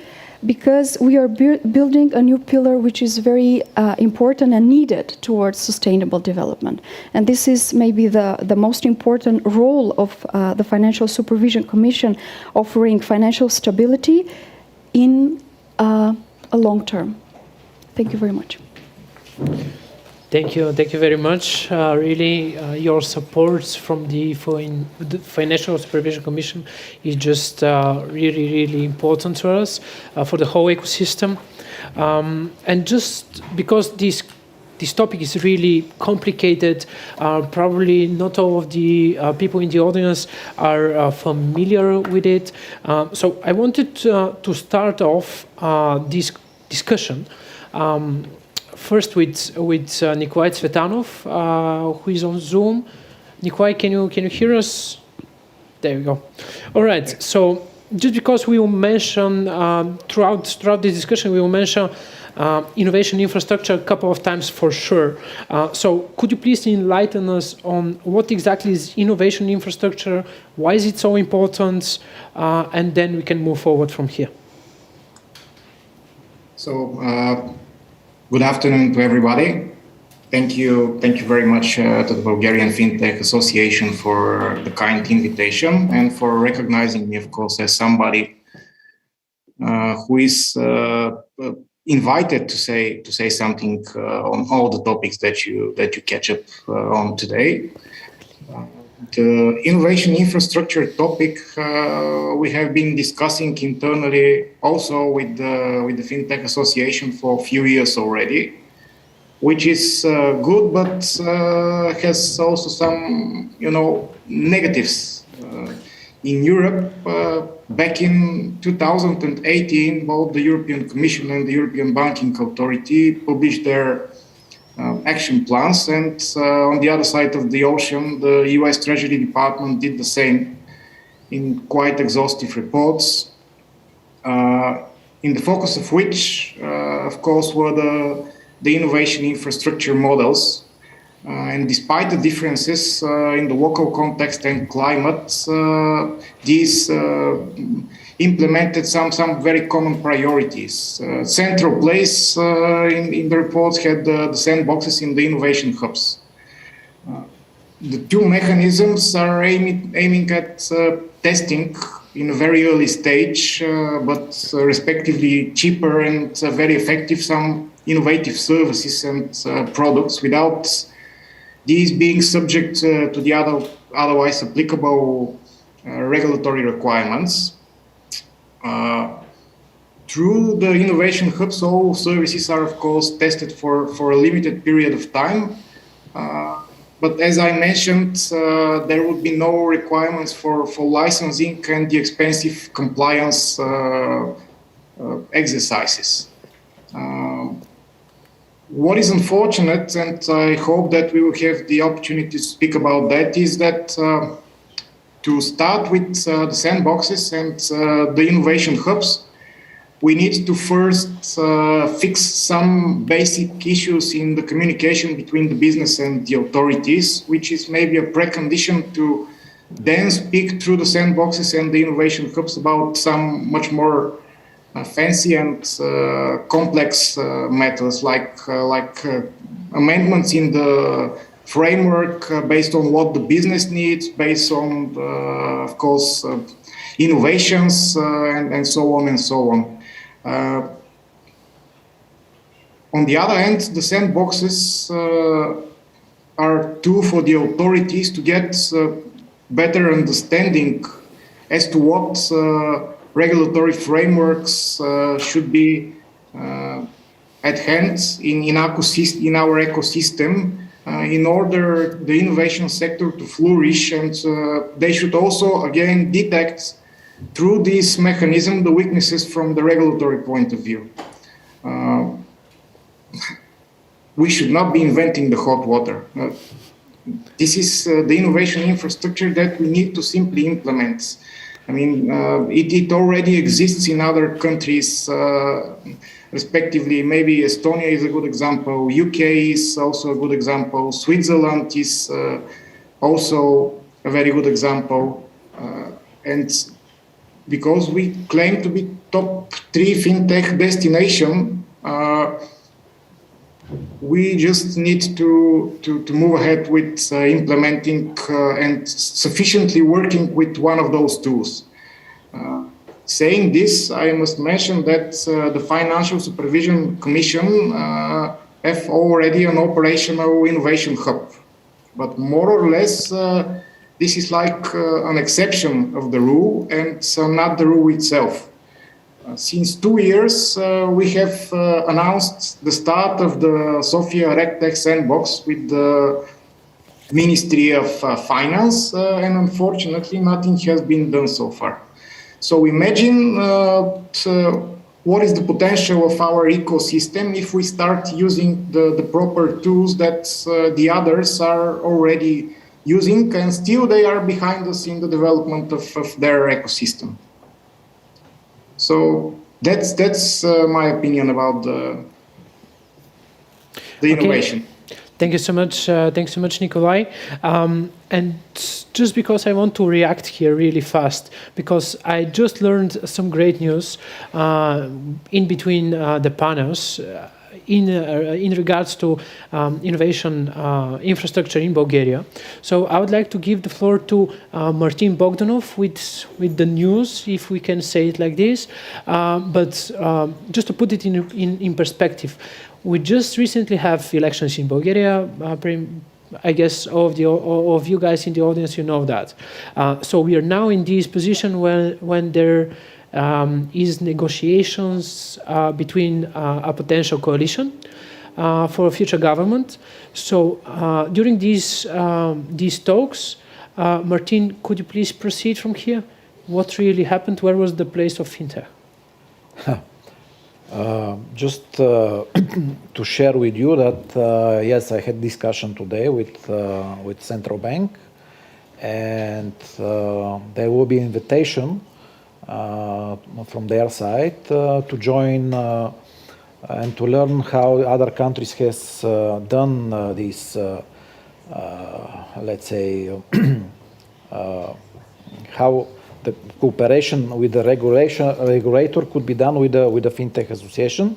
So therefore, there will be a together meeting with also the Lithuanian Central Bank, and we'll see about the sandbox and what else will be needed. But of course, this is one of the regulators, so I think that we need all of them sitting on the table and discussing and seeing, because in Bulgaria, different fintech companies belongs and reports to different regulators. So it is not just the Financial Supervision Commission, it's not just also Bulgarian Central Bank, it is also the Ministry of Finance should sit together.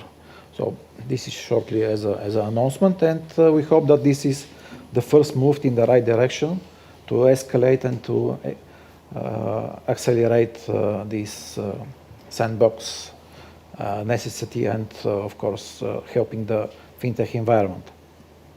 All right, Svetlana Dimitrov, you want to jump in this part? Just for the public, actually, since the very beginning of establishing the Bulgarian Fintech Association, with the help with MasterCard and also other operators, we started developing the ecosystem, and we are pushing toward having a proper financial infrastructure in the face of sandboxes and innovative hubs.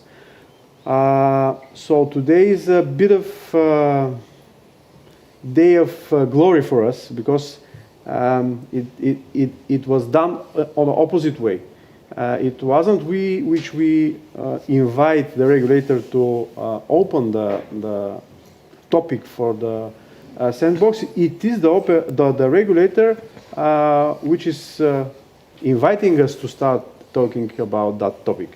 So we are really happy to hear that news, and we are really we are open and we are ready to support it. We have already elaborated on a few topics important for establishing the sandbox. So this is the start, and today, obviously today is the good day for the fintech ecosystem in Bulgaria. So starting from that point, yes, the past was not so successful in that direction, but the future seems to be much more good for the whole ecosystem in Bulgaria. Okay, and now a question to Vanya. So you have, I believe you have great experience, not only in Bulgaria, obviously, as a country manager, in other countries around our neighboring countries. So how important would an innovation facilitator such as the regulatory sandbox, how important would it be for our ecosystem? Is it really a must that we have one, or? I wouldn't say that it is a must. If it was a must, it should have happened already.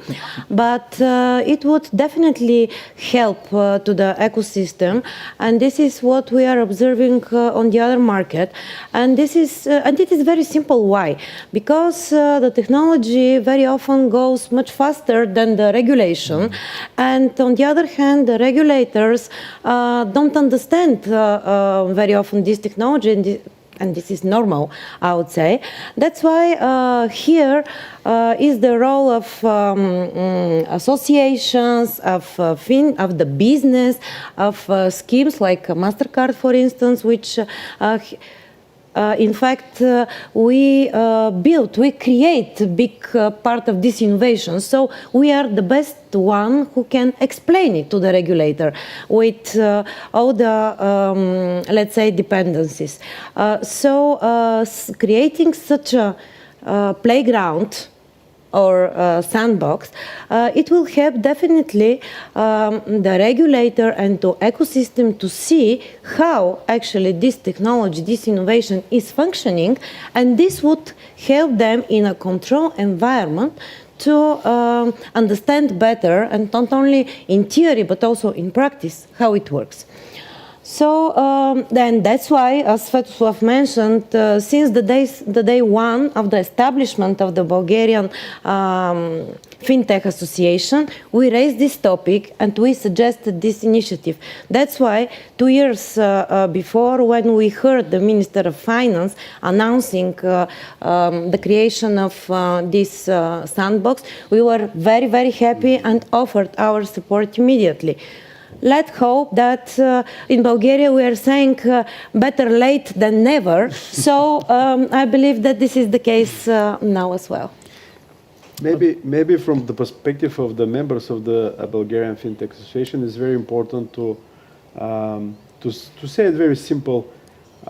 We are here, we do our business in Bulgaria. We would be really pleased to be also regulated in Bulgaria. In order, because we've got also other, in the association, we've got different cases where Bulgarian companies established and operating in Bulgaria go somewhere abroad to be licensed in order to establish their services, which is a bit of shame for us locally. This is one of the things which we really want to change, and this could be changed by such type of infrastructures.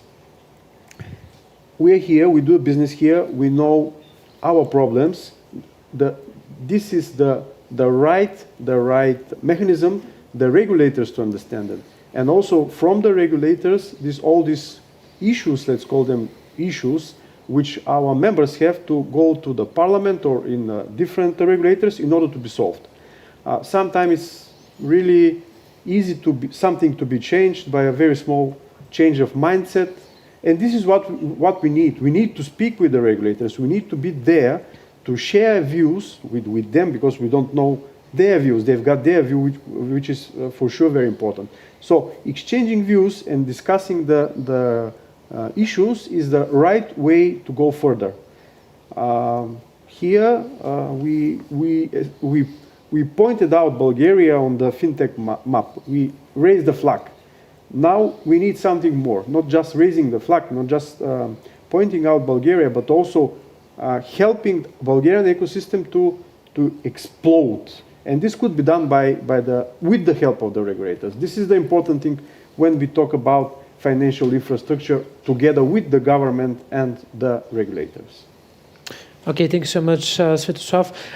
Just for you and the audience, this discussion would be not only on innovation infrastructure, but we started from there because we do believe it's the most important part. But just to finish off the innovation infrastructure part of this discussion, Nikolai, a question to you. Who should be part of this, let's say, a regulatory sandbox? We already heard from one side, the private sector, from another side, the public sector with the regulators, but the Ministry of Finance, should it be there? How about Commission for Personal Data Protection? Who should be there? What do we have as experience from abroad? This is simply a mechanism, I would say. So we should not limit the participation as a tool for innovation and testing of different activities and scenarios. It could be used in any authority. Just to continue Svetoslav's thought, we do have what others dream. We have skilled people, we have inspiration, we have funds as mentioned in the previous panels. But obviously from the report which you produced, what we lack is government support. That's at least what most of the people managing fintech businesses are mentioning. And to overcome these defects, we are mentioning this innovation infrastructure, whereas the problem is much more simpler. It's actually the lack of dialogue. As a lawyer, consulting many companies operating in different fields, I'm definitely on the opinion that this lack of platform and sufficient direct communication with the state authorities is actually the ground reason for not having proper support. And then, respectively, decent innovation structure. Because we miss equal understanding on both sides on the necessity and urgency of some measures, between the government and the business. And maybe we lack such dialogue because there is a fear of corruption. Maybe we lack dialogue because of lack of stimulus for the respective authorities to resolve quickly issues.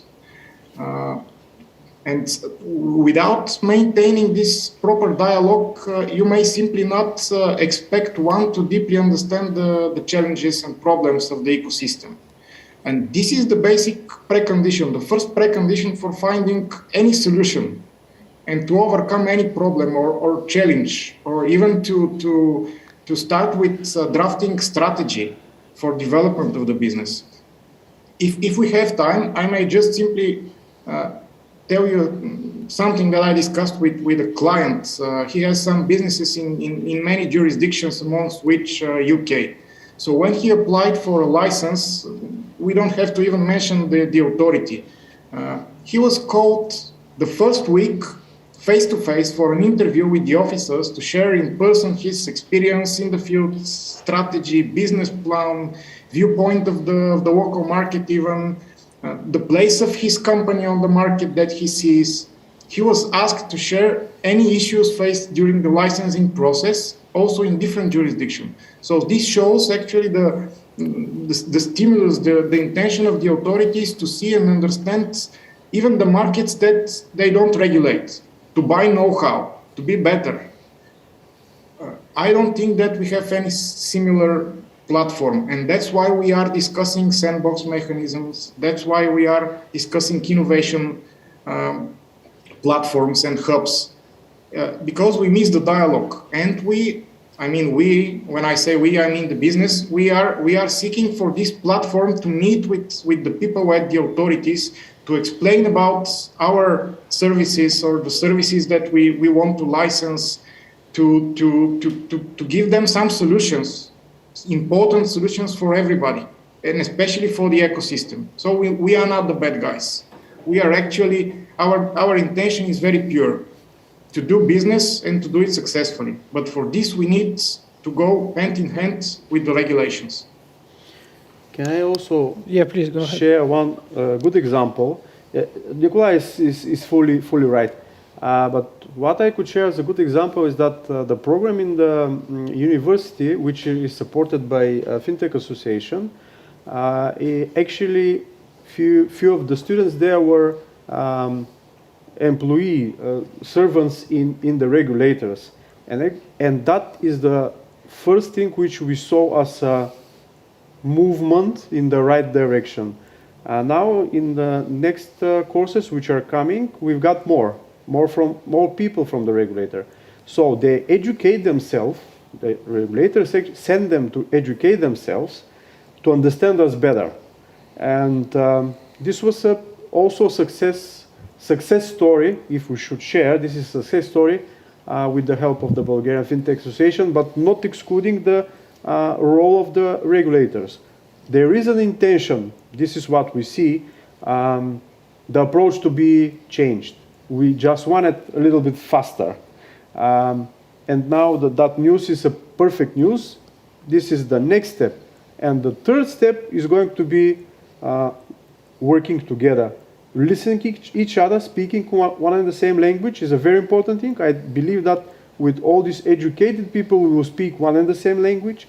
The next step is to start listening to each other very carefully and to understand. And the third is to cooperate. This is the path, at least, which we see in other countries, and I do believe that it will happen very soon in Bulgaria. In summary, just why it's important to have sandbox and to speak with the regulator and everything else that we are discussing. Just very simple, and I think Svetosław also mentioned, in our Fintech Association, we have members which have their license abroad. So where they are paying taxes abroad. Why should it be so? So the idea is that the regulator has to get, let's say, in his role, in their roles, and to provide the possibility of those who want to work in Bulgaria to work here. They will pay taxes, they will be also regulated, so there will be no escape from regulations. And I think that this will be only for positive from economical point of view. Varia? Yes, I just wanted to add that indeed regulators and authorities should speak to the business, definitely, but they also should speak to each other in between and to understand each other because, and I will give you one very simple but very, let's say, important example, and I hope that this is something which is going to change soon. But we have actively participated in the discussions for Ordinance 18. Yes, 18. Am I pronouncing it in English correctly? Yes, okay, yes. okay. And I believe that all of us understand very well the benefits of card payments in regard to transparency, knowing who pays to whom, when, not very often what, but it can be understood. And in our regulation, VAT regulation, card payments and normal cash payments are treated equally. And at the same time, so card payments is treated in our regulation as cash payments. And at the same time, it is not treated like account-to-account payment or bank transfer, which is actually the case. And I was participating in the discussion where a representative of the central bank was trying to convince the guy from National Revenue Agency that this is the case, even according to the regulation, and the answer was no, this is not going to happen. And now, when I believe that many of the fintech members of the Fintech Association, they do e-commerce, and they know very well how bothering is the requirement to issue cash receipt for e-commerce card payments. So this is something which is actually in result of lack of understanding and discussion between different authorities. Just to add to the problem, because yes, there were many discussions even changes in the ordinance number 18. The things went in this discussion that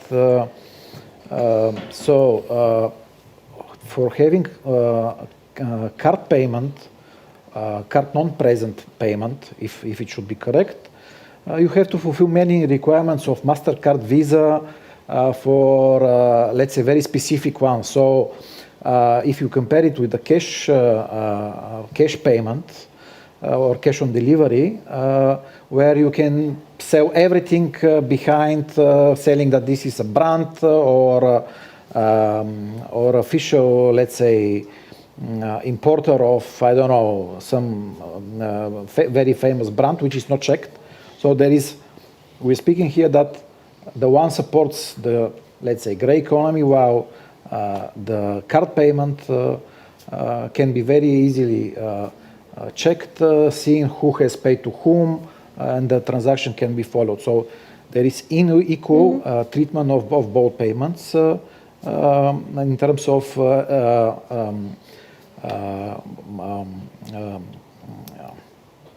criteria which has to be fulfilled.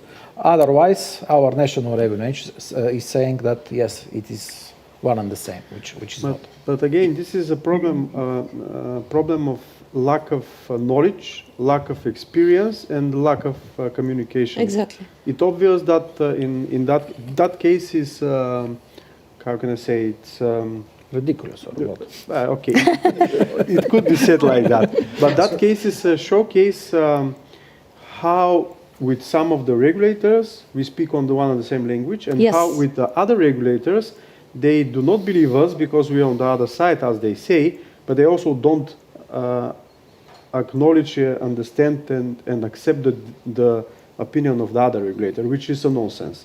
And this is something which does not happen in most of the countries in EU, at least the countries which we would like to be better from. This could be done by step, of course, and with a lot of support from the government, from the regulators. Minister of Finance actually is the head of all these regulators, so the dialogue should go through and goes through, but not very effectively. The mechanism of resolving such type of problems is not working well. In that direction, we could help a lot as businesses and knowledge in other countries, how it happens in other countries. And that's why we would like to participate in all the discussions concerning regulation in the field of fintechs. It's not only that case. There are also cases of stupid things. Yeah, sorry. No, I was just going to say that this example is the perfect example. It's actually the emanation of the lack of normal treatment of and regulatory incapability, if I may call it like that. Because in this example, in this very example, you transfer money from a bank account through a payment instrument. So you have two licensed activities. One by the central bank, who is licensing the bank, who is taking care of the money, and then second license for the payment system and the payment institution who are managing actually the payment. So you have two highly regulated activities, and these highly regulated activities require much more compliance work than any other. And at the same time, you may not transfer 10,001 level, because if it's treated like a cash payment, then you cannot go above 10,000 level, Bulgarian level, according to the legislation. So if you transfer 10,001 level, it's a violation of the law. But you can still do it because it's a transfer from one bank account to another bank account. So it's simply an emanation of lack of thinking. You know. Let's be a little bit more positive, Nikolai. Can I stop you here? Let's be positive. When we speak about regulation, we don't use our advantages. Yes, it's true. We put our businesses in not so advanced position compared to foreign competitors in some better regulated markets. So how can we move forward? How can we go forward if we don't fix these issues? There is actually a question in the chat, and the question is why do you think that only 8% of the EU countries have sandboxes? Maybe because they are finding some better ways to communicate with the authorities, which we lack. Maybe we could respond to the question. Bulgarian Fintech Association is the active member and establisher of the European Digital Finance Association, which is the European representative of the fintech businesses. This 8% are because in most of the countries is like UK. If I have any question, I could direct it to the first, there is a list of experts with their field of experience on the website on each regulator in EU. In Bulgaria, it's not like that. And I've got their contact. If I want to go in Switzerland or in France or even in Czech Republic, I know who to contact, who I should contact in order to receive the answer. And usually, what we have as information from our colleagues from EDFA, they respond in very short time. The period is between week and 2, but not more than 2 weeks in the different countries. So they have already have their communication. We don't have it exactly like that in Bulgaria, but we, as usual happen in small markets but active markets, we want to just jump on a different way of communication. We don't have that normal communication in Bulgaria, but we want to jump in the sandboxes because thus we're going to avoid all these stupid things and issues which most probably, I said stupid, but they are real, being afraid of corruption, being afraid of taking responsibility for your decision, blah, blah, and blah, blah. If we are in the sandbox together and communicate open on the front of other experts, then it will happen. If we try to go back and do it in a different way, then I don't know how it's going to happen. But in Europe, this 8% is because they've got operating system of communication. We don't have it. That's why we just want to jump in, to open the sandbox, to open innovation hubs, and there to find the communication. This is the answer, long answer, a very short question, but this is the reality and this is the answer. Okay, can I have the word for a second? It's really complicated to have it here among two lawyers, a banker, ex-banker, and then a country manager. It's kind of hard, but you see that it is really invaluable discussion. But I wanted to stress on what we found, because here we see only 4 or 5 fintech companies representatives, but I wanted to show what we found with our survey. So team, please put on our, there we go. I hope you see it, our presentation. So this is what we have found in 2021. This is a market research that we have done. So as you see here, we asked the audience, our respondents, on what are the conditions in our country, and which are actually the best conditions, the ones that make you stay here in Bulgaria. And as you can see, the biggest opportunity, or actually the smallest opportunity raised and pointed out by fintech companies, is legislation. And another thing, we asked them about challenges, the challenges that they face. Once again, it's all about the lack of innovation infrastructure, lack of governmental support, the regulations. I'll touch on this just in a second. And then we have higher level of education and expertise. This is not so bad, but still. And what is like the best is not actually a challenge. We already heard about it in the last panel. It's about access to financial resources. So this means that we do have enough. So as you see, unlike the conditions in Bulgaria, the only thing that we lack here is actually it's not about a specific regulatory sandbox, innovation infrastructure, or innovation hub. It's about communication, and to have this communication with the regulators, we do believe from our association that there should be a specific team within every single one of the regulators with a specific budget, and all of these should be wrapped around a strategy for the regulators, not only to regulate but also to promote the development of this sector. In this way, they can be really to be face to face with innovation and so on and so forth. So back to you guys. What should be the first steps? We only have 10 minutes. We are just delaying this as much as possible, but it's a great discussion, I believe. So what are the very first steps that we have to start from here? And if there are any ministries, any authorities now listening to us, what they should start doing, apart from the innovation infrastructure that we just mentioned? Okay, I would start with one example. So to have a fintech company in Bulgaria, and not only in Bulgaria, in most European countries, it means that they have to have access to the payment infrastructure. So it means that you have to have a sponsoring bank allowing you to perform some kind of operations, transactions, and not only on behalf of their customers, but also on behalf of themselves.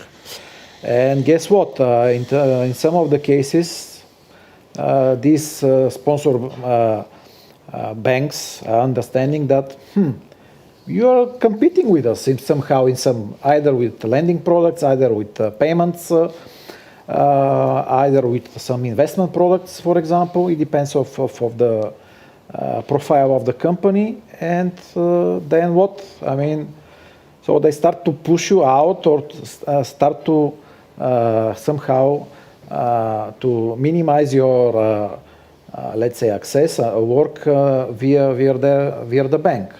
So having this in mind, and it is ridiculous that, again, this word, that to have let's say, access to the payment infrastructure, you have to compete to go through your competitor in some of, let's say, the cases. So this is another big issue in discussion, and we have seen there is an example, I think, in 2 of the countries, in Lithuania, and recently we understand also in Hungary that, for example, central bank is giving direct access to the fintech companies, but not also for everybody, also for systemic big players, which is again not equal treatment of everybody. So this is another type of, let's say, discussions that we should have and we should start. So it is very difficult to say which is more important at what stage. I mean, when you start your business, or when you want to develop your products, having a sound box and trying and to check different let's say, possibilities or infrastructure or communications and etc. All right, over to you, Nikolai. What would you say? What are the concrete steps, the very first concrete steps that our governments, the ministries, the regulators should really take? Well, perhaps we should buy again some good examples. Maybe similar to Estonia, we might think of special authorities, perhaps an agency or even a ministry of digitalization, e-government, information technology. Such dedicated government infrastructure should offer a far more responsive environment to support these services for citizens and companies. For example, the digital identity topic is regulated with a regulation, and there is also a Bulgarian legislation for a few years already. But as far as I know, not even a single Bulgarian citizen has a digital identity. And that's just an example. So such ministry should foster innovation and R&D in all digital aspects in close cooperation with maybe universities, with NGOs, of course the Fintech Association and the business, which is ultimately going to lead to a better understanding of the type of legislative changes that need to booster the fintech sector and the entire digital sector in Bulgaria.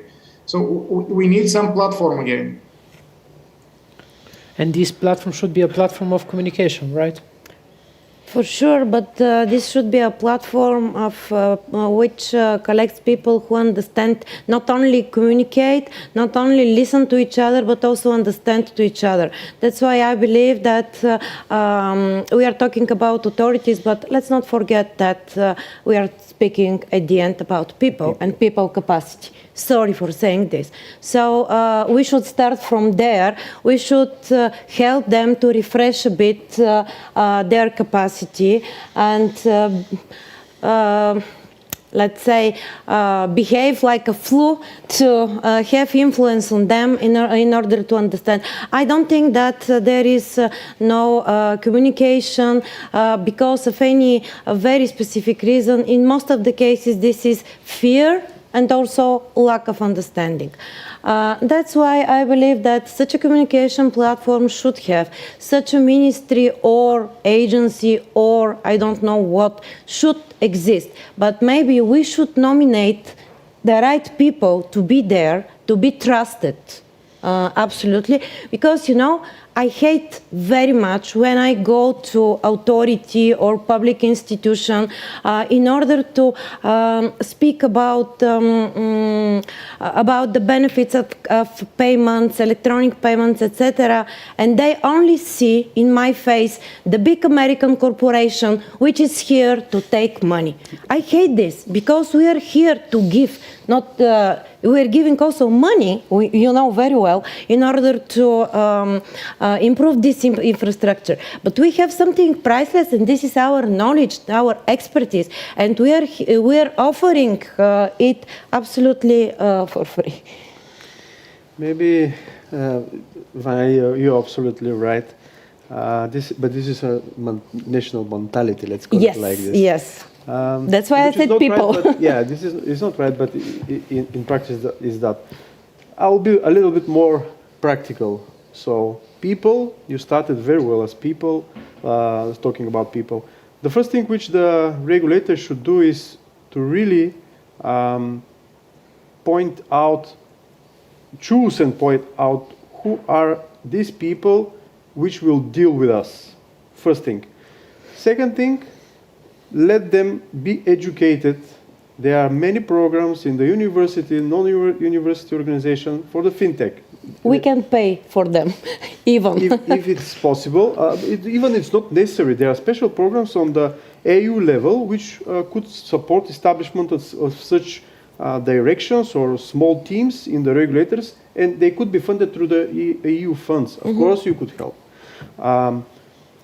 So first thing, people, putting them on the right environment, educate them, and then the next step is what we want to see is change of mentality, of course, enhancing the communication and understanding. From our side, the main potential that we've got are people, very well educated and people who understand the modern world. This is exactly what we want to see in our regulators, and this could be done not exactly with the money coming from the state budget, but also from the EU funds, and okay, with our support as well. We are here to support because we need that regulation. All our members, they need it. They need to have proper regulation in order to become bigger, but they are now. This is what I could say. Yeah, totally. Just yes, to add a little bit here, what Vanya said, that I personally don't believe that there should be some digital agency or somebody above on the top who has or should work with the different regulators. I think that the issue is with recognizing that this specific new, for example, directive or regulation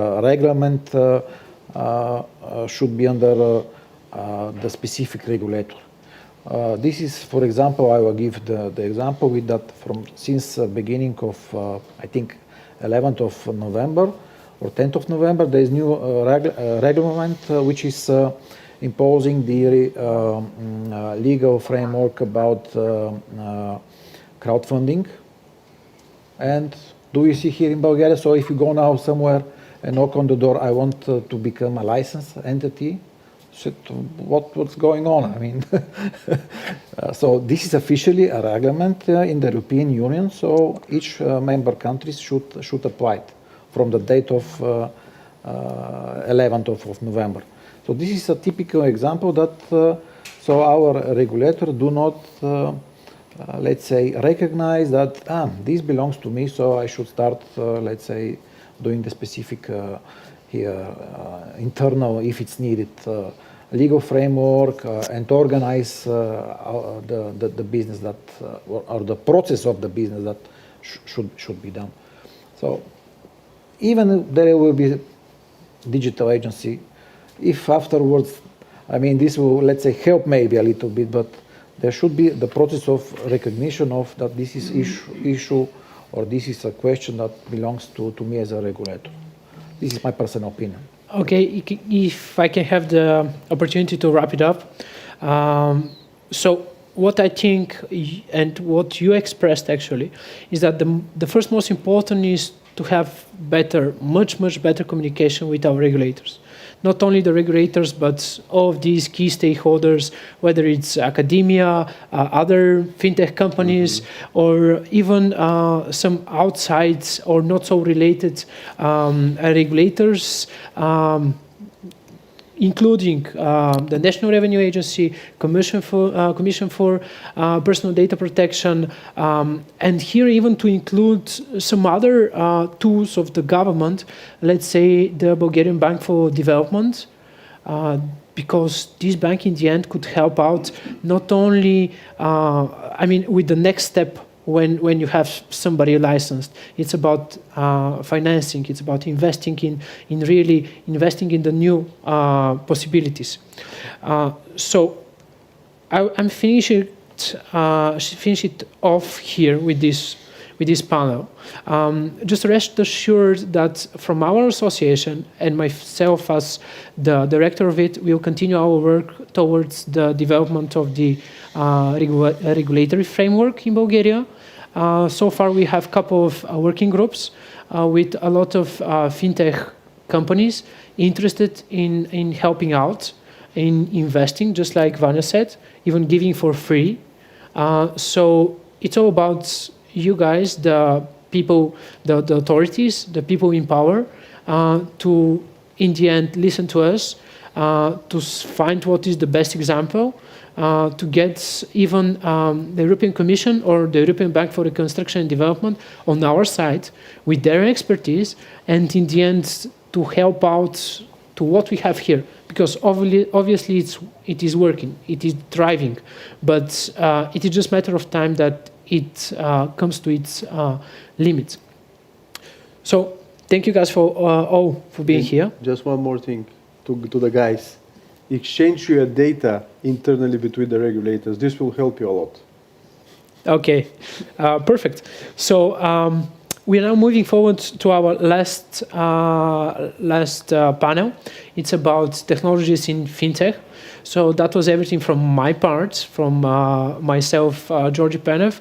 So a better version, a prettier version from me is coming, called Zornica. She's part of our media partners. She's part of the Recursive. So she will lead the last panel, and then we have some closing words from our secretary. And of course, that was, yeah. We will see you each other in 5-10 minutes, just a short break for us to catch a breath. If your business doesn't stay current, it can lead to frustration on all sides. And your customers have an ever-changing array of ways to pay: cash, card, via a digital wallet, or a bank transfer. We accept over 70 different payment methods, online, in-store, or on the go. And with our wide menu of tools, applications, and banking relationships, you can provide your customers a secure, instant, and personalized payment experience. Plugging into PaySafe means connecting your customers to the ways they want to pay.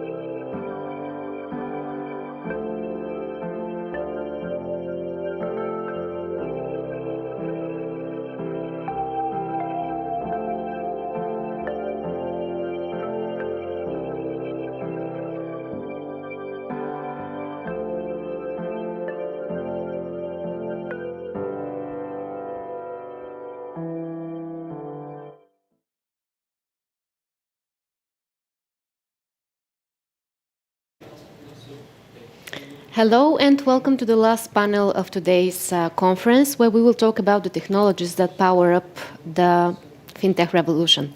My name is Zornica. I am the editor of The Recursive. We are a regional media that is covering the emerging tech ecosystems in Southeast Europe, and we have contributed to the FinTech report by gathering some data about the venture capital investments in FinTech.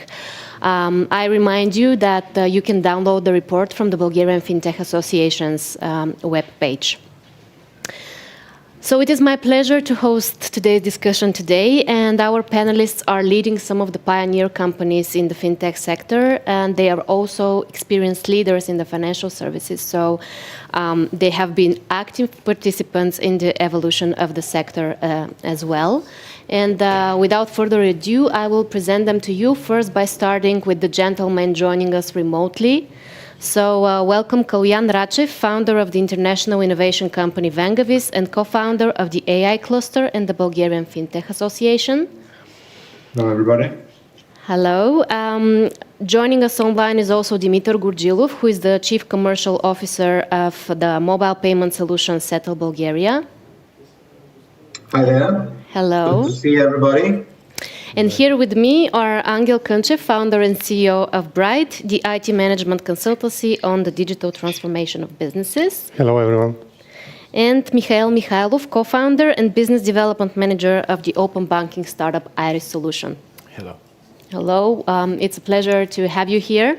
I hope it will be a fruitful discussion, but before we start, just to give some context to our viewers, let me share some interesting insights from the FinTech report this year regarding the different types of technology that are deployed by the companies in the Bulgarian FinTech ecosystem. So big data and data analytics seem to be the technologies that are applied the most, as 3/4 of the companies in the field use this as a tool to create more personalized customer experiences.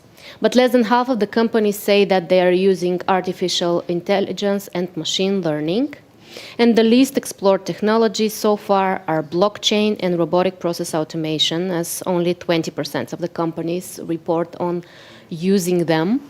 So I suggest we start our conversation by, talking about the implications of the technologies that you are using in your day-to-day operations. So Angel, first to you, what are the opportunities that the technologies you are deploying create for the businesses you serve? So when we talk about technologies, it's a very broad area, and as we saw, there is a different level of penetration of those technologies throughout the fintech industry and the industry in general. But I would like to focus more on the AI and machine learning, because these are the two of the technologies that I see here that are more penetrated than in the other sectors.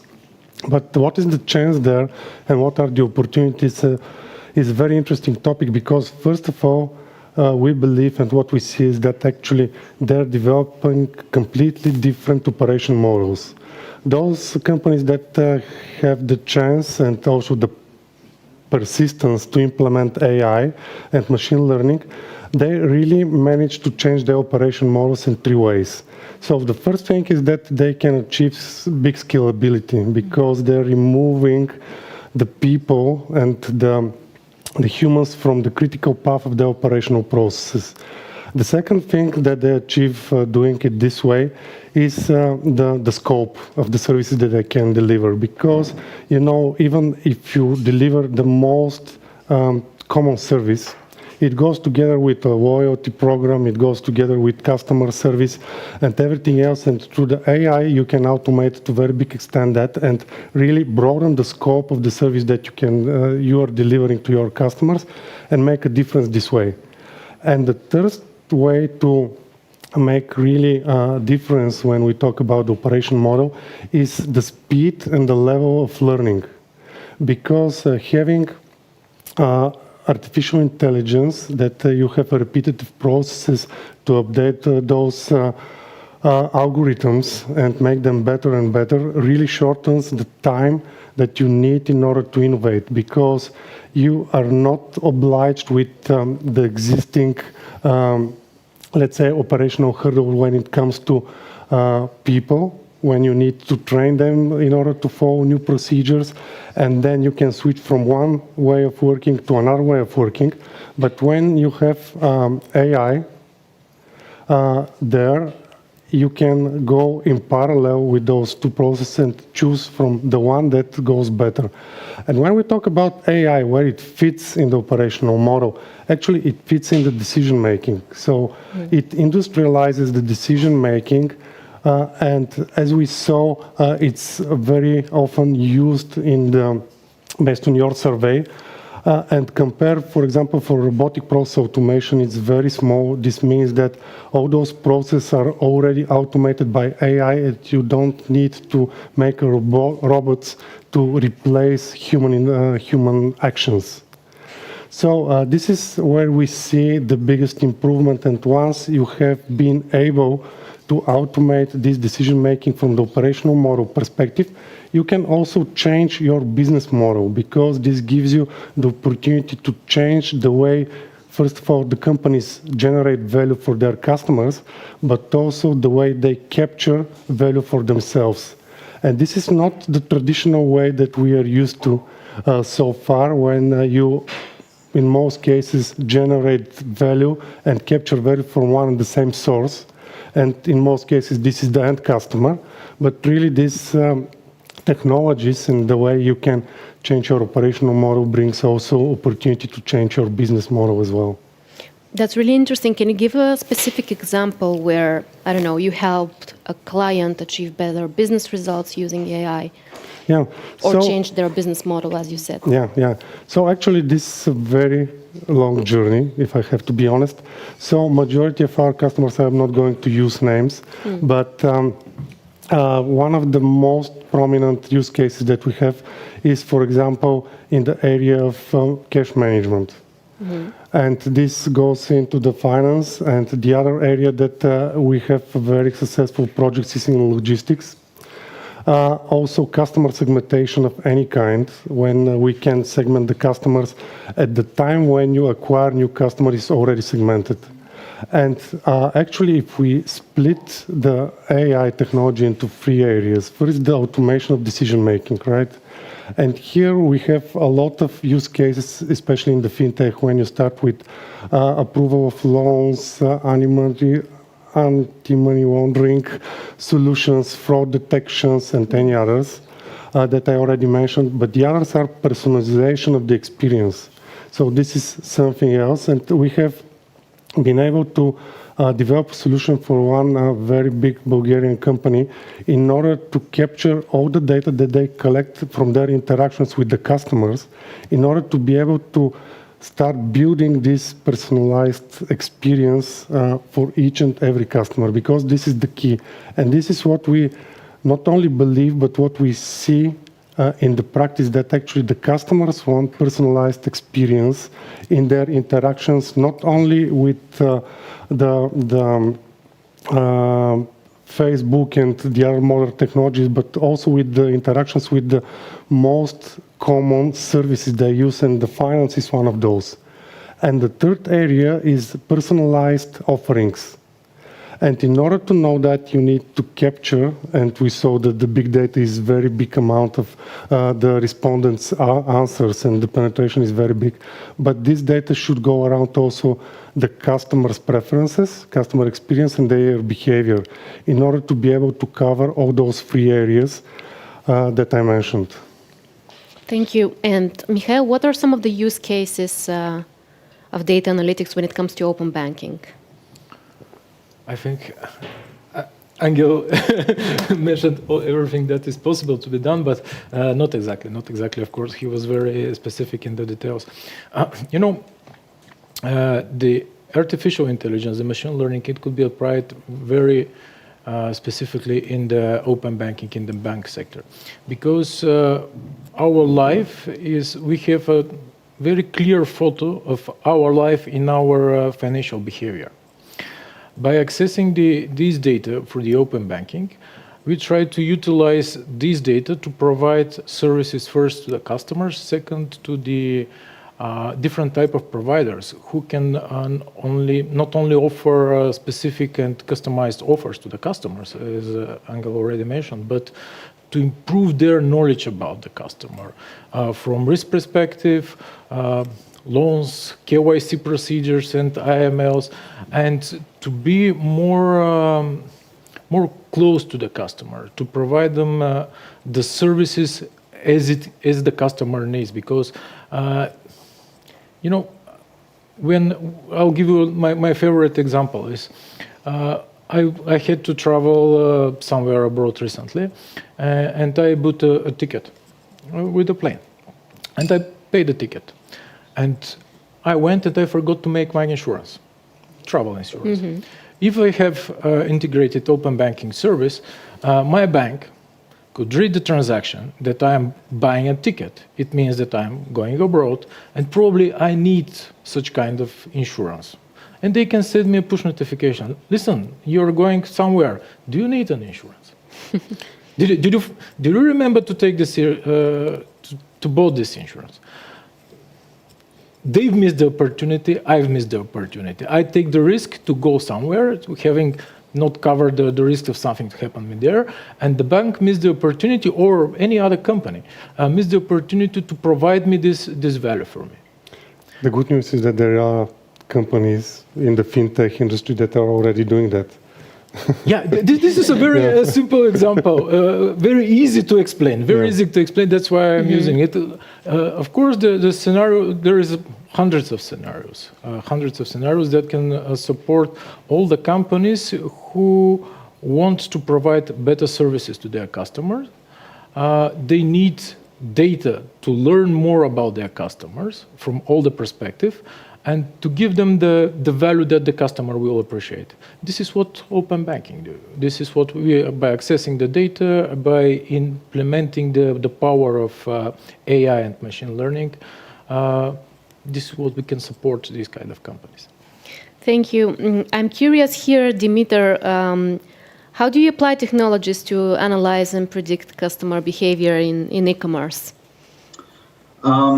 I think that I would start a little bit I think that the other panelists are way smarter than me. So, they've said it all when it comes to technologies. I think that our approach at Settle has been quite interesting because we are probably one of the first fintechs, out of Norway, when fintech was not what it is today. It wasn't, if we would recognize this almost like a fintech revolution that's been happening over the 3 or 4 years. We started when that was not such a widespread knowledge and phenomenon. And we started in a very simple way. So we had to invent and reinvent ourselves. And, for us, a lot of the technology improvements, a lot of what is now given, taken for granted, did not even exist to a huge extent. We started with asynchronous processes in customer identification and various other things, and over time we had to evolve. What basically, however, is underlying all of these improvements is they are not self-serving. They're typically focusing on either meeting better customer, client needs, or to simplifying to making business processes better. And the ultimate impact is that actually you either improve the customer experience and you serve people that are omitted by the traditional financial players, so you actually end up doing it in a more scalable and cheaper way. I think that our approach has always been to focus on very simple things, like looking at the customer journey and trying to see if there is a particular aspect of it that is not working properly. It is no wonder that, over time we had to change our go-to-market strategy. And, we're finding the biggest success right now in e-commerce because actually on the back of, a number of processes that we've been improving over time, we have ended up creating a one-click experience. And in that part of the world, especially in Southeast Europe, e-commerce is like really so outdated. I mean, like 80% of transactions of purchases happen through cash on delivery. The penetration of e-commerce is so far behind compared to other parts of the world, and it's quite interesting that actually, like we have studied over the last few years, why, and very often it goes back to a number of objective reasons. Like there's still a very big portion of the economy which is great. So people do get cash outside of the financial system. The second one is actually fear.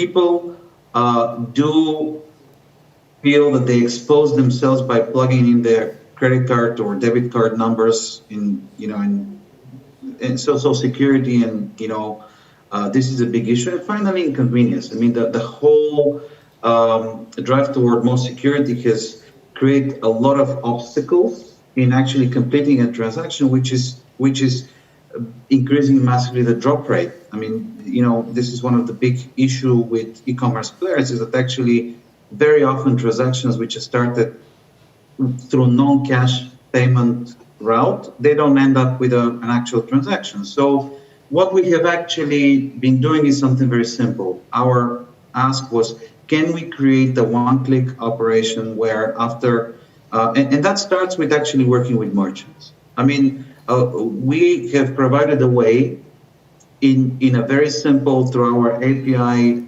documentation, to make it very simple for even smaller merchants to start accepting mobile payments. So, you have to break that one barrier, and we have done that through continued improvement of our software and documentation, so that basically even the smallest merchant can start accepting our method of payment. And then the second part is that we have created a process where people, when they complete their transaction, when they click on settle, is just one fingerprint away for them to completing transactions. It's a seamless, there's no a lot of data you need to provide. And in a way, we have resolved a very simple solution. I think that in this way, through most of the machine learning aspects we have applied in our business model are around risk management, for example. I think that around providing specific offers to people. I mean, obviously, by interconnecting merchants and consumers, we are capable of offering very customized offers.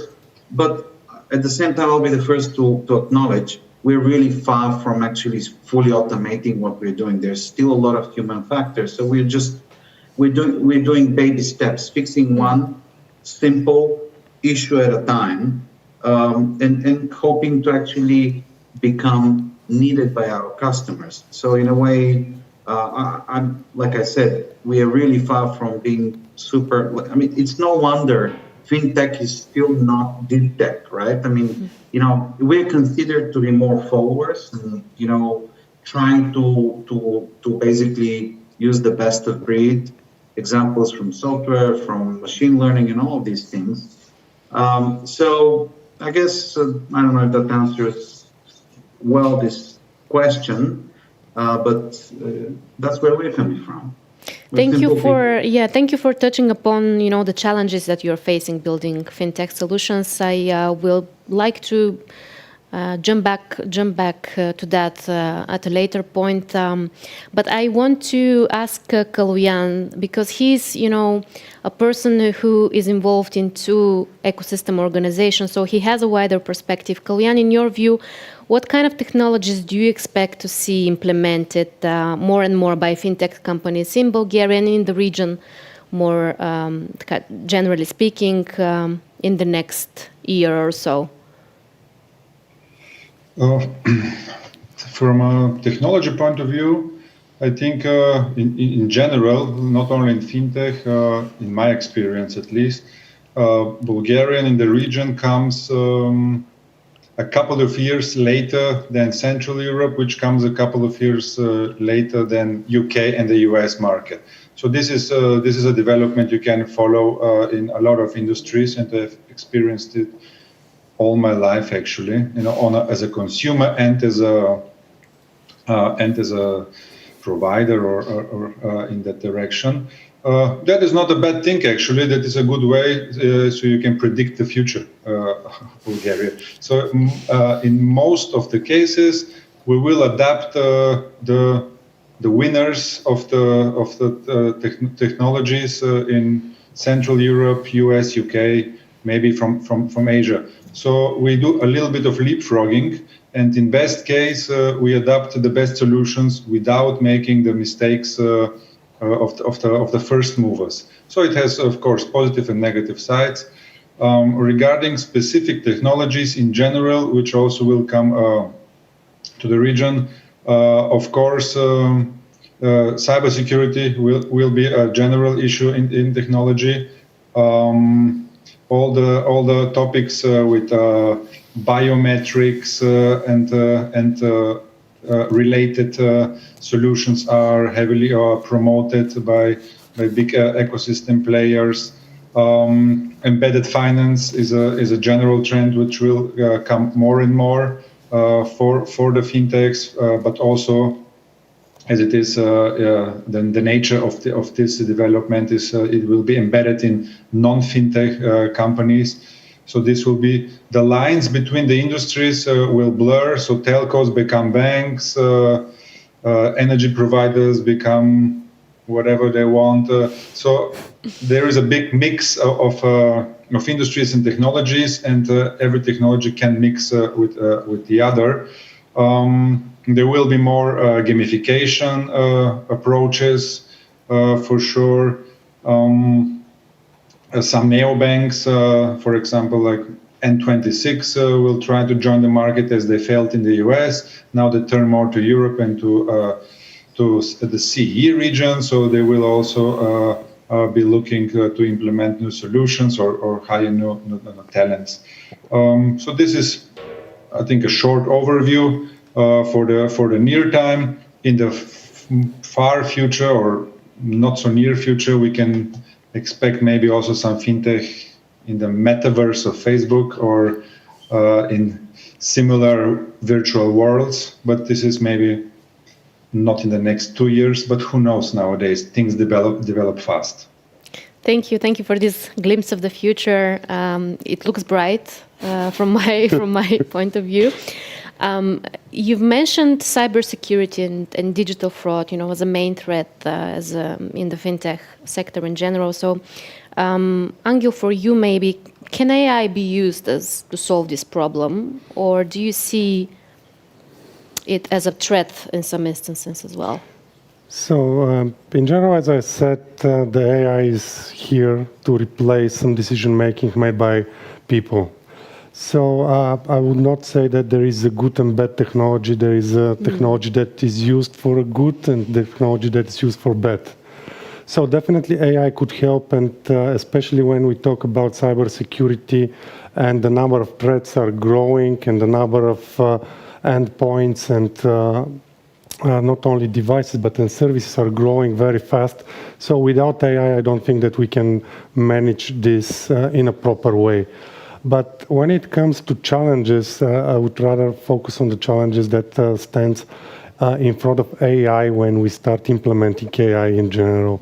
And they go into several areas, because if we start with business, for example, what business wants from an AI solution is, first of all, explainability. They would like to know for every particular algorithm what actually it's doing, right? So the time of black box solutions is over. The second thing is the governance. So the business wants to ensure that every step of the AI and ML process is monitored, is governed, and it's go according to the standards and procedures. So this is on the business side. Of course, the algorithms should work as they expected to work, but these are, so let's say, the business concerns that we need to tackle most. The second thing is that, as I said, AI could be used everywhere, and it's not a secret. But the challenge here is that in order to have good algorithms, good solutions, you need data scientists. And at the moment, the number of data scientists is very small compared to the demand for AI and those capabilities. And when we talk about capabilities, we can divide the capabilities that the data scientist has into another 3 areas. So first of all, those data scientists needs to know deeply maths and statistics, right? The second thing is that they need to know some languages, development languages like Python, R, or some others. So this brings 2, right? But the third, and I would say one of the most important, is to know the business and the subject area that they're going to apply their knowledge. So actually to have all those 3 in one basket is very complex and very long development journey. And here is the second challenge, not only to the industry in general, but also to the companies that are developing AI or automated AI platforms, is to democratize the process of AI and machine learning. Actually, to bring those capabilities to people that are not proficient in AI. Actually, to give a chance to business people and to business analysts to develop their own algorithms, to be able to easily deploy them, and of course, monitor their performance. And the third area is when we come to performance, to operations of the machine learning models. And when we talk about models, they have their path from data collection to modeling of the models, and then operating, meaning to monitor their behavior and their accuracy. And all this needs to be automated and transparent in order to be able to make this at scale, and also facilitate this learning that I mentioned beforehand. So these are the main 3 challenges that needs to be solved in order to have a proper, really AI at scale. And the good news is here that there are already platforms that could deliver that, but really what we need to do is also to educate the community that it's already here. Because there are a lot of people that definitely follow the trends in the industry, but sometimes we are not that open to the automation of the automation, and this is happening today.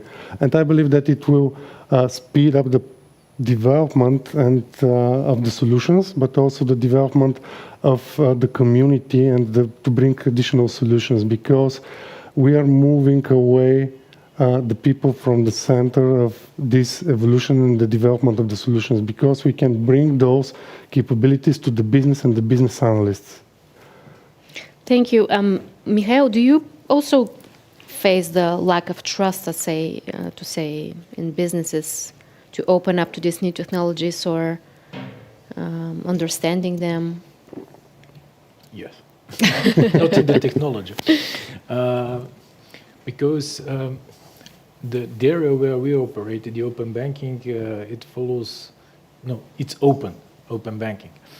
It means that someone should share something. He will open something. Even yesterday, we had a very interesting meeting with CFO of a huge holding here in Bulgaria. He said, I'm not ready to share my data.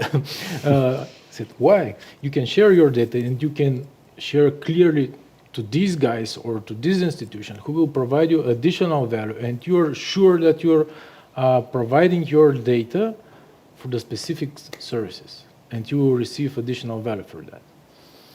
Because currently your data is locked. It stays there, it's taking a nap, it's not working for you. And still it's an issue. It's not only here for our market. We observe what happens in our area in whole EU, and not only. Even in countries where the market is more mature, still part of the population, the companies, are not ready to share their data. For instance, the last review I think we read was from Netherlands. Still not 30% of the people, they are not ready to share their data to third-party providers like us, which is okay. Okay. People should have something in their mind to prevent themselves. Okay, I'm sure that they share their data with Facebook, with all the networks, and there the machine learning is working very quick and very efficiently. but they do it involuntary. And probably this is still the business model which is going to persist for the next, let's say, probably a couple of years. But after that, the people in the business will learn that they can use their data with their control for their own value. We need time. How do you educate both customers and consumers in this sense to share, to trust more, to open access to data? The first we joined with the initiative organized by the Bulgarian Fintech Association, by the Sofia University. We participated in the classes because we know that it was more easy to educate the young people. It's much easier. It makes sense to educate them because they're the early adopters. They can use in their life this kind of services, and this will change their life actually. But this is a long period. This is a long period and a tough process. We face even people who work in the bank industry. They still don't understand what is happening. How it works, why it's working like that, it will take time. It will take time. I think that it might take more time for them. And this is something that I'm looking at the market.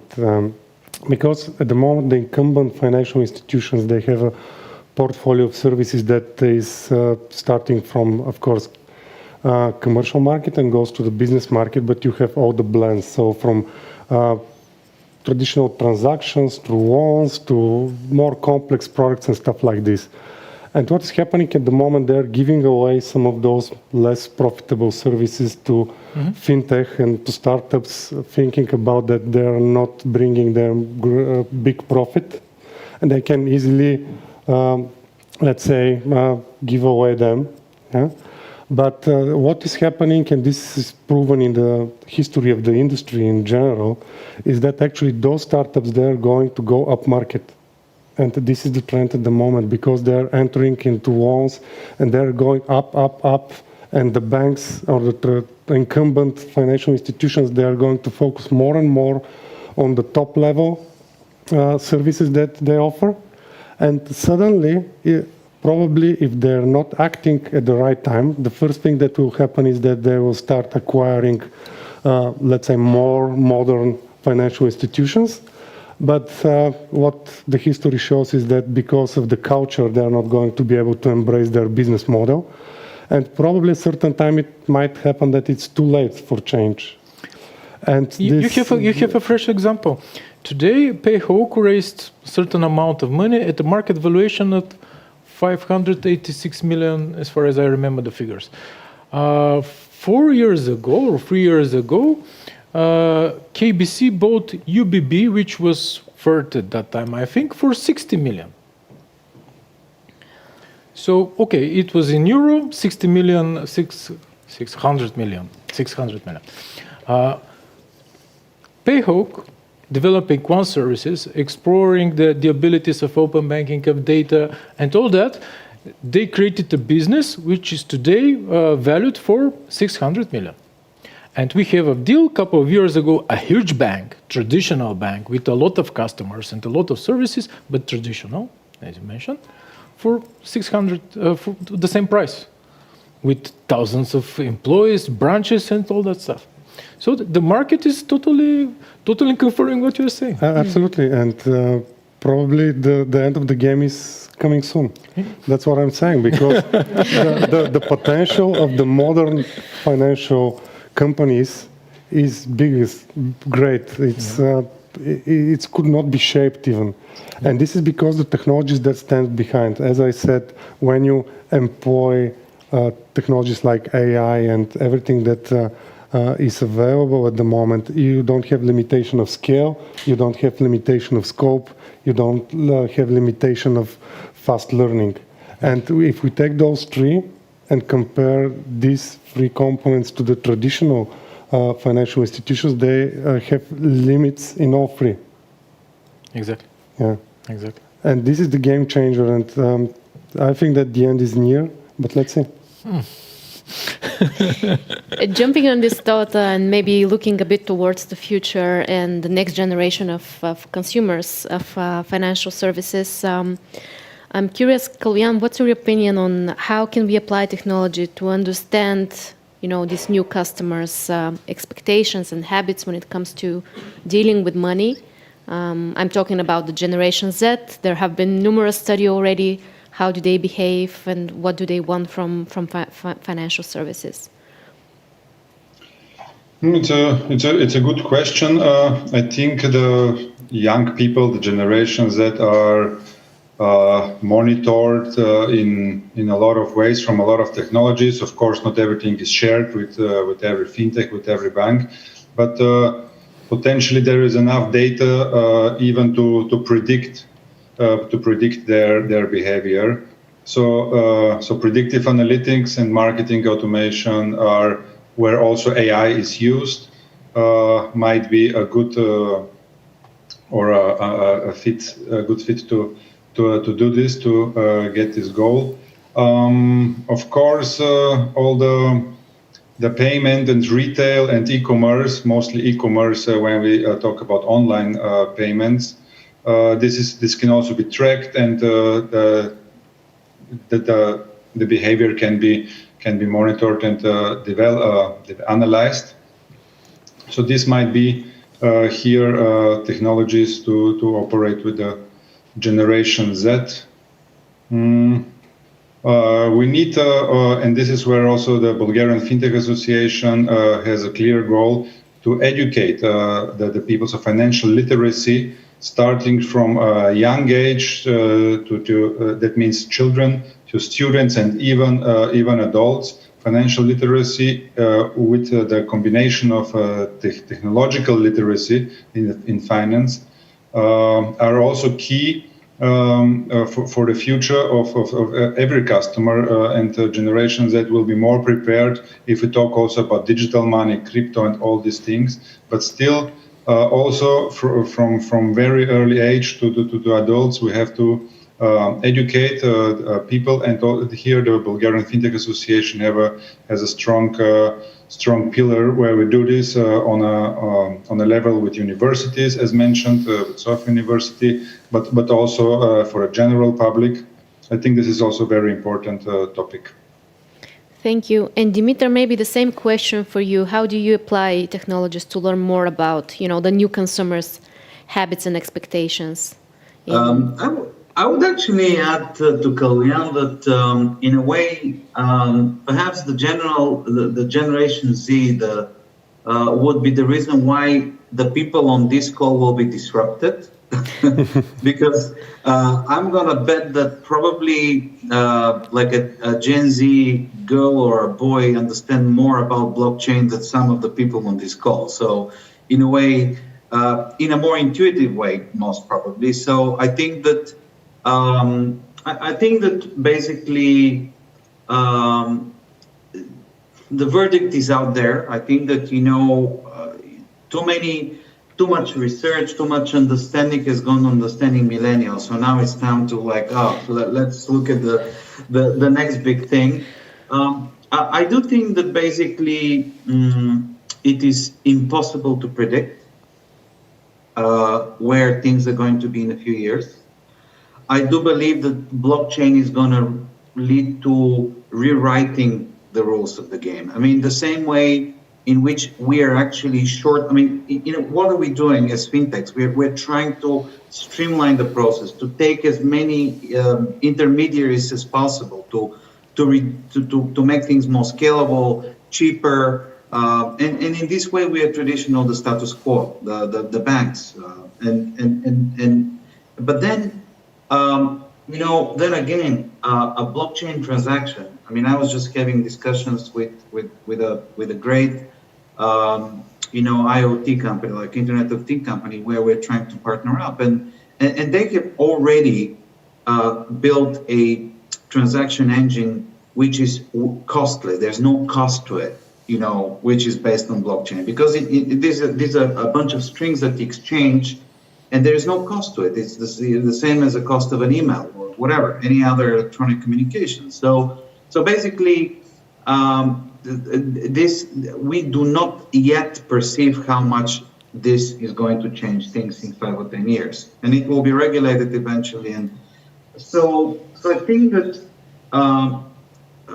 we should be using everything at our disposal right now in terms of machine learning, in terms of all the other ways to really listen to customers, but basically and be prepared to be disrupted. I think that we do exist because of our customers. We do exist to serve particular customers. It's very rare we can serve everybody. And in a way, I think that there will be a whole range of new companies that will probably be serving better Generation Z, girls and boys, the same way we may be serving better millennials right now compared to banks. And I think that and it will be exciting. It will be great. I mean, it will be yet another fantastic day.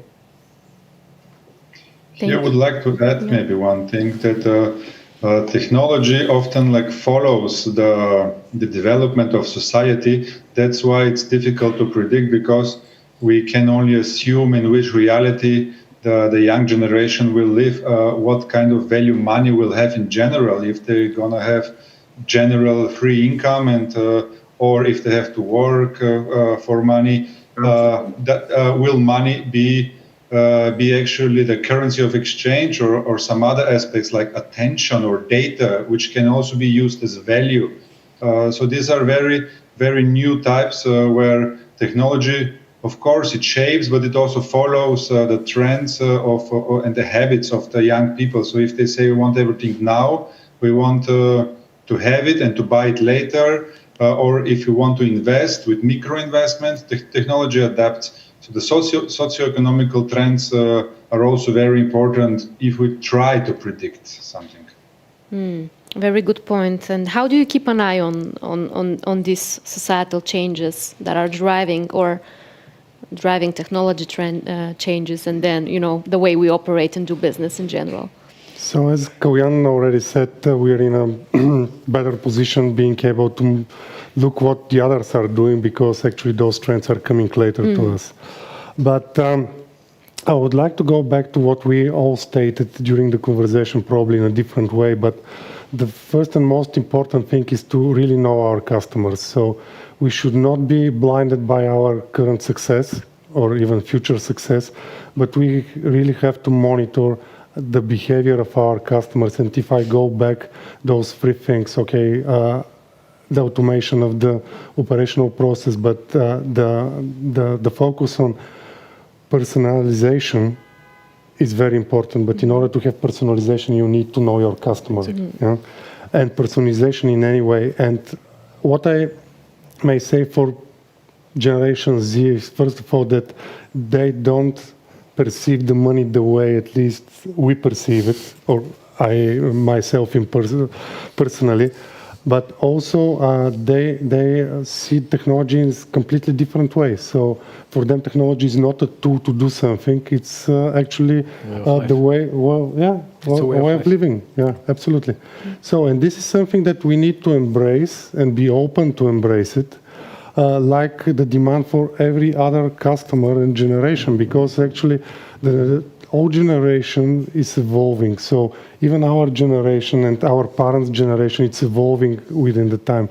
And of course, the older generation is evolving and developing their mindset and the cultural aspects of that slower than the youngers.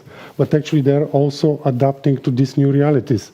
And this is something that also have to come to our attention, that we don't need to judge only by generations, but also some trends that are related to some cultural aspects of that, and also social aspects. Yeah?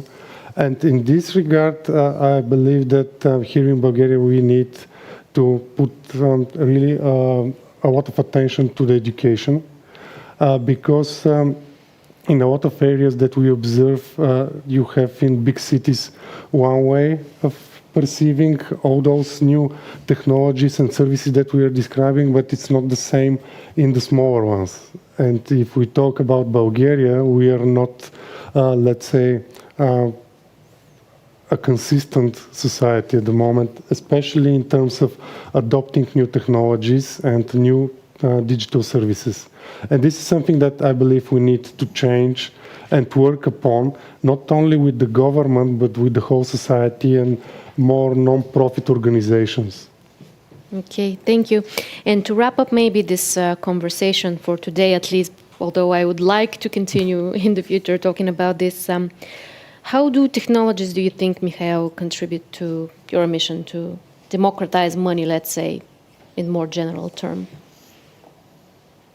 Without a technology, we will not be able to provide the services we provide. They're in the basic. Because, you know, in Irish Solutions, we are all former bankers.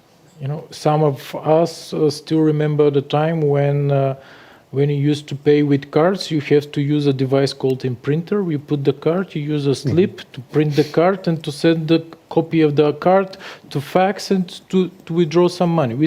I still remember the time. And I still remember the time when everything was kept in the books. Even I'm not so old. Now banking is totally different, and this is thanks to the technology. And these technologies allows us to bring the banking, the power of open banking, the power of data, of new payment methods to a new level. With no technology, everything comes from the open source. The open source era, which started 20 years ago, now we all have the mobile devices and all the services provided by the big companies. Now is coming the open banking as a part of open data, and it will continue. But without the technology, no chance for that. Thank you. Dimitar, final sentence from you, maybe?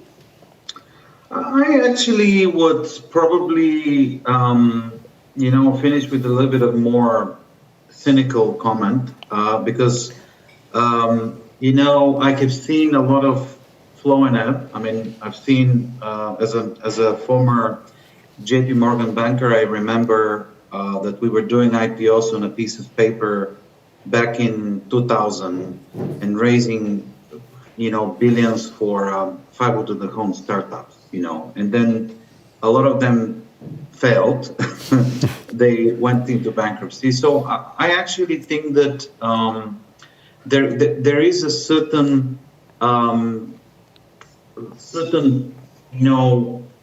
stage of development, and sometimes technology gets ahead of its everyday implementation. And I think that a lot of money now is going into developing newer and cooler and very often repetitive apps and whatnot. And it is scary, but JP Morgan right now cannot buy like Chime.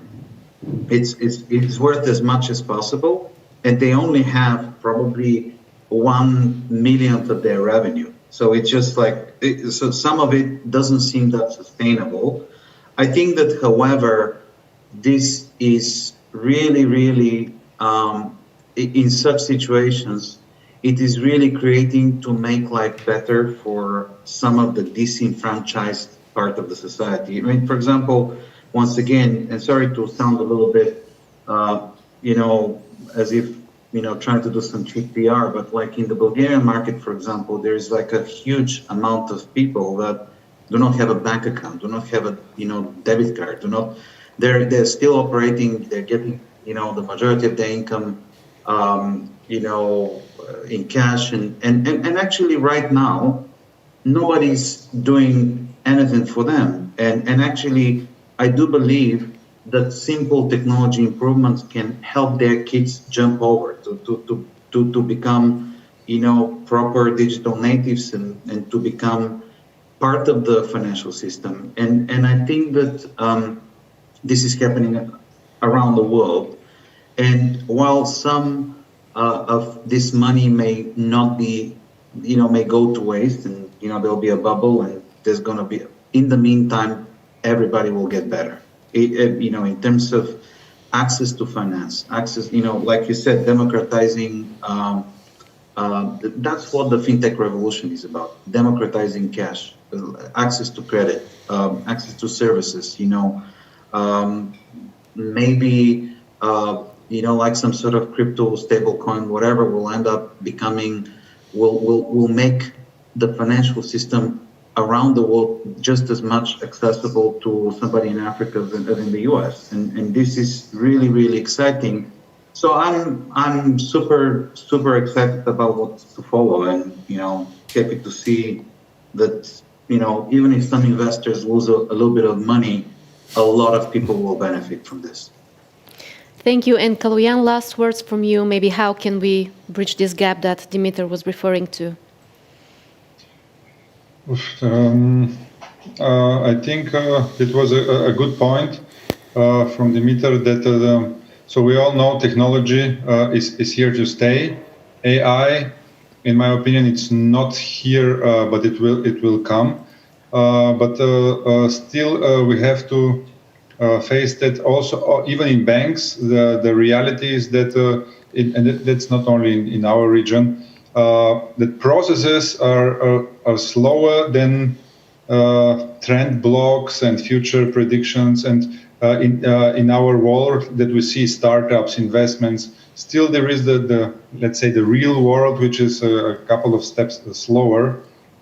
And I think it's okay. We're moving forward. Maybe the fastest way will be the generation switch in general. So this will, like it always was, the generation switch will adapt technology and behavior much more faster than educating the adults and the elderly, which of course will be educated, but the switches will come also with the switches in management, not only in consumers, but with management in banks and fintechs. So when the younger come up to decision-making positions, this also is a natural way of change. Thank you, and thank you all, gentlemen, for this fruitful discussion and for the glimpse into the future. And now I'll give the floor to Svetoslav Dimitrov, the Secretary of the Bulgarian Fintech Association, to wrap up today's conference. So it's a pleasure always to be in, among such an experts, and I'm proud to be actually part of what's happening in Bulgaria, in all our society, and also in the ecosystem. Without the help of not only us from the association, but without the help of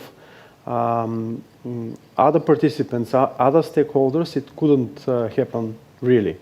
That's why I would like to thank for the support and for the active participation of Ministry of Finance, Financial Supervision Commission, European Commission, European Parliament, Invest Bulgaria Agency, Innovative Sofia, of course all the panelists, of course all the attendants. It's hard to wrap up all everything. Event like that, it could hardly be wrapped up. What I could say is that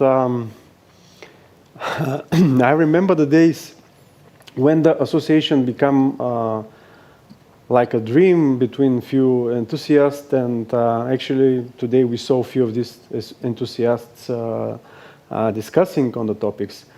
I'm very happy to see, and I see it, and I really hope that you also see it, that during the years our organization become not only an association, a proper association of the fintech society, but also become a cluster, real cluster where you could easily share your view, take the opinion, exchange it, and receive the proper outcome. I see the results of what we did in 2017, the dreamers, let's call it like that. The today event again remind me that we Bulgarians, we do our best, and actually we managed to put specifically the fintech, Bulgarian fintech society somewhere in the highest rank of fintech societies in Europe. And that is something which I am proud of, and I really hope that you would be proud of. So let's do it like that. Let's not give up. We've got a lot of work to do. Thank you to all of you, and I need your support. We need your support, not only me personally. Association needs your support to achieve its goals. Thank you very much, and I also would like to thank to our host, Interact 127. Thank you very much.